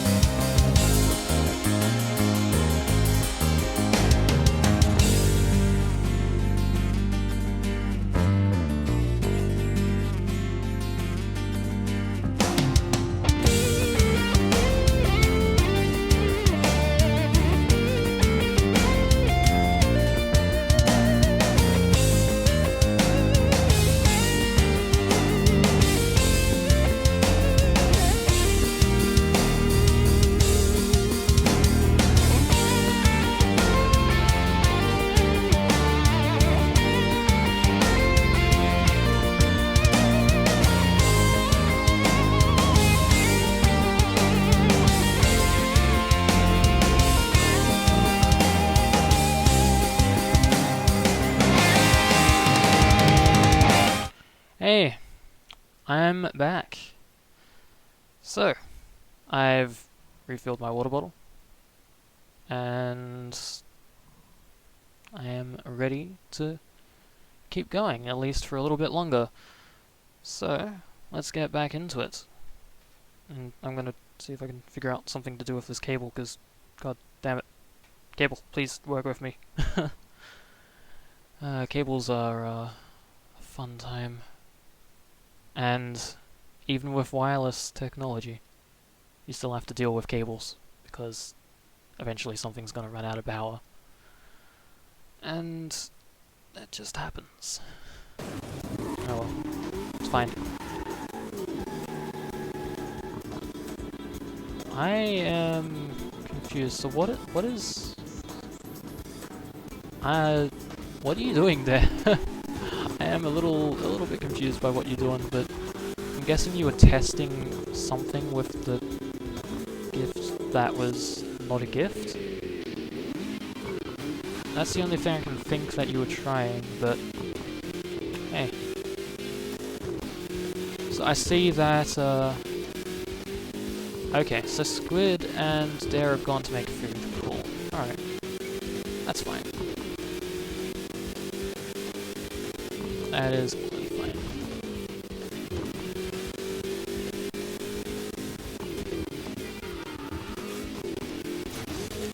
Alright, I'll probably be going for a little bit longer, but I don't know how much longer I'll keep the stream running for. I am starting to feel a little stream fatigued, but hiding things. Alrighty, there.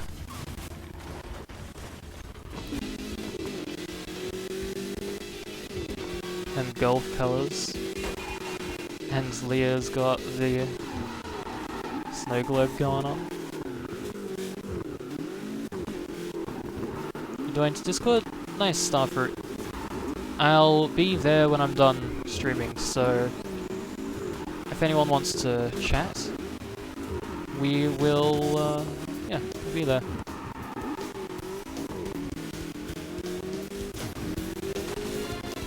Oh, this is dramatic music. You haven't slept in over 24 hours, dear. Oh, jeez. You should consider sleeping.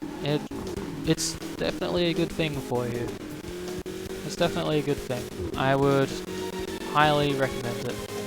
You've also joined the Discord? Yeah, I quickly looked in Discord and I saw that you had dropped a message. It's cool to see you guys then. You woke up at like 6 AM? Oh really? Wow, Squid. I got up at about 11. Yeah. Having said, I got up at 11. Like, I woke up at 11 and I actually did get up at that time. I've been recently having some trouble getting myself to actually get up after waking up. So I managed to actually, you know, wake up at the time that I had set an alarm for today, so that was good. The game audio is cutting out from the sounds of it. Oh god damn it, is it doing that again? Shit. There's not much I can do about that. You woke up at 6 AM and forgot to do sleep. Oh, forgot to sleep. It's 36 hours. Wow, dear, that's intense. Game audio seems fine to Squid. Wonky to Dare. Okay, so... just testing, so... I'm gonna resume playing music from my playlist. Tell me if that sounds okay.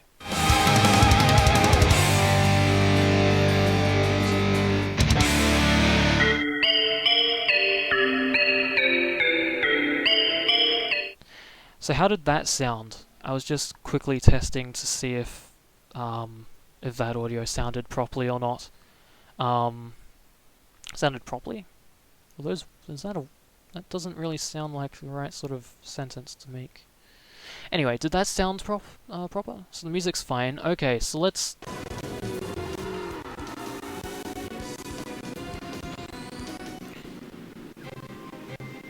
Audio sounds like it's skipping in the game. Okay, so that's my capture card being a dumbass again.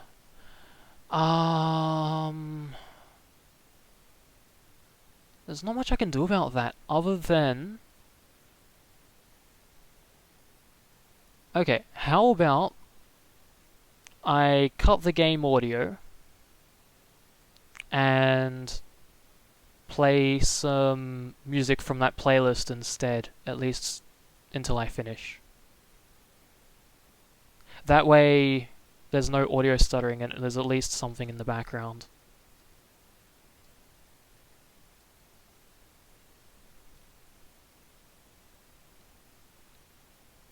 Like the plug is being pulled in and out quickly. That'll be the capture card being a dumb. That being said, the plug being pulled in and out quickly gives me an idea that might end up breaking everything, but I'm gonna unplug the capture card and plug it back in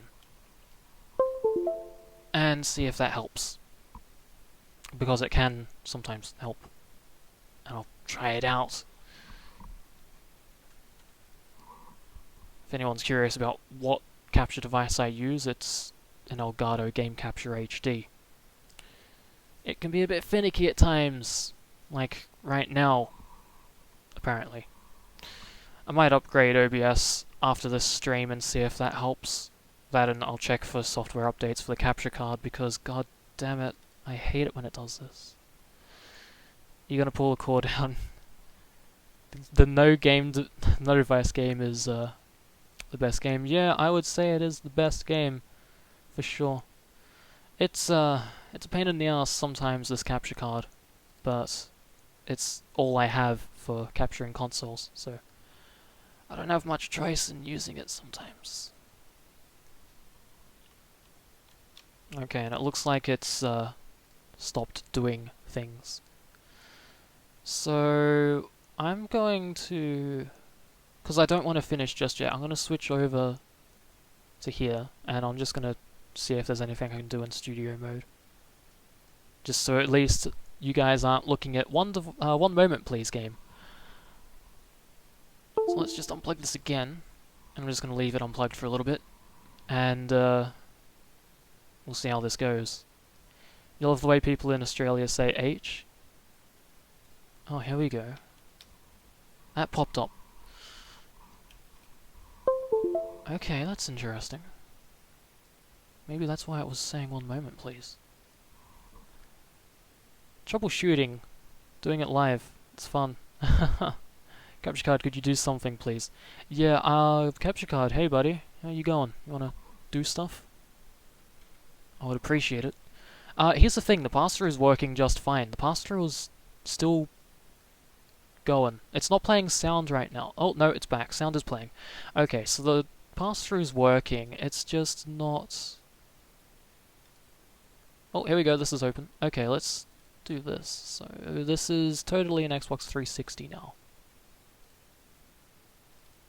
And now... it's totally an Xbox One. No. I think it's done. The only way I can get this to work at this point, I think, is... I'll have to end the stream.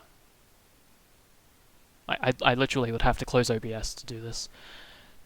Or there's something else I can do, but I'm going to say that I'm doing this before I do it. So I'll type in chat, and I'm just going to let you guys know that way because it will be quicker. I'm going to try switch scene collection and then jump back and see if that gets the cap card working. Alright. See you guys in a moment, because I get the feeling this is going to freeze and you'll see nothing for a little bit. So.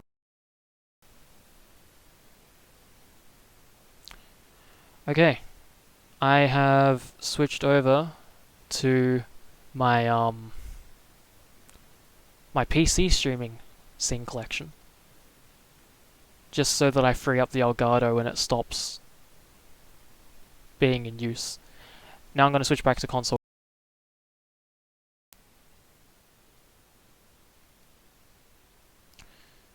Okay, so the capture card blipped out in the pass-through, and now it's come back. So I get the feeling that it's reading the capture card. Now, hey, look! It's back! There we go. So that's working. But how about audio? That's the biggest thing. We need to see if audio is working now. So what I want you guys to do is let me know how the audio sounds now. Let me know how the music is. I'll just switch it to something else.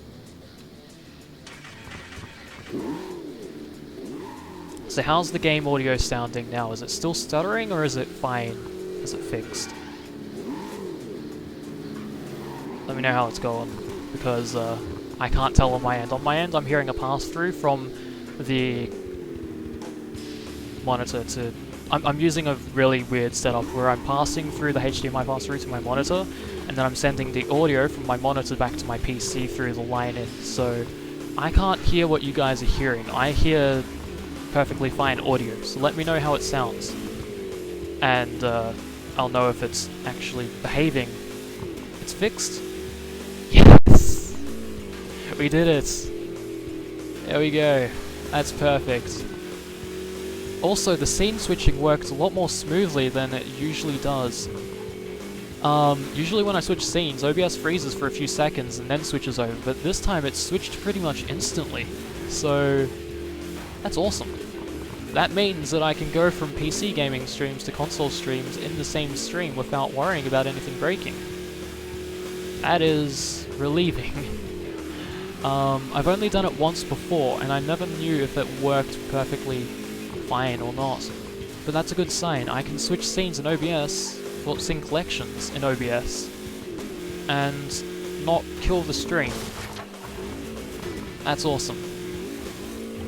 I'm very glad that that works, because I was worried that the audio capture was going to be a little messed up, but I know that now at least if the stuttery audio thing happens again, I just need to do this and free up the capture device and then reload it. There we go.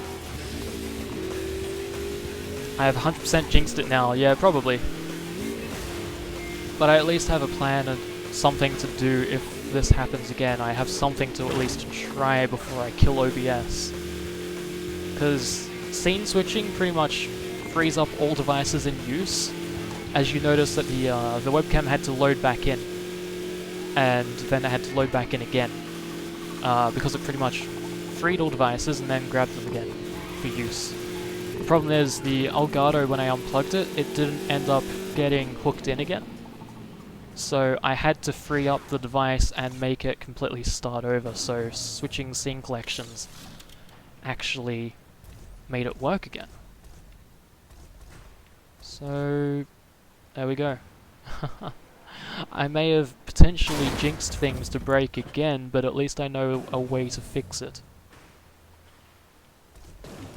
And that's what I really wanted. I wanted a way to be able to fix the problem, if it happens again. Because I've had this audio thing happen a few times before when I've been streaming PlayStation 3 games. Most notable being when I was streaming Ratchet & Clank Tools of Destruction. About halfway through the stream, when I come back from a break, the audio had started being all stuttery, and I didn't know what the hell was going on. But I just kept streaming and hoping that it would fix itself. I think I ended up actually having to restart as well, and it still happened.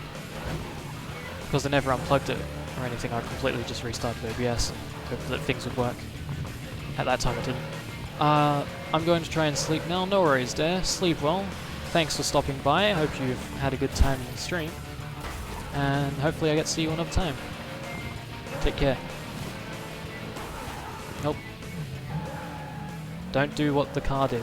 Don't smash into things. It's bad.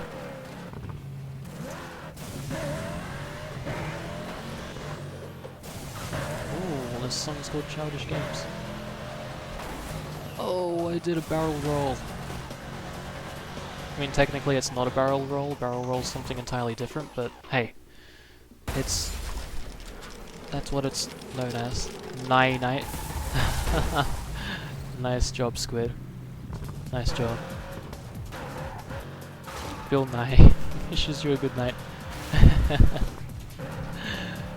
Good recovery. Oh, I remember this song being in the demo for Burnout 2. Because this song was listed as being from Burnout 2, but I remember it from something. It's from the demo of Burnout 2. I've never played Burnout 2 itself much, so I never heard this song in the game. But I heard it in the demo. At the end of the demo, they end up showing a... not like it shows a thing that looks like it's a replay initially, but then you realize, no, it's a different track. And it's also using a different car. And this is the song that plays in that replay thing. It's cool. And there is a crash, and it's a drive away, apparently. Nice. That's one thing I like with this game that they changed from the other Burnout games. There are crashes you can keep driving from in this one, as well as the crashes that just completely total the car. Like that one. That just completely totaled the car, and so now I get a fresh new one, like nothing ever happened. But we all know the truth, don't we? We all know what happened to the car. Oh god, that was... yikes. Oh, wow. Okay, I can drive from that. That is... It's really cool when you get like really ridiculous crashes like that, or ones that involve a lot of rolling and some gnarly damage, but you can keep going. That's actually something I like trying, sometimes pushing the limits of what the crashing system can do and let you drive from. We all know the driver is dead. Well, here's the thing, Squid, and it may shock you to know this, but there's no driver. This car's driving itself. Seriously, there's no driver in this thing. It's like a massive remote-controlled car. It's literally got no driver in it. There's no one in here. There is no one in this car.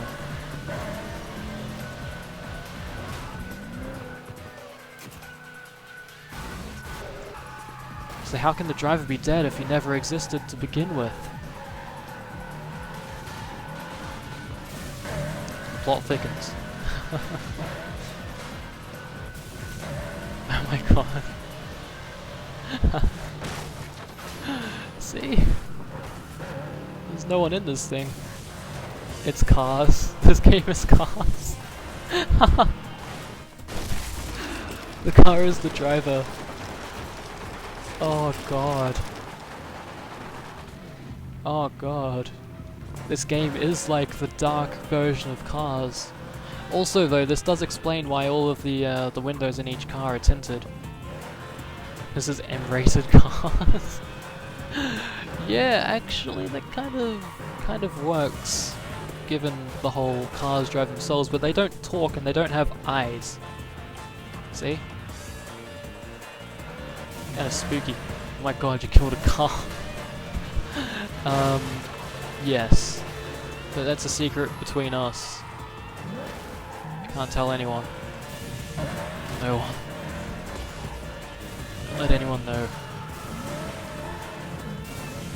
It's our secret now.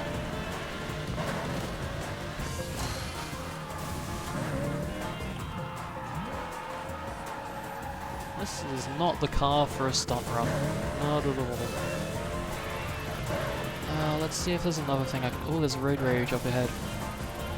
There's a race, but I won't really do a race in this sort of car. Road rage is perfect though. Just up and right. Ah, that was early. That was late. That was bad. Ooh, caught on a wall. I remember hearing that song in Burnout 1, because I have that game This somewhere. is a road rage. I don't think it takedown works battle anymore fought though. I all think over the disc I Paradise. had was Beat kind the of... takedown target before time runs out or your car is Yeah, the totaled copy of to Burnout receive that a I have mark is on your really license. scratched up and doesn't work. Just like this car doesn't work anymore.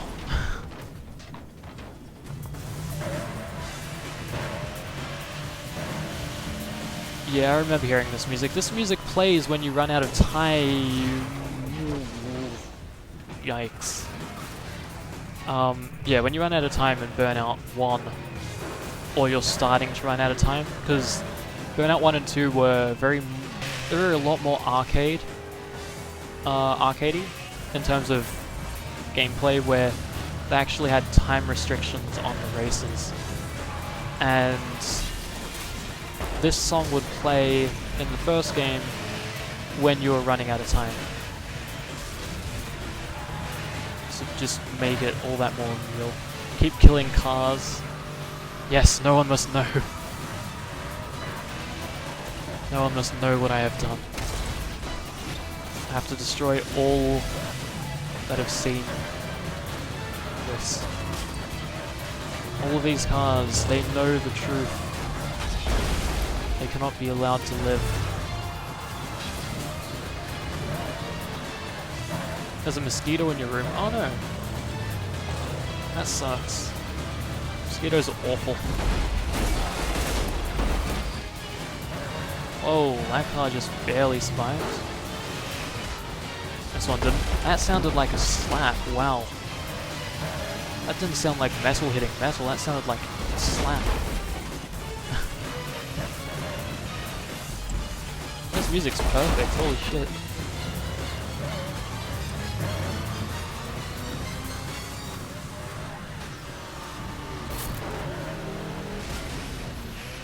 Alright. Boom. Oh god. Oh, the theme song of Burnout Paradise is playing now. Here we go. Boom. I wonder, did the demo of this game have any licensed music in it, or was it just soundtrack from the older games? I'm gonna have to look that up. That, or if anyone wants to Google it for me, feel free to do that. Because I am curious if the original Burnout, this Burnout game's demo had licensed music in it, because I don't remember. Holy shit, that was awesome! That car really messed up. They just went flying and I smashed them. Damn. Whoa, holy crap, okay. They're trying to take me out by any means necessary now. Man. GG. Target 4 takedowns of 11. 11 takedowns, nice. 3 wins, okay, cool. I wonder what car I'll get offered to be able to grab next. I should also do a race with that new car I got. But there is a road rage up here, and they're pretty fun. Just right words. Driving really fast and being extremely aggressive. To get a mark on your license. Here we go. Alright. Oh, yep. Yikes. That was not good. Oh. Wow. Let's take this shortcut briefly. And see what happens in this side path. Just for the hell of it. And now I can take this auto repair. Alright. Oh, 5 takedowns now. Okay, I didn't even notice. Oh, they're taking down each other. Oh, wow. Oh, we smushed that car. Good. Oh, I want to get a vertical takedown. That'd be cool. Just dropping in from above and smashing that car. This one's really... Why is this one going so fast? Oh, got it. Gonna head off to see Rogue One. Nice! Hope you enjoy it, Hammer. I am hoping to see Rogue One myself at some point, but I don't know when. Also, you chose a good time to mention it, because earlier there were a fair few trolls that would have probably spoiled it if you had mentioned that. So, yeah. Hopefully you enjoy it. Hopefully it's good. Hey, Rampage. Oh, that car got me back.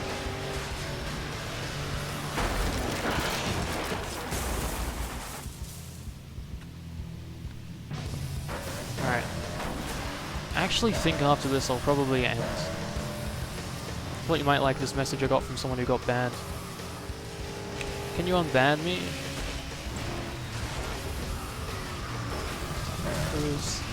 Why were you banned and who banned you? Oh? That's an interesting username. I wonder why they got banned. With a username like that, that's kind of suspect. I also tried to rub my chin and hit the mic instead. I'm smart. But yeah, wow.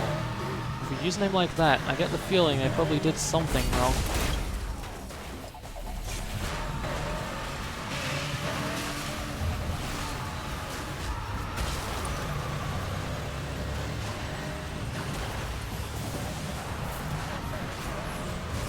The username is very wild.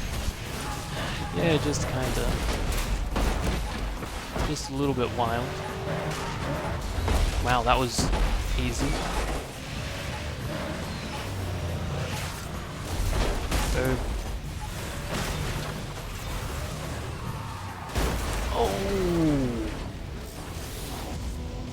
Wow, what a way to end. Damn. Hope they weren't baiting people. Look Oh out for the jeez, Hunter they never Manhattan replied driving after that. around the streets. Yeah, I'm not If you see surprised. it, shut it down to add it to your car collection. Ooh, Hunter Manhattan. Wonder if I'll... Okay, I'm gonna see if I can find this car, and once I've got this car, I think I'll close up the stream. I've gone for... How long have I gone for? 6 hours, wow, nice. 6 hours, and it's my first stream in a little over a month now. And even then, that stream that I did was my first stream after like 3 weeks. So, yeah, wow. It's just, yeah, it's pretty funny that people would be like that. Like, I'm just gonna say sure, yeah. I mean, people that ask if they can be unbanned, like, I don't know, there are some people that are genuine with it, but a lot of people that ask if they can be unbanned, if they have usernames like that, it's kind of hard to justify doing it. That, and you generally want to talk to the streamer about doing that before you do it. Unless it's a huge streamer, in which case maybe not. Oh, that was the car. Okay, let's go after it. Holy shit, that thing went fast, and it had pink headlights. That's interesting. Pink car with pink headlights. Neat. Oh man, I managed to catch up to it. Sweet. Okay, let's get it. Damn, it's fast. Slow down, bastard. Gotcha. The Hunter Manhattan has been delivered There we to your go. junkyard. Nice. Oh, I wonder if it has any other color combinations, because holy shit, that'd be perfect for fitting the stream stuff. I like the streams where they donate and ask in the message to be unbanned. Yeah, that's pretty funny when people try to do that. They think that it's actually going to work. It's just like, what are you doing? Why would you do that? I ask because sometimes they get banned for spamming, yeah. And the streamer's just like, ask me tomorrow. Nice. The problem is, the streamer that's doing that does run the risk of getting chargebacks. And if they can tell me why they shouldn't spam, you'll unban them. Oh, okay. So you see if they know why they got banned and why they should stop what they were doing. See if they're actually going to do that. I guess there's a thing of if they're willing to actually stop being spammers.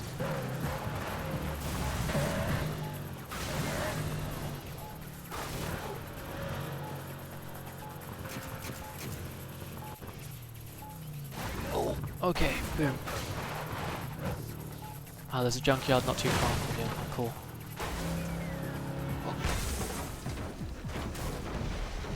Well, rip. That thing wasn't lasting much longer anyway. Devil's tongue. Oh. Alright. The old Burnout games had pretty nice original soundtracks. That's definitely one thing that I miss from them, the original soundtracks that they had. Because licensed music is cool and all, but the original music that the Burnout games had was pretty cool too. That and also, Burnout 3 actually had an original soundtrack, completely composed, finished, and everything, ready to go into the game. When Criterion Games actually got picked up by EA, and then they did their EA Tracks business, and that's why every Burnout game since has had a licensed soundtrack. But this game was big enough to be able to fit the soundtracks of Burnout 1, 2, and 3 in this. Tempted to sneak up and grab a bag of candy canes. Ooh. Thing is, it's not much cost, because if they go do the same thing, I'll get banned again, and I'll have them in my messages already. Yeah. Yeah. Alright, let's see what's going on with this Hunter Manhattan, and I'll get a color change. So they won't pull the same "can you unban me" again. Yeah, exactly. They'll realize that they're pretty much done. And there's no chance of being able to return. You bought 120 of them. Wow. And used 30, 40. Okay. Got a lot of candy canes. I only like the fruit candy canes. I don't know if I've had those. The only candy canes I have had are the mint ones. Be interesting though to try some other ones though. Be nice. Alright, let's see what other color combinations this car has, because holy shit, if I can get this in like the right blue, it'd be perfect for the guide thing.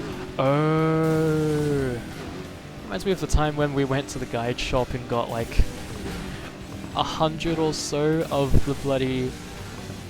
We got like almost every single thing they had, minus one. We left like one of those badges. That was ridiculous.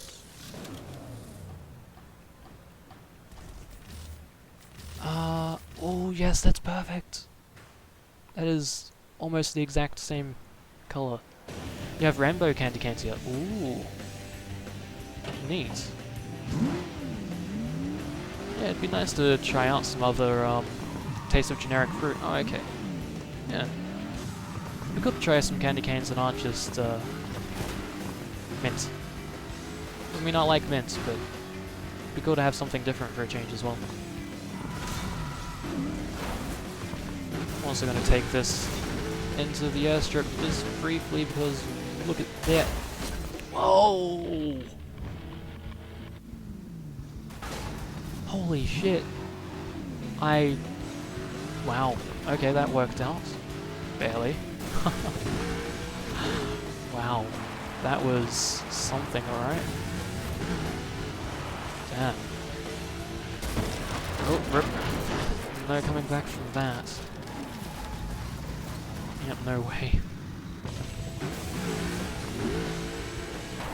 Okay, this thing doesn't have the greatest turning radius. This is a stunt class vehicle, but it's definitely not got turning radius for that. There's some really neat flavored candy canes. Yeah, it seems like it. I mean, it'd be nice. I'm even just interested in them just for the sake of, hey, it's something different.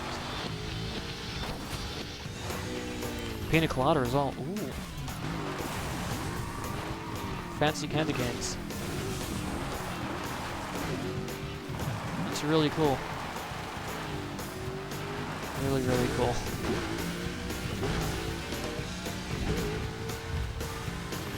Alright, let's see. Oh, that is not the way I want to go. That would result... That results in crash. Death. Though this did too, I think. Or is this a drive away? It's a drive away? Holy... Oh, no, no it wasn't. I didn't think so.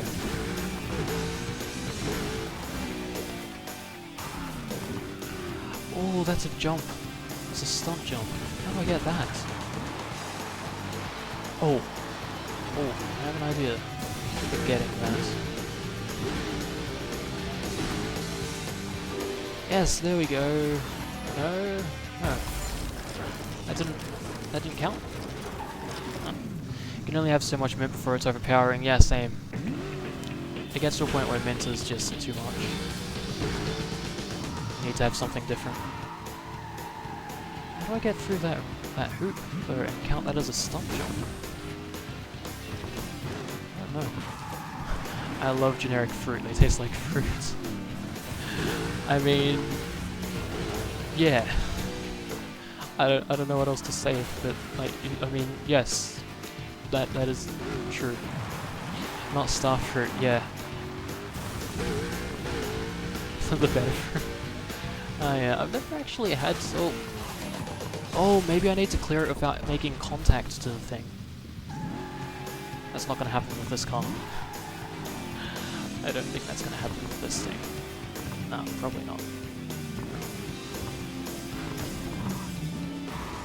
Yeah, I don't think I've had star fruit before. Alright. Well, I'm thinking that I will leave the stream here. I'm gonna leave this controller to charge for sure though. Boop. There we go. So yeah, I'm gonna end the stream here, so if you aren't following my various social media platforms, then definitely make sure to do that. I'm sure Squid will be able to get those links posted up. Thank you all for watching. It's been a really, really fun time.